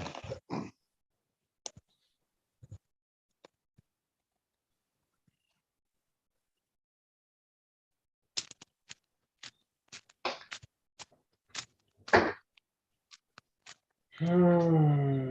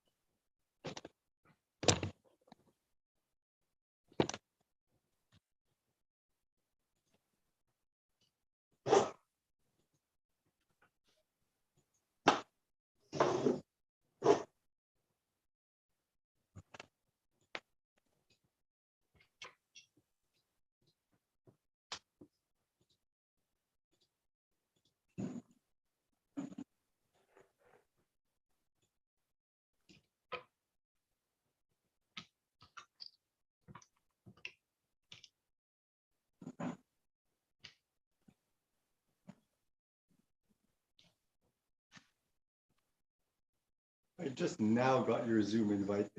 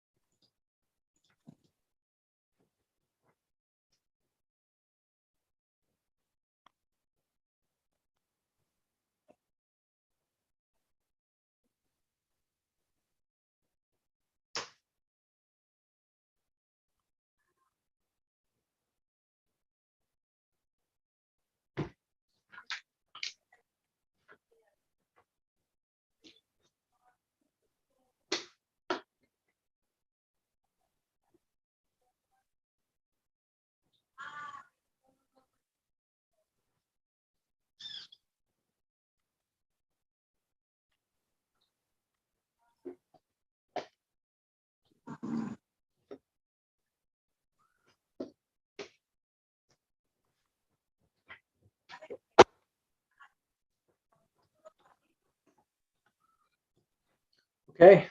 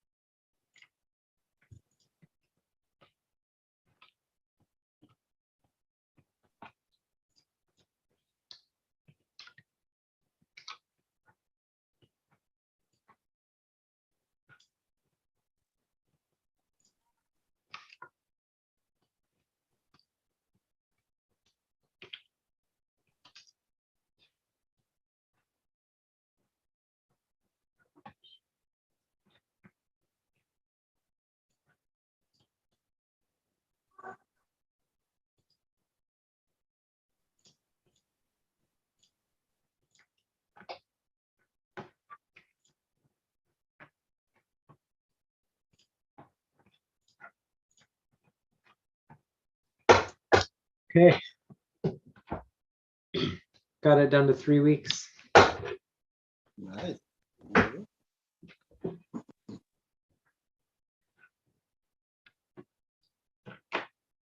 Launch, onboarding, and compelling content. Or is that a different section I'm looking at? What's that?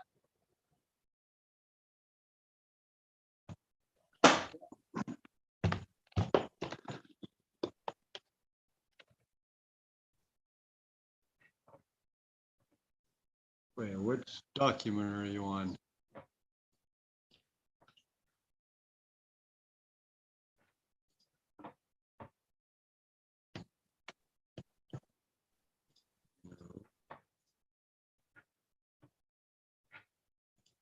You're not seeing it? I'm looking on my end, but I'm just trying to see because I'm looking on your. Oh, okay. Okay, yeah, at the top. Okay, I see it. I was looking at the bottom.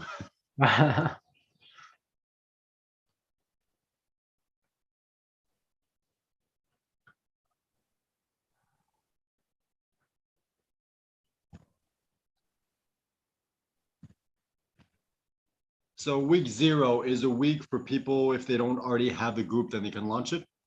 Yeah, so this is what's going to be in the free group. Okay. So we have most of this stuff, but I want to create a couple of things on this so that they've already done the work of like, if they don't know what their community outcome is or their customer journey, then they're probably not a good fit for this. But if they already have that figured out on a worksheet or put into the rules of their group, then when they get to creating an onboarding video, like they can plug that stuff into a script template. Whereas if I'm trying to get them to do it when they're like for the first time here, it's going to probably take them more than 5 minutes. This is going to be like, come up with your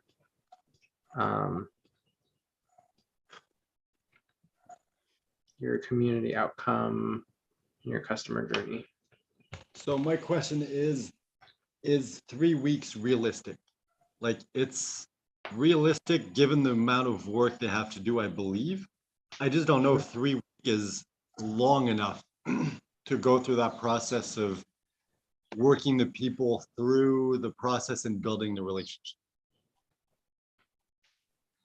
I don't know, like you're the expert. I'm just spitballing and playing the devil's advocate. So I'm like, I want to make sure that it's short enough that it's easy to understand and complete, but long enough that it's realistic. Long enough that it's realistic in what sense? Realistic in the to sense, like delivering the results that they want. Like is 3 weeks long enough to create the course, build up the engagement, and grow it big enough that they can start generating income like regularly? Okay, I gotcha. Because what we're selling is still that process of launch, grow, not maximize, monetize, and automate. That's still the basic process that we're selling.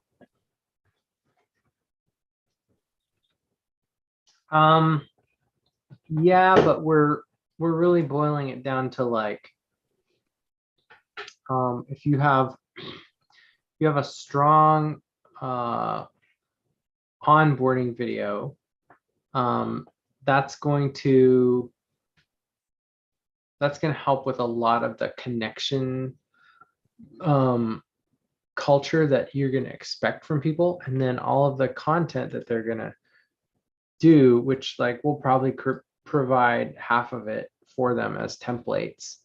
But then there's a few things that they'll have to create, like it's like, why is it valuable to your people for them to grow the community? Like they'll need to figure out how they say that for the people that they help. If they're helping business owners, that'll be a pretty straightforward like plug and play. If they're helping like other niches, we'll have to have some examples of how they can say that, but like they'll have to figure out what that language is for them. And then they'll need to have a post that they, talk about how the program works. That can be that can be the pinned offer, but it like a lot of times that's a little bit more of a here's kind of how our program works, not just like here's the offer, here's what the outcomes are. It's like for more information for people who are like, yeah, I'd like to do, you know, something like I don't know if you remember Eleanor Strong's group, but she talks a lot about like getting you to the point where you can create content that's like 500 words or less that people will buy your stuff without having to get on sales calls.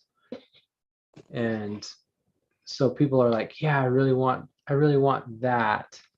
I can't afford you right now, but like that's what I want. And so, but all of her like regular daily posting and stuff talks a little bit about like what she actually does with her clients, which is like she reviews the writing that they do, helps them see how they don't talk nearly enough about the outcome.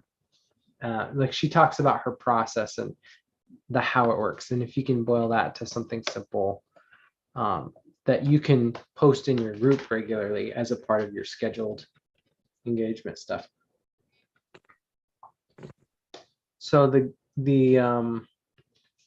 mean, this is basically, it's going to get them to the point where they're pre-scheduling content in their group. We're teaching them, we're having them create a video like that they can put into the group that they've created. And then we're having them fill out some content templates that basically they're going to learn how to pre-schedule content out in their group. And so that content is constantly going to be prompting people to connect with each other. And the video is going to set up. It's important for you to talk to other people in the group. It's important for you to put your offers out here. It's important for you to connect to people in this community, because that's going to make you more like the kind of person that you want to be, which is like a community leader or a business owner that people know as an expert, or a likable, sociable person who is becoming healthier.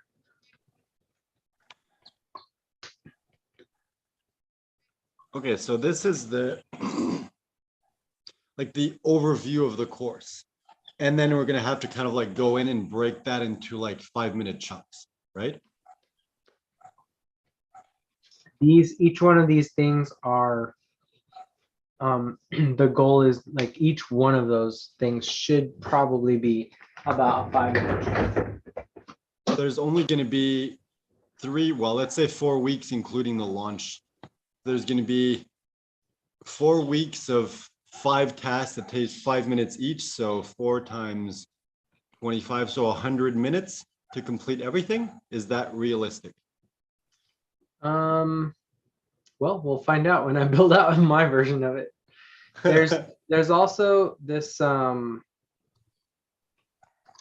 this thing that I thought we could maybe do as bonus. Like this is stuff that if you want your group to be like highly polished and effective like machine, like these are things that you can do, but these aren't going to be like 5-minute tasks. So it's like you're going to need to be collecting social proof from your community. You're going to want to create a resource directory and leadership directory of people, like as you bring people onto your team, like you're going to want to recruit volunteers to be kind of like the traffic directors, like welcoming team, that sort of stuff. You want to start educating your community on the major objections that people have on your coming into your program, and then like give them the language so that they can handle those objections, so they know so they know how you deal with those things, or how those objections aren't legitimate. Okay. Then they'll do, what's that? Okay, finish what you were saying. So there's a couple of different things, like having a help thread, making sure you're checking it regularly, working out like a promo post sequence. So like a lot of the content and stuff that I'm building out is going to be like, I don't know, 3 weeks, 6 weeks or something, but you'll want to have a promo sequence. So it's like, hey, I'm doing a deal for the holidays on my program or whatever. It's like just to remind people to keep the offer fresh in people's minds. So every so often, you can't do that all the time, but just to break things up, like you'll want to do something a little bit different. So some of these things are things that will be like, it's kind of up to you how you want to run these things. They're very valuable to have in your group. But as far as like just the bare minimum, getting the group to run itself in the minimum amount of time, it's like if you have content and a content creating framework where you can just pre-schedule stuff out and you have the templates to be able to just reword stuff and recycle it every 3 to 6 weeks or so. Nobody's gonna really pay attention that much. If they're paying that much attention in your group, they're probably going to become a client. All right, so I just want to make sure, because like it's important to simplify things, but at the same time, it needs to be elaborate enough that they feel like they get the value that they paid for.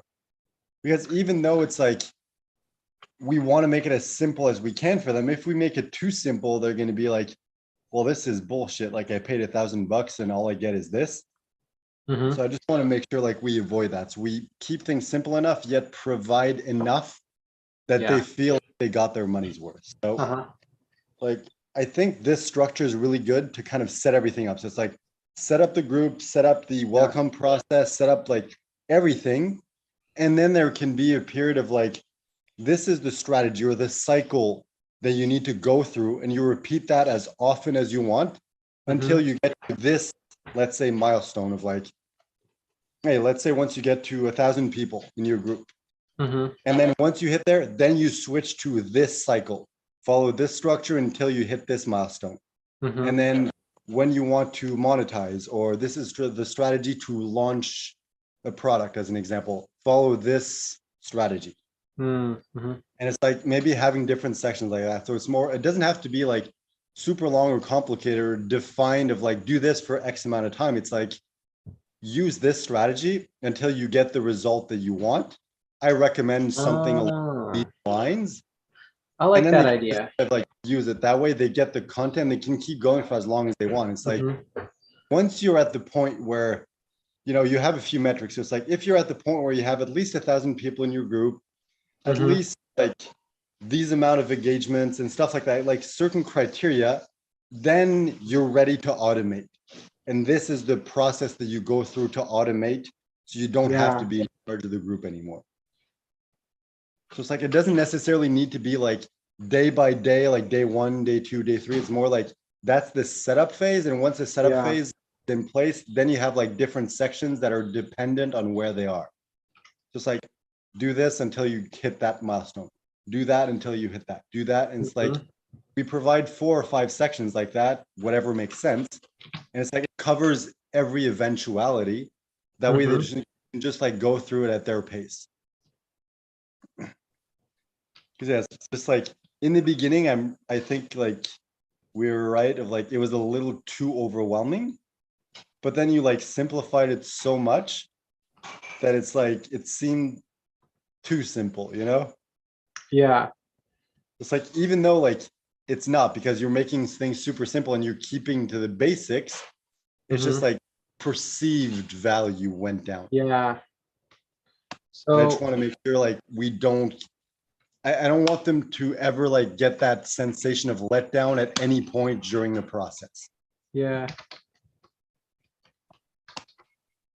It's like, it's easy for me to say because you're the one like doing the work. I'm just kind of like coming in and destroying everything that you do. No, that makes a lot But of sense. I'm doing it because I feel like that's going to be the best for the clients and eventually the best for us. Because if the clients are happy, then we make more money. Yeah.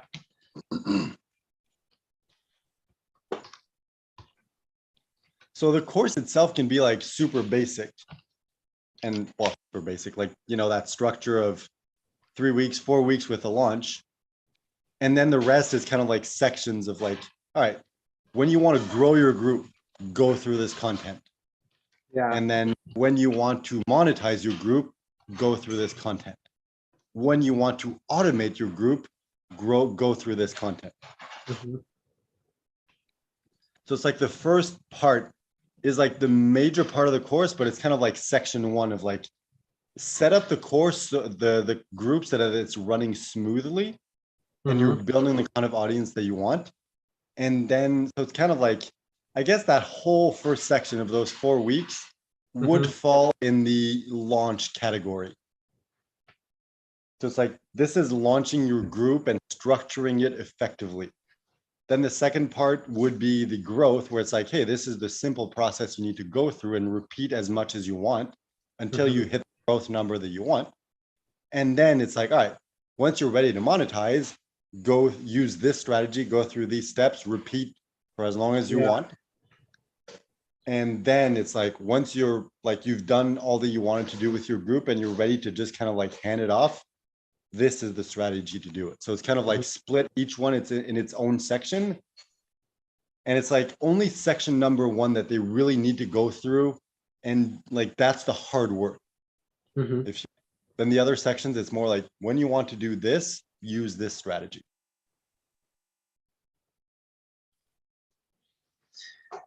Yeah. So I think I'll set up another week that's um like a growth sprint. It's like, okay, this is you're just gonna sit down and like invite people. You're gonna use this welcome, like, or not welcome, but like warming sequence to go into new groups and introduce yourself to the community. And then we'll do, oh, so we'll add that on Yeah, here. because I feel like if you walk them through like a week-long challenge as an example of like, this is what you do if you want to grow. And then you just repeat the process as many times as you want. Yeah. Yeah, I like that. So it's sort of Kind of like like this will mini be, challenges yeah. So with them. this will be like, we'll help you launch your group in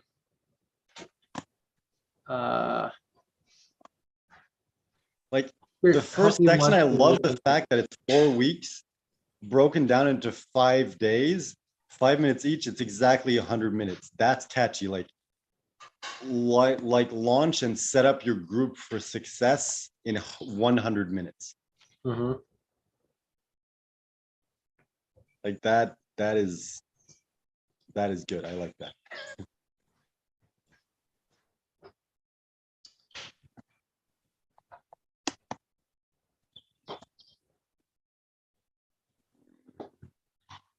And do you think we'll be able, I mean, I don't know if it makes sense, you tell me, but it's like if we're able to set up the other sections where it's 5 days, then it's literally like 1 week, but we're considering the fact that you want to take the weekends off. Mhm. So it's even less overwhelming. So it's like you don't even have to work every single day. You can take weekends off. That's fine. Yeah. In fact, you probably should. Yeah, so it's like build your group in 100 minutes, working 5 minutes per day, and take weekends off. Yeah.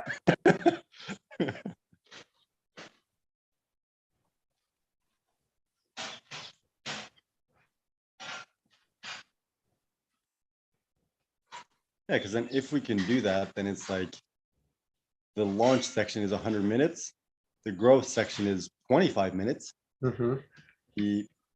the monetization section is 25 minutes, and the automation section is 25 minutes. And of course, like the grow and monetize section, they can repeat as often as they want. So it's more like the first section is you do that once to set everything up. The last section, you do it once when you're ready to step away. And the Yeah. other two, just go through this process as often as you want to. Yeah, I just put 100 people because it was like random number. So you know better than me what Facebook does and doesn't accept.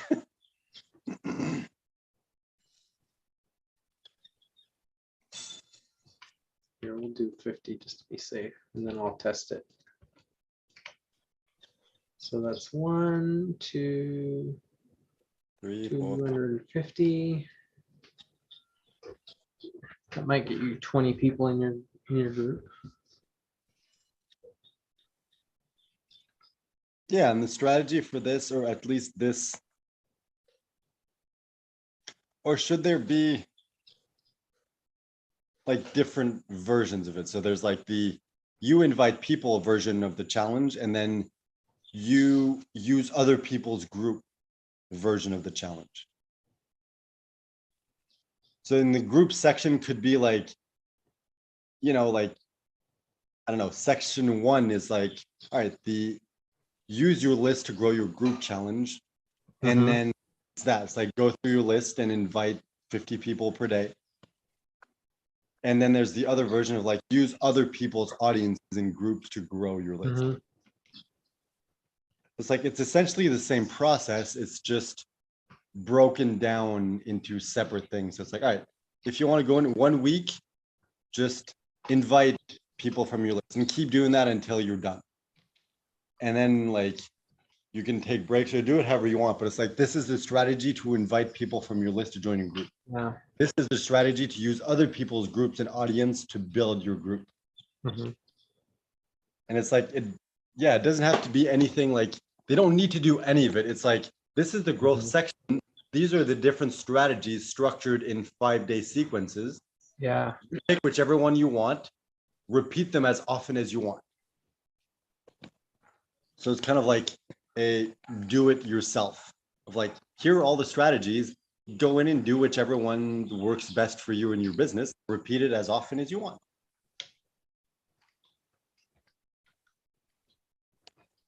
So it's kind of like these sections, it's more like we're providing, what's the word I'm looking for?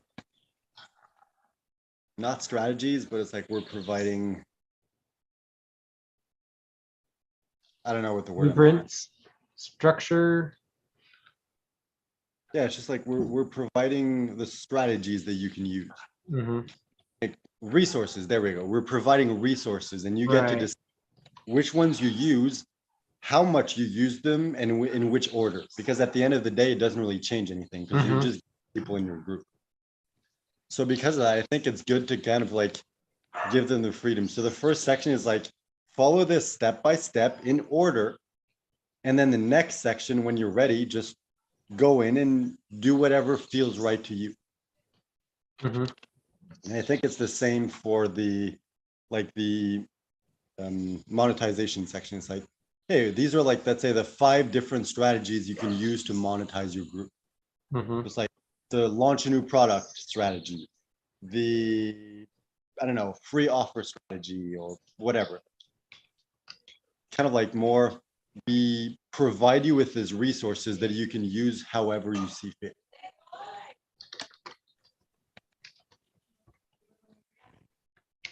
We can also say like, hey, if you just don't want to, like you don't know which strategy to use, just use the first one, and then the second and third and the fourth. And once you used all of them, you figure out which one had the best results, which one did I enjoy the most, and just repeat that one.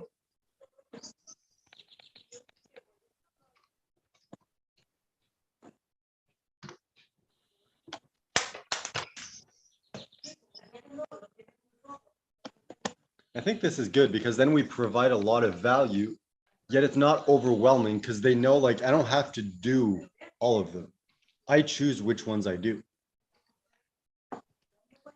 Yet the perceived value is there because there's like, oh, there's all these different strategies.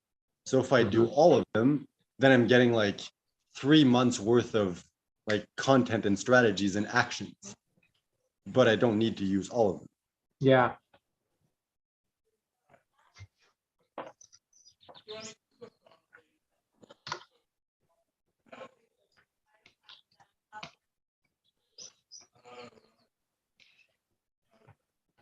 But yeah, I love the fact that you're able to like simplify the first section to the extent where it's like, that's the entire course they need to set up their group. And then it's just like, hey, here are the strategies you can use to grow and monetize your group, and then eventually automate. Yeah, I think this makes a lot of sense.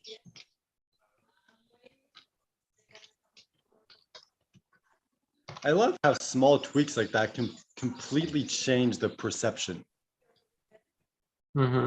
Seems so valuable, but at the same time, it doesn't seem overwhelming. Whereas if you're like, this is the course and you need to go through everything, people are like overwhelmed. But then if you simplify, like, this is all you need to do, people are like, well, that wasn't worth the money I paid. It's really weird how the brain works. Yeah.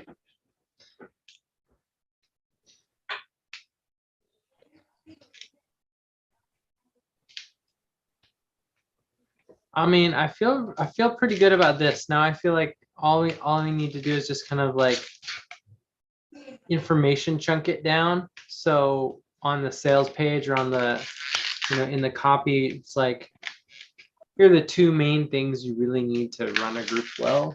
You need like good onboarding that creates the right culture, and you need consistent content that connects people together. And yeah, so I think it's like, we need to sell what they want is launch, grow, monetize, and automate the group. The strategy you use to do that is the onboarding sequence and the content calendar. And then we can kind of like go in and overview of the course. It's like, all right, section 1 is the launch section.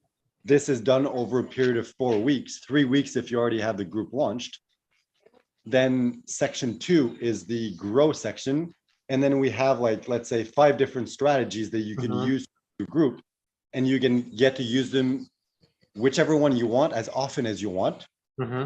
And then same for monetize. We have the 5 monetization strategies that you can use in whichever order you want for whatever your business. And then when you're at the point where you're like, okay, I've set everything up, I created a good quality community, but I don't want to keep doing the work, then you just go to the automation section, and we're going to show you the process you need to go through to delegate that to someone else. And it's like, it makes sense, it's very clear, and at the same time, like, walks them through that process that they're wanting, while that framework of, you need these 2 elements, clear onboarding and content calendar.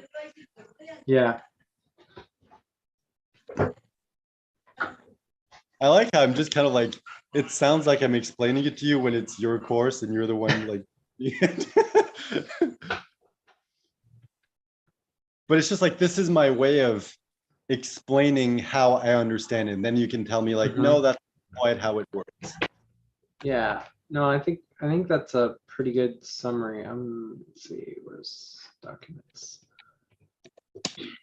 Kind of like, I forget the terms that they use, but a lot of the times in business, they're like, you want to like promise the same thing that everyone else is promising, yet deliver it in a way that is unique to you, so they can only get it from you. And I think that's exactly it. It's like, everyone who's talking about Facebook groups is basically teaching you that process of launch, grow, monetize, automate. But actually, not a lot of people talk about automate, I would say. But it's like, their process for doing that is not the onboarding, and it's not the content calendar. Right.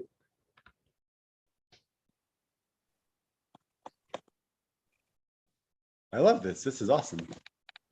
Yeah, I think this is going to be good. I mean, if we can demo what this looks like with the group we just started. Dude, I love the fact that you broke this down into chunks of 5, because 5 minutes Facebook groups, 5 days per week, like 5 steps every time there's like a section. So it's like, if we use the number 5 everywhere, it's just going to give people that sense of consistency. Yeah. The only thing I'm wondering is, because we have 4 steps that we want to go through. So are we missing a step? Like we don't need to add one if we don't need it. But it's just like it would be cool if it's like everything is in 5, like 5 minutes, 5 days per week. It's like, you know, five different strategies to grow, 5 different strategies to monetize. And it's like, but we have 4 sections. Or actually, no, we have 5 sections, bonus section. Perfect. It's all good. Oh, and we need 5 bonuses. Like, I feel like that would be really good if we use like 5s everywhere. That way, subliminally, people like they get that sense of consistency, and at the same time, they always know what to expect. Because even if you present something new, they know it's going to be structured in 5. Yeah.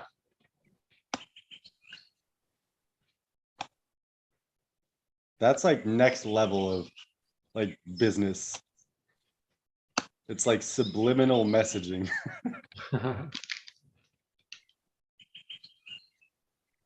All right, this is literally perfect. Like 4 sections plus the bonus, so literally 5 sections. Oh man.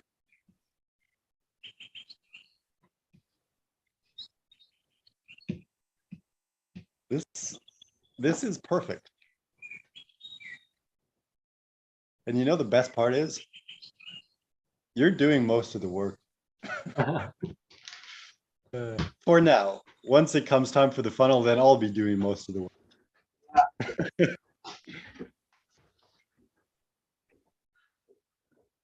All right. So I think now Lobder. Learn, organize, build, deliver, run. Lobder. Lobster. Yep.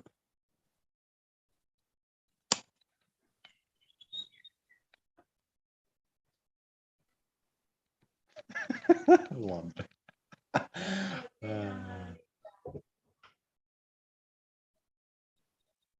What does TNT stand for? Tag and teach. Ah, I was thinking like, you know, no wait, I was thinking M&M. Never mind. I was like TNT. That's something, right? Aside from exclusives. That's funny.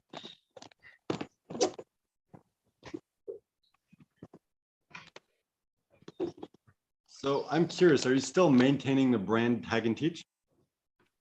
I don't know. I don't think this is going to be the main thing because it's too obsequious. It's not like it doesn't mean anything. It's not value or self-explanatory. Like this is my method of showing you how to educate your people to have engagement. Like It's this just could be it's a one of- framework. it could be one of your frameworks, like the Tag and Teach framework. Mhm. It's just kind of a shame because I love the logo. Like the hashtag TT, it's really Yeah. cool. Well, that's what I want to do is I want this to be like an open source idea so that anybody can use it for free to grow their group. So what I'm going to do is I'm going to record a video as a member of their community saying like, hey, I really like this place. I just want to share one of the ways that I've found to connect with other people and grow your network. It's like tag and teach, like basically teach that. And in the course, I'm going to have them pin my video and reference it and then do a member highlight post as a model for when people interact in your community and share something of value, you highlight that behavior and encourage it and say, hey, this person shared this that helps our community. I would love to see more of this. Anytime you guys do that, like I want to put you up on display. I want to like help people get to know you and connect to you. So by being a valuable contributor of this community, I want to promote you. And so what it does is it builds in a culture of of like honoring and like self-referential promotion. So it just increases the engagement there. But what it also allows me to do is like anytime I go into a group, a new group where they've, you know, they know me, they have bought the course, like I can post something and they can feature me without it being weird or salesy or any, you know, anything like that, because that's just the normal culture of the group. Okay, I feel like once we're done fleshing this out, we need to come up with like framework names for your different frameworks. Yeah. So like that's Mhm. good. The A attention. lot of money framework, Like the too onboarding many sequence. clients framework. We need to brainstorm and come up with things because like if every framework that you present, even if it's something as simple as a content calendar, like you need to come up with your own brand name for that. Yeah. Like, yeah, this is a content calendar, but you call it like the, Mhm. I don't know what you want to call it, but it's like something that's unique to you. So even though it's Yeah. something that's already been used by other people, you're presenting it as like, this is my own unique thing. Yeah. Instead of a content calendar, I should call it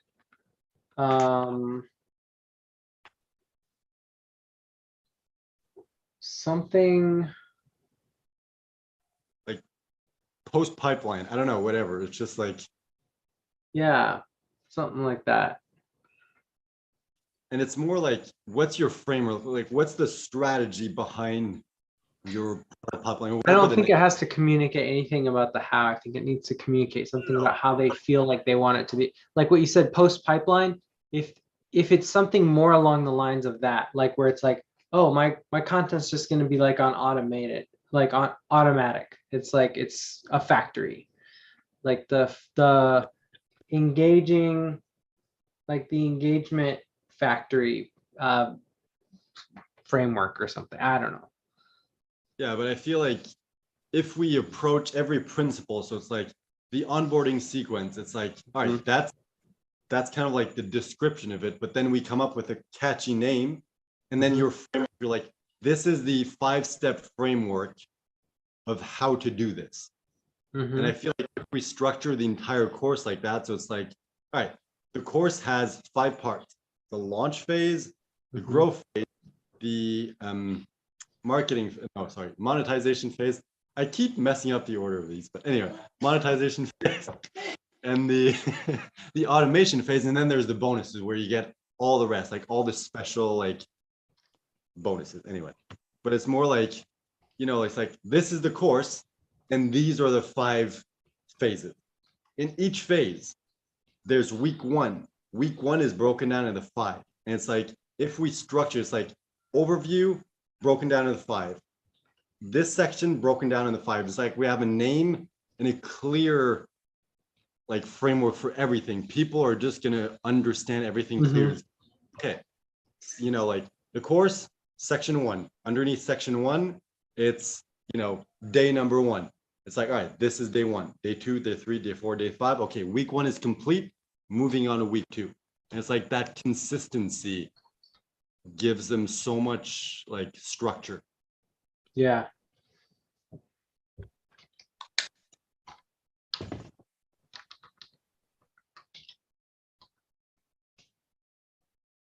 Because I took like I did one of Russell Brunson's challenges like a while back, and he was teaching that exact thing of like, that's how he runs his entire business.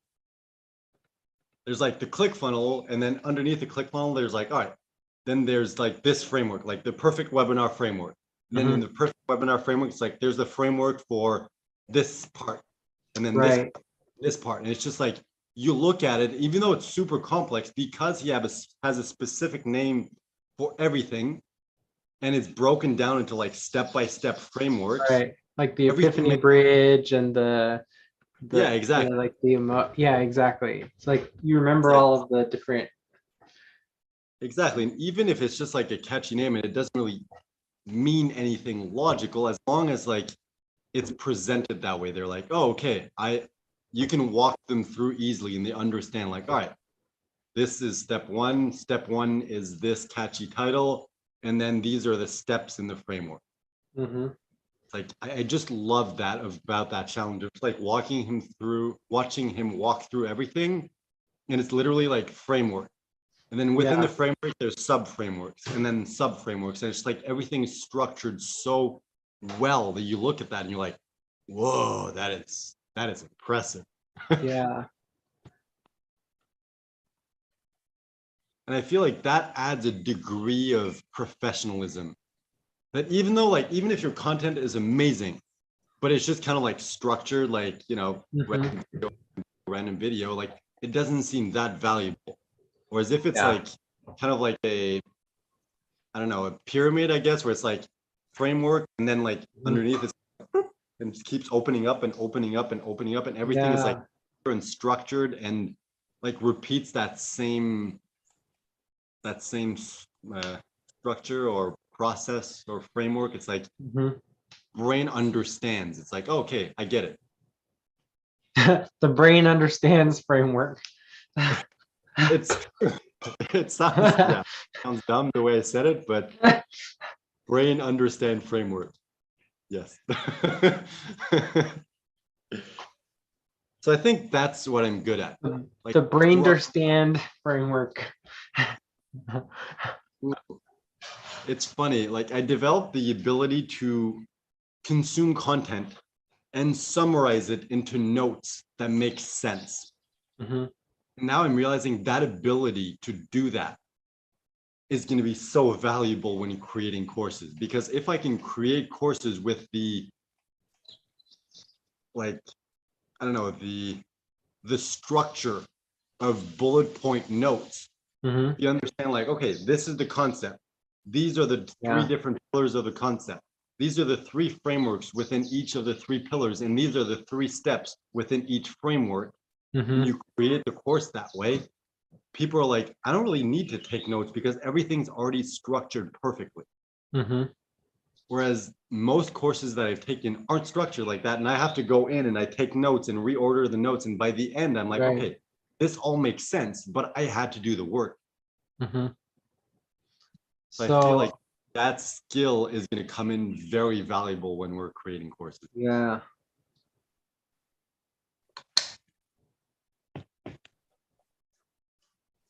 It's kind of funny. So I guess that would kind of make you the writer, and I would be the editor. So you're kind of like crazy creative, you're passionate, you're the expert, you're like, this is everything that I know. And I'm like, all right, let's take that, let's condense it, let's break it down into logical steps so that people can understand it and enjoy it. And it's like, I couldn't do that without you being the talent and actually providing all that content.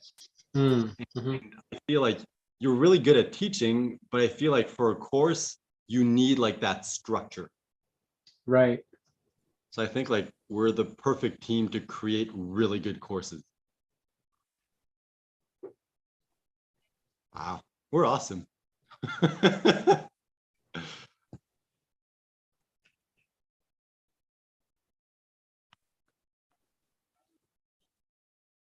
Yeah, this is really cool.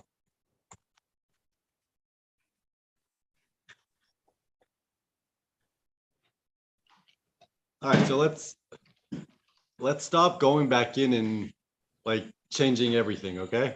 I think this version is very good and we should just kind of like finish this out and go with. Okay, so I think my brain is done for the day. Yeah, I think you've deserved a break.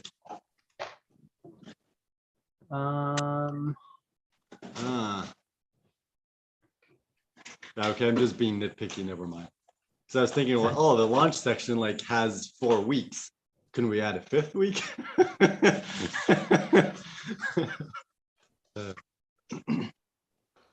But I think like that structure only holds to a certain degree. Like we shouldn't inflate the course with useless stuff just to fit in that 5-part framework, you know? It's like if there's just 4 weeks, like whatever, who cares?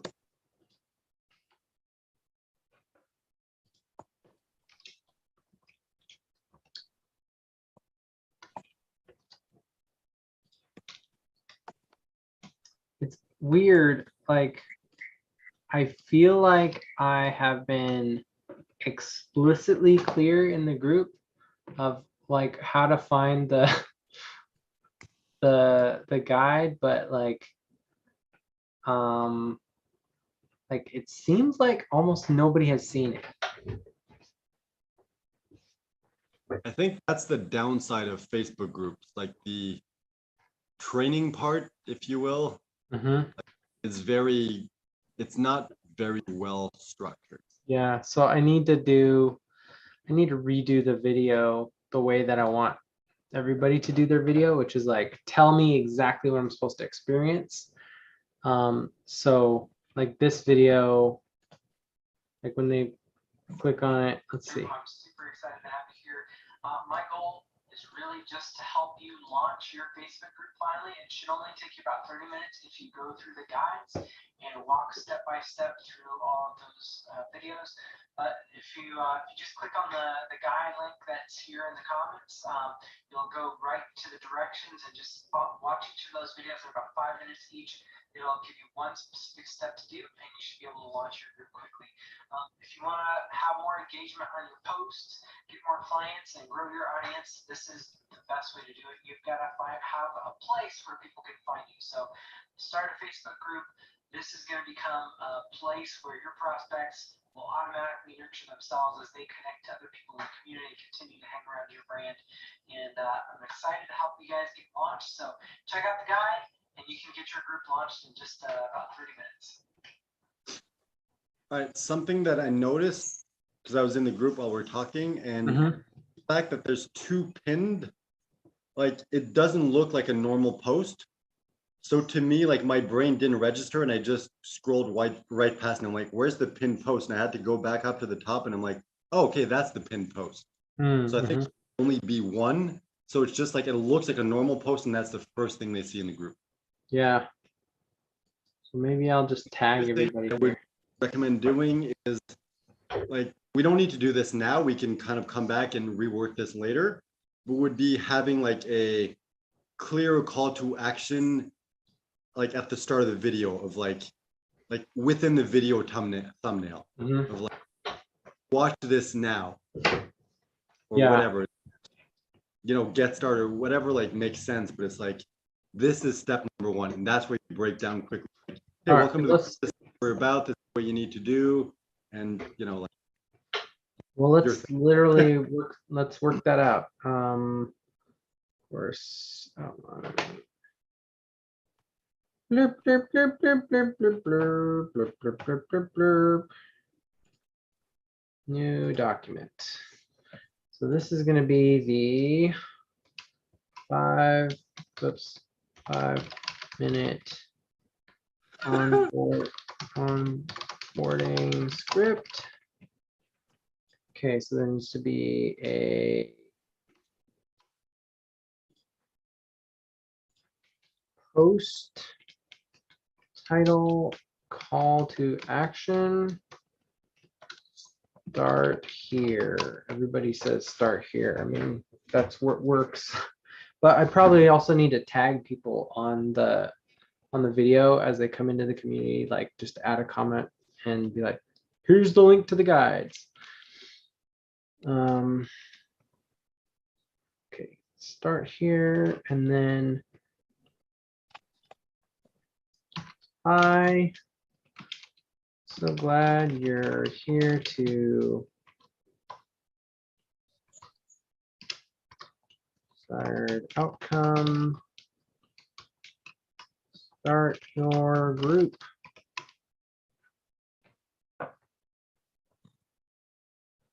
Wait, let's see. What do I actually say? Launch your group in 30 minutes.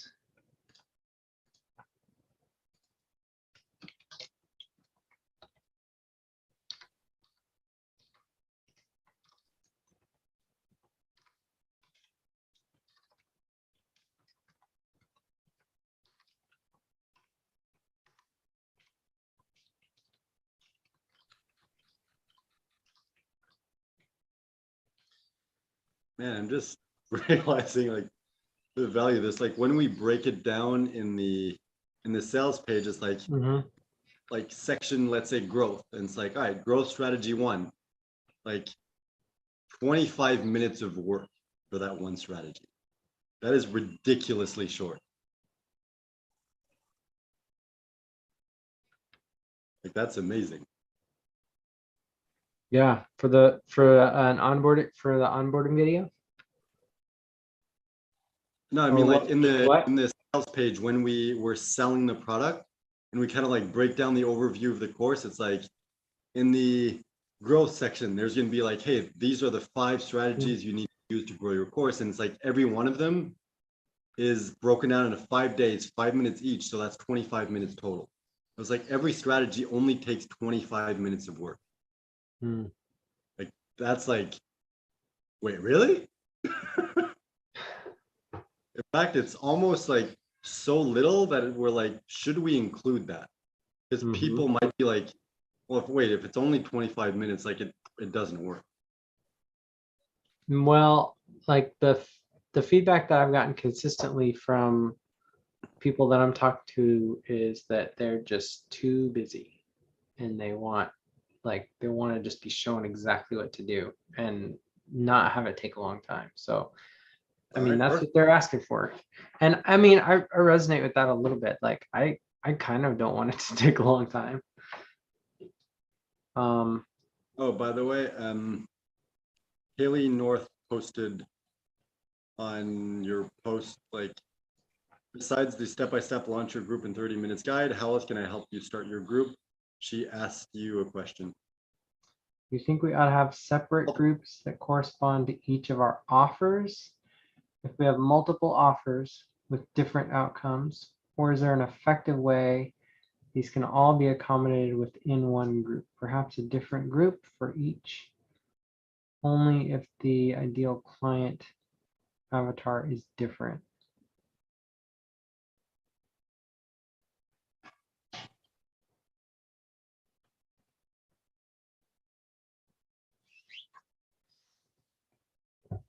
See, that makes me feel like she's not really my ideal client because she doesn't understand.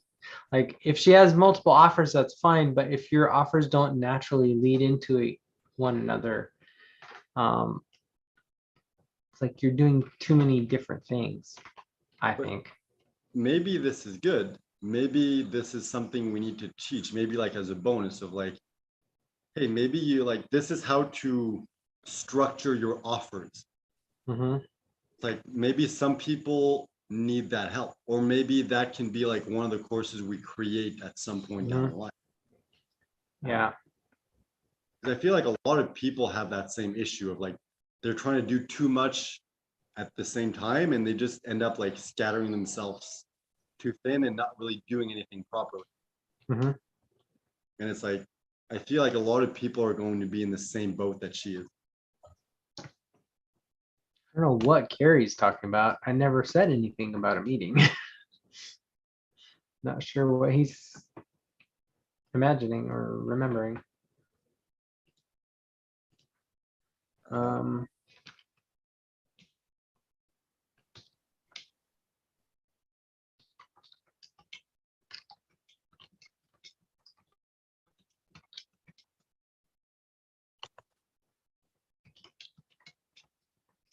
Oh, we definitely have Haley and Carrie who seem to be interacting. That's good. Yeah.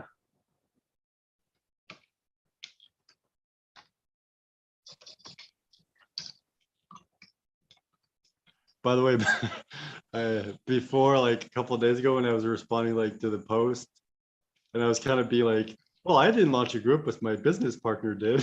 I was like, doing this is fun.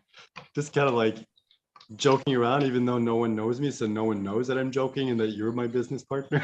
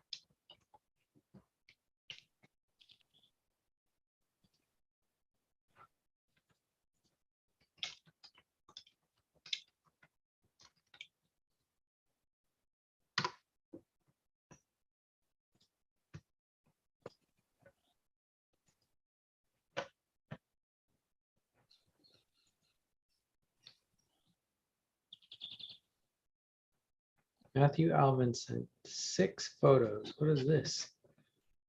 Oh.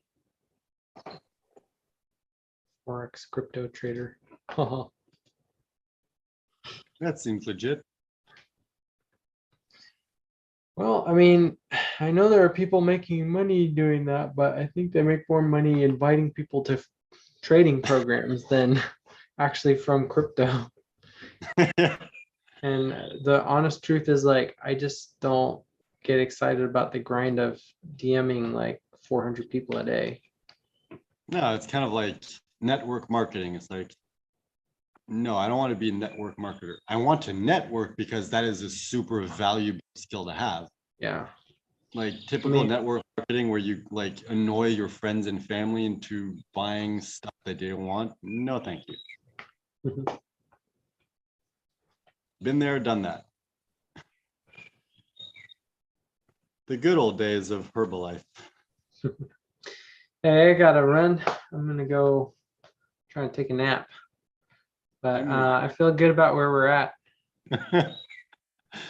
Yeah, me too, man. So yeah, Tomorrow it took all day, but tomorrow I'm going to be traveling, and Saturday I'm not really sure where I'm going to be or what the plan is, and we don't usually talk on Saturday. So if you want to have time in the next few days, you can kind of go in, and if you have like ideas, because I think like if we can come up with 5 strategies to grow the group and 5 strategies to monetize their group, that would fit within the 5 framework, and it's like fleshed out enough that they have options, but not so overwhelming that they're like, I don't know what to do. Yeah, I don't. Like, I don't think I'm gonna build out any more in the course stuff unless people ask to see it. But I think having squished everything down to like, you need 2 main things. You need like to build the culture with your content, and you need consistent content. If you don't have those 2 things, your group's not going to be simple enough to run in just a few minutes a day. And like, if you're not inviting, your group's not going to grow. So you need to start inviting to model to your people what that looks like, so that then you can delegate that onto them and then have them invite on your behalf. Like, it's all the stuff that you don't want to do in your business. You find a way to make it valuable so that the community does it for them, not for you. Yeah, I feel like if, like whatever structure we end up going with, it's like if we haven't out enough that we can just mention it by name in the sales page, then it's like we're kind of like selling. It's like, hey, in the grow your group, these are the 5 strategies. So it's like, use your existing list, use other people's group. So it's like we just kind of like share the overarching strategies. They understand like, okay, some people might buy it of like, I just need that one strategy. Yeah. So by having it in the sales page, I feel like that's going to be valuable. Yeah. Yeah. Yeah, Haley's given me some good feedback, and I'll kind of rework the copy, and I think the page that I started building talks more about the free offer than anything else, and I need to make it more adjusted to the course. Anyway, I mean, so this is good copy for like few days. What's that? Do whatever feels right in the next few days. Sounds good. I think I'll have some fun with it, because I think I have, now I know what the product is well enough that I can construct a copy, and like it's one thing to like what we have here is like the bare bones of like, we're talking about what they want, but like I can like tell stories now and kind of insert like some emotional, like this is what it's gonna feel like, and this gonna, so I think I can build it out in a way that's real compelling. But we'll see. We'll see. We'll see if anybody buys it. YouTube channel. Do you remember the name?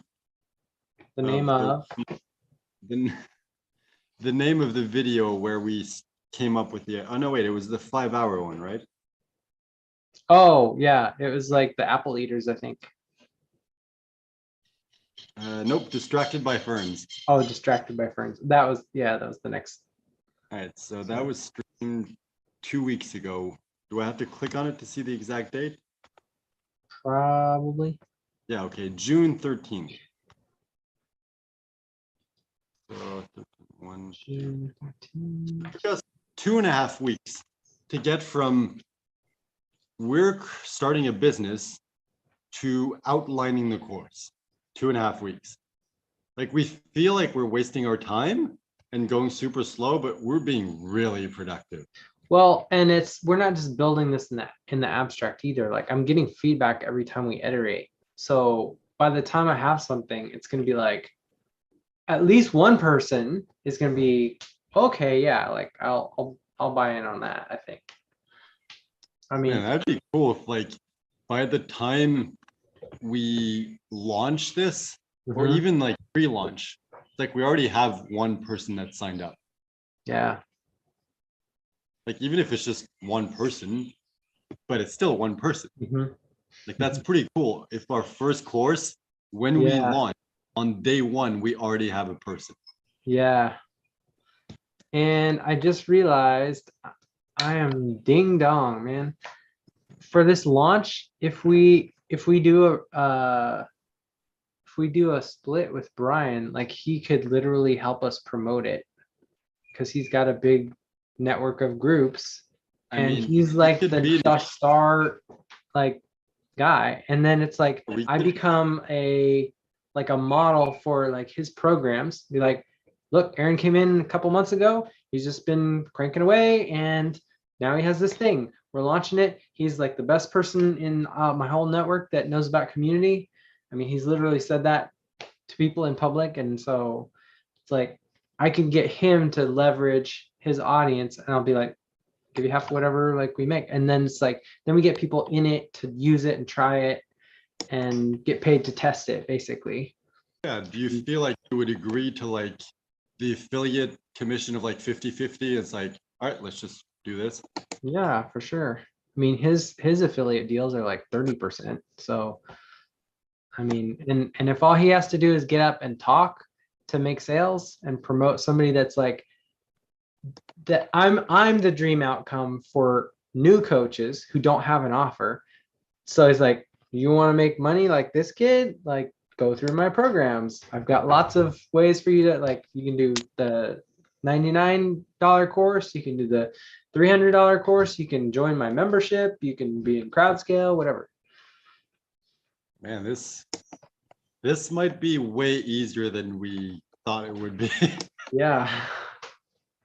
In fact, I might actually send him a message and tell him I'm working on I'll bounce this off of the few people that have actually expressed interest in it. See if I can get some kind of some early yeses, and then I'll go to Brian and be like, I've got people buying this. Would you be okay promoting this to your network? And then we can you know, get some curiosity generated for because he even has the thing that he was gonna do. So Actually, I'm realizing I might have like a few people in my friends list that I can reach out to once we launch and just be like, either they have a community or reach out to people who are like coaches within the same community of like, hey, we just created this program, we're about to launch it. Do you know anyone who's like who has an audience that could benefit from this? nice. 'Cause I'm thinking, like, Yeah, I feel like we're gonna learn a ton. Well, Like every time we go to people's audience and promote, I feel like we're gonna get it like just the sales pitch and the talking about it and the stories and stuff just down a little bit more. but I feel like people like Tyson Sharp, are you know? Mhm.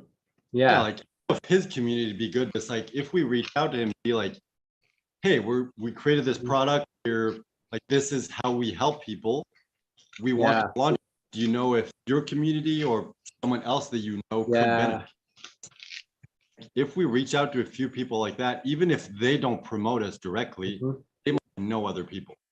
Yeah, for sure. And I could go to Matt and Lou's Like I was in their paid, like their expensive paid Yeah, sure. program, and I'm they've got also a. I haven't communicated with them with her recently, but Mhm. yeah, could definitely reach out. So yeah, I feel like we feel like, oh, we need to network a lot, but We've it's been like networking for we already ages. have a bunch of people. We have a don't- whole bunch of people who trust us and who like we've been helping along the way. So now that we have a thing, like people should be excited for us. I mean, I think honestly, like we can do a warming sequence of, hey, we're really excited. We've been working really hard on this thing. We'll tell you more about it, but it's like, hey, we just did the math. Oh, dang, we've already put in 70 hours this last 2 weeks. Just, putting this together. We're super excited. Man, this is cool. This is going to be really interesting. It's like this may be our first experiment in like pulling something out of floaching into like place where other people can see and touch it. And I feel like if we just reach out to everyone in our network that is within the coaching or entrepreneurship realm, Yeah. and if they don't have an audience, we're just like, hey, we created this course, like we're really excited, we've been working really hard, we're looking to help as many people as we can during this launch period. Do you know anyone who has an audience or anyone who might be into it? Yeah.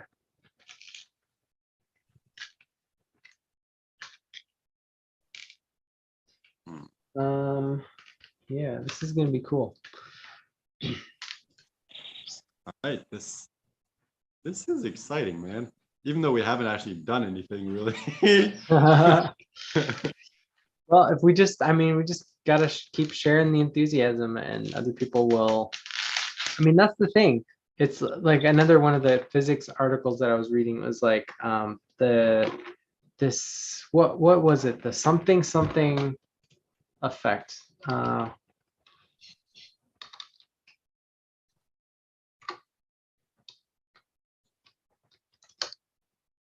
What was that called?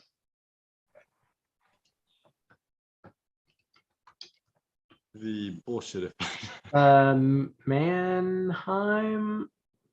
No, it's not the Mannheim.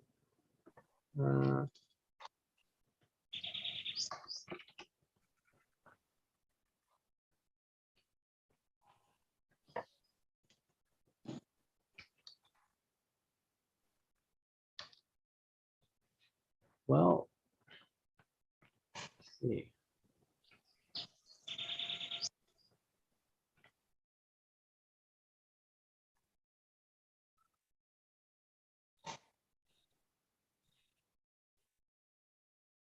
All right, there's another guy who I haven't spoken to him that many times. I met him through Tyson's group. His name is Dan McPherson. Go ahead. And last year, like no, start of 2020, I think, or no, 2021. Anyway, I forget. He was like about to launch like his new business that he recently started. It's like, my goal is to get to 1 million recurring in a year. And he's like, I'm doing a challenge and I'm sharing publicly everything that I'm doing. And like, unfortunately, he like got sick. So I'm not exactly sure what happened with that. But it's like he has a course, like a suite of courses. And it's like he's very successful. So I'm pretty sure that if I reach out to him and explain like, hey, we created this, would your audience be interested? Or if not, do you know anyone who might be interested? Like, I think him and Tyson would be the two best connected people that I have in my network at the moment. Also, maybe Lee Hicks. We'll see. Anyway, this is good. Nice. Well, I'm excited. Thanks, Me man. too. This has been awesome. Thanks for doing all the work. Yeah. Well, I honestly, I feel like you could productize this. It's like for the right people, it's like I'll sit with you and I'll be your whatever you call it, like accountability, get crap done person. It's like my job's not to work. My job's to watch you do it. But like I've already done so much more than I've ever done by Dude. myself. This is the Aaron effect. You know, when I send you a voice message and it's like, I have this idea, I don't know if I should do it. And by the end, I'm like, crap, I got to do this, don't I? This is the effect that's being reversed on you. Like the mere fact that I'm here, present, makes you. Yeah. Yeah. So it's like my effect on you is like clarity or like Yep. self-reflection. And your effect on me is action. It's like Right. that's the core component of like who and what we each are. And it's like just being in proximity allows us to like tap into that energy. That's the together- Van der Waals effect that I was looking at yesterday. No wonder we're like building this business so quickly. Like by combining those two skills and those two effects that we have on each other, we become like one normal productive person. Oh, yeah. You're absolutely right. Like yeah. So if the male and female are like required to kind of create human biology, it's like there needs to be clarity and then action in order to manifest something like conceptual into reality.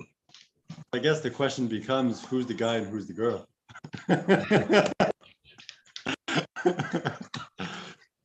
The business is the. You know what? I think I should get a haircut just to be on the safe side. You know, shorten the It's the baby. The baby's the girl.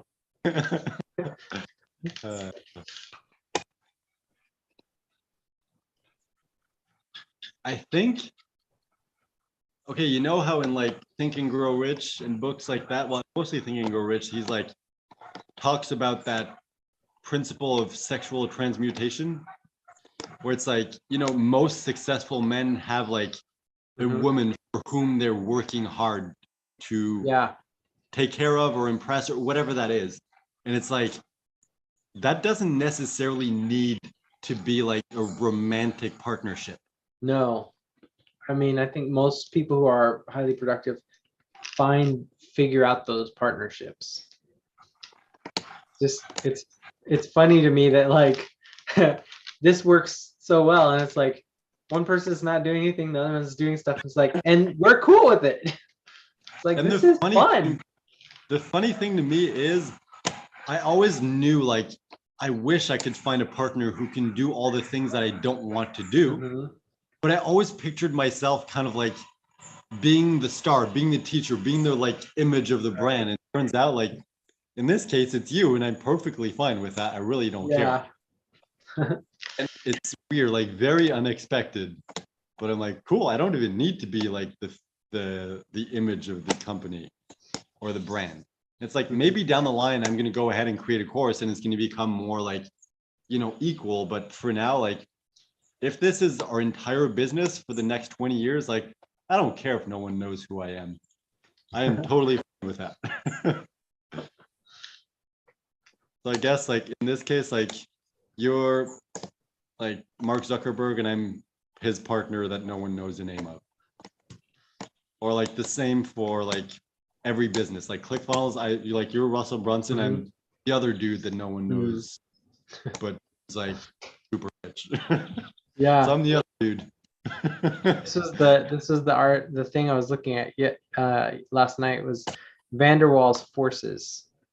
So it's basically when atoms come within like a really close proximity of each other, there's a very weak force that's a slight interaction that creates polarity and then a slight attraction. So it's like they're just individual units, but then as soon as they come close enough and share space, there's like a low level sympathetic resonance or empathy that happens that all makes the atom's nucleus shift into like a polarity. So you're going from being an insulated island that can't do anything to now you're conducting energy. But it requires like being in proximity with somebody else for that effect to come into play. Okay, what you just said made me realize that, you know, we humans are exactly the same, which is what we've been talking about, but it's like we have dormant potential within us that can only be activated by a certain type of other person. And if you find that other type, you're going to activate each other and you're both going to rise to far higher levels than you would by yourself. And it's like, you can try accessing that by yourself. You're going to keep struggling and struggling. Whereas if you're with the other person, their mere presence triggers that in you. Dang. And that just like makes it easier, more fun. And it's just like so much more productive because you don't have to try to force it. It's like by being next to that other person, that part of you is activated. Dang. That's so powerful. Yeah, and I think that's really the power of partnership. I absolutely agree. Dang. Wow. I guess that's why networking is so powerful, because it's not about what the other like the value the other person brings. It's what their presence like ignites and turns on within you. Right. So it's like, yeah, okay, if we became friends with Russell Brunson, like, yeah, okay, he has a bunch of connections and we can learn a lot from him. But it's like, what would being friends with him trigger within us that would make us a better person? I think that is the true value of networking. Yeah. Wow. Ooh. This is giving me chills. It's awesome. Man. I'm just wondering, like, if we can understand how this works and we can figure out like what type of person activates what part of us, we can figure out like, all right, I need 5 people, these 5 different types of people in my life. And as long as I have those 5 types of people, I'm going to be fully activated and I can do anything that I want. Holy shit. Okay, so there's something really peculiar about 3. Here's my suspicion is you and I work really well because we both can speak the language of heart, which is like we kind of sense when something is there. And it's like that's that thing that like if you only operate off of logic, you're not going to see around the corner to what that thing is. But you and I both kind of have that shared thing, so we can transmit stuff back and forth. But you primarily live in the action domain, and I primarily operate in like the trying to understand. But because we have that shared common point, like we can talk. So if we got somebody else who's or maybe my space is primarily heart space, I don't know. But if we got somebody else that's like the feelings, the thoughts, and the actions, it's like, and then we get those 3 people talking, we're like actually synergistically working together. Like there's something weird about 3.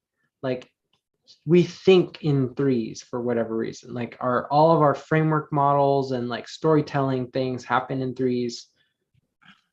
I mean, that's why love triangles work out so well. But yes, I see what you mean. Like as you were describing that, I'm like, I was just like, that sounds amazing. Like those 3 people who have those 3 different things that kind of like come together and activate each other. And it's like, no one has to try to do anything. It's like just talking. It's like, oh, this, and then, oh, that. And so it's just like, everything kind of like comes together magically. Oh my gosh. No, we've already done it. It's just instead of investing in an idea, the thing that the 3 people are focused on and doing together is observing the last one of us in the mastermind. So instead of it's like this theoretical thing that we're building or creating and spinning up, it's okay, this thing that we're observing and unpacking and understanding, it's actually here. It's a real person. It's not just theoretical. But like that's why all of us were able to like shift and move so quickly, and we were all in the same like space. So if you had, instead of focusing on like, oh, what's going on in your life and what's happening with your belief systems and like that kind of stuff, it's like you're like, all right, here's the money maker. We know it's close. Like, what are the things that we're not seeing? And like everybody's paying attention to the idea and to the business, and we're just constantly like cycling that energy in a spin cycle, the same way we had the mastermind. If we can find a way to make it highly valuable to people to come into this program like in threes, like to do it, like either group them up in threes, or I don't know if that's too much to ask and too much to educate people on, but like if we could do that and sort of like accidentally create like half of the groups, like half of the students are in cohorts of 3. I don't think we need to do that. Probably not. The answer to this is we already have 2 parts. There's you, there's me. The missing part is the client. If we find someone who represents the ideal client, we work with them, brainstorm with them, strategize with them, come up with a course, be like, hey, you're getting all this value for free. We just need your feedback. We need you to help us work with us. So like we create the product, and the product is going to be exactly what that third person, that 1/3 of the trio needs. Yeah. And the other 2 parts are you and me, which is by creating the course, those parts are going to be integrated into the course. What you're missing is that third part, the client. So if we can find that one ideal client and work with them to create this, this is going to be like unstoppable. It's Jessica. Is it? Maybe. I don't know. I feel like she's very busy and she wouldn't have time for this. Yeah, I also feel like there's some sort of like, this feels like it's sort of like she would be interested once it was a proven thing. It's like if other people are getting results, and be like, oh wow, like maybe I should like see what you guys are doing. But yeah, I feel like we don't need to force it. It's probably going to happen by itself. I think the understanding of this, like power of 3, and it's like third part is the client. I need to go back into Bobby's Facebook group again, because they have a big audience and they should be making more money they should be making more progress in their business than they're making. And I think part of the problem is literally what this solves, which is crystallizing the focus of what it is they're doing for people. Because Bobby, it speaks so opaquely. Like, if we can build something that works for Bobby, it should work for a lot of people.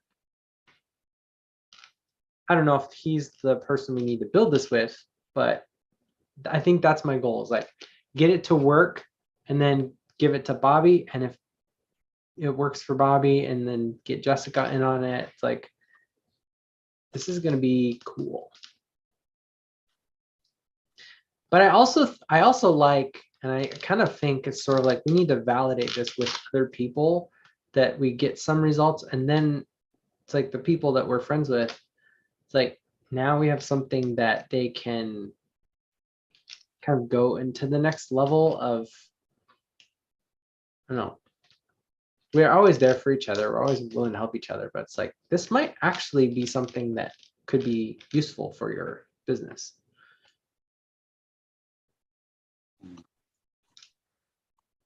All right. I just think like if I can get enough of this done to where running it actually is just a few minutes a day, like I'm really interested in digging a lot into traffic strategies to figure out, like, is the next best thing like hiring a team of VAs to help grow people's groups, or is it like now we need to really crack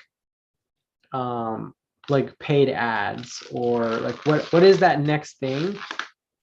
Because if we can get some sales and then we just put a little bit of that back into some sort of growth strategy, I mean, beyond kind of what we're going to do, because you can only invite so many people a day, but I don't know. We don't need to worry about that just yet. All right, I really need to go. I got to go to the bathroom. Yeah, me too. Especially All right. after I'm like, I gotta pee really bad. Well, we'll see you later. All right, I'll let you know where I end up. Take care.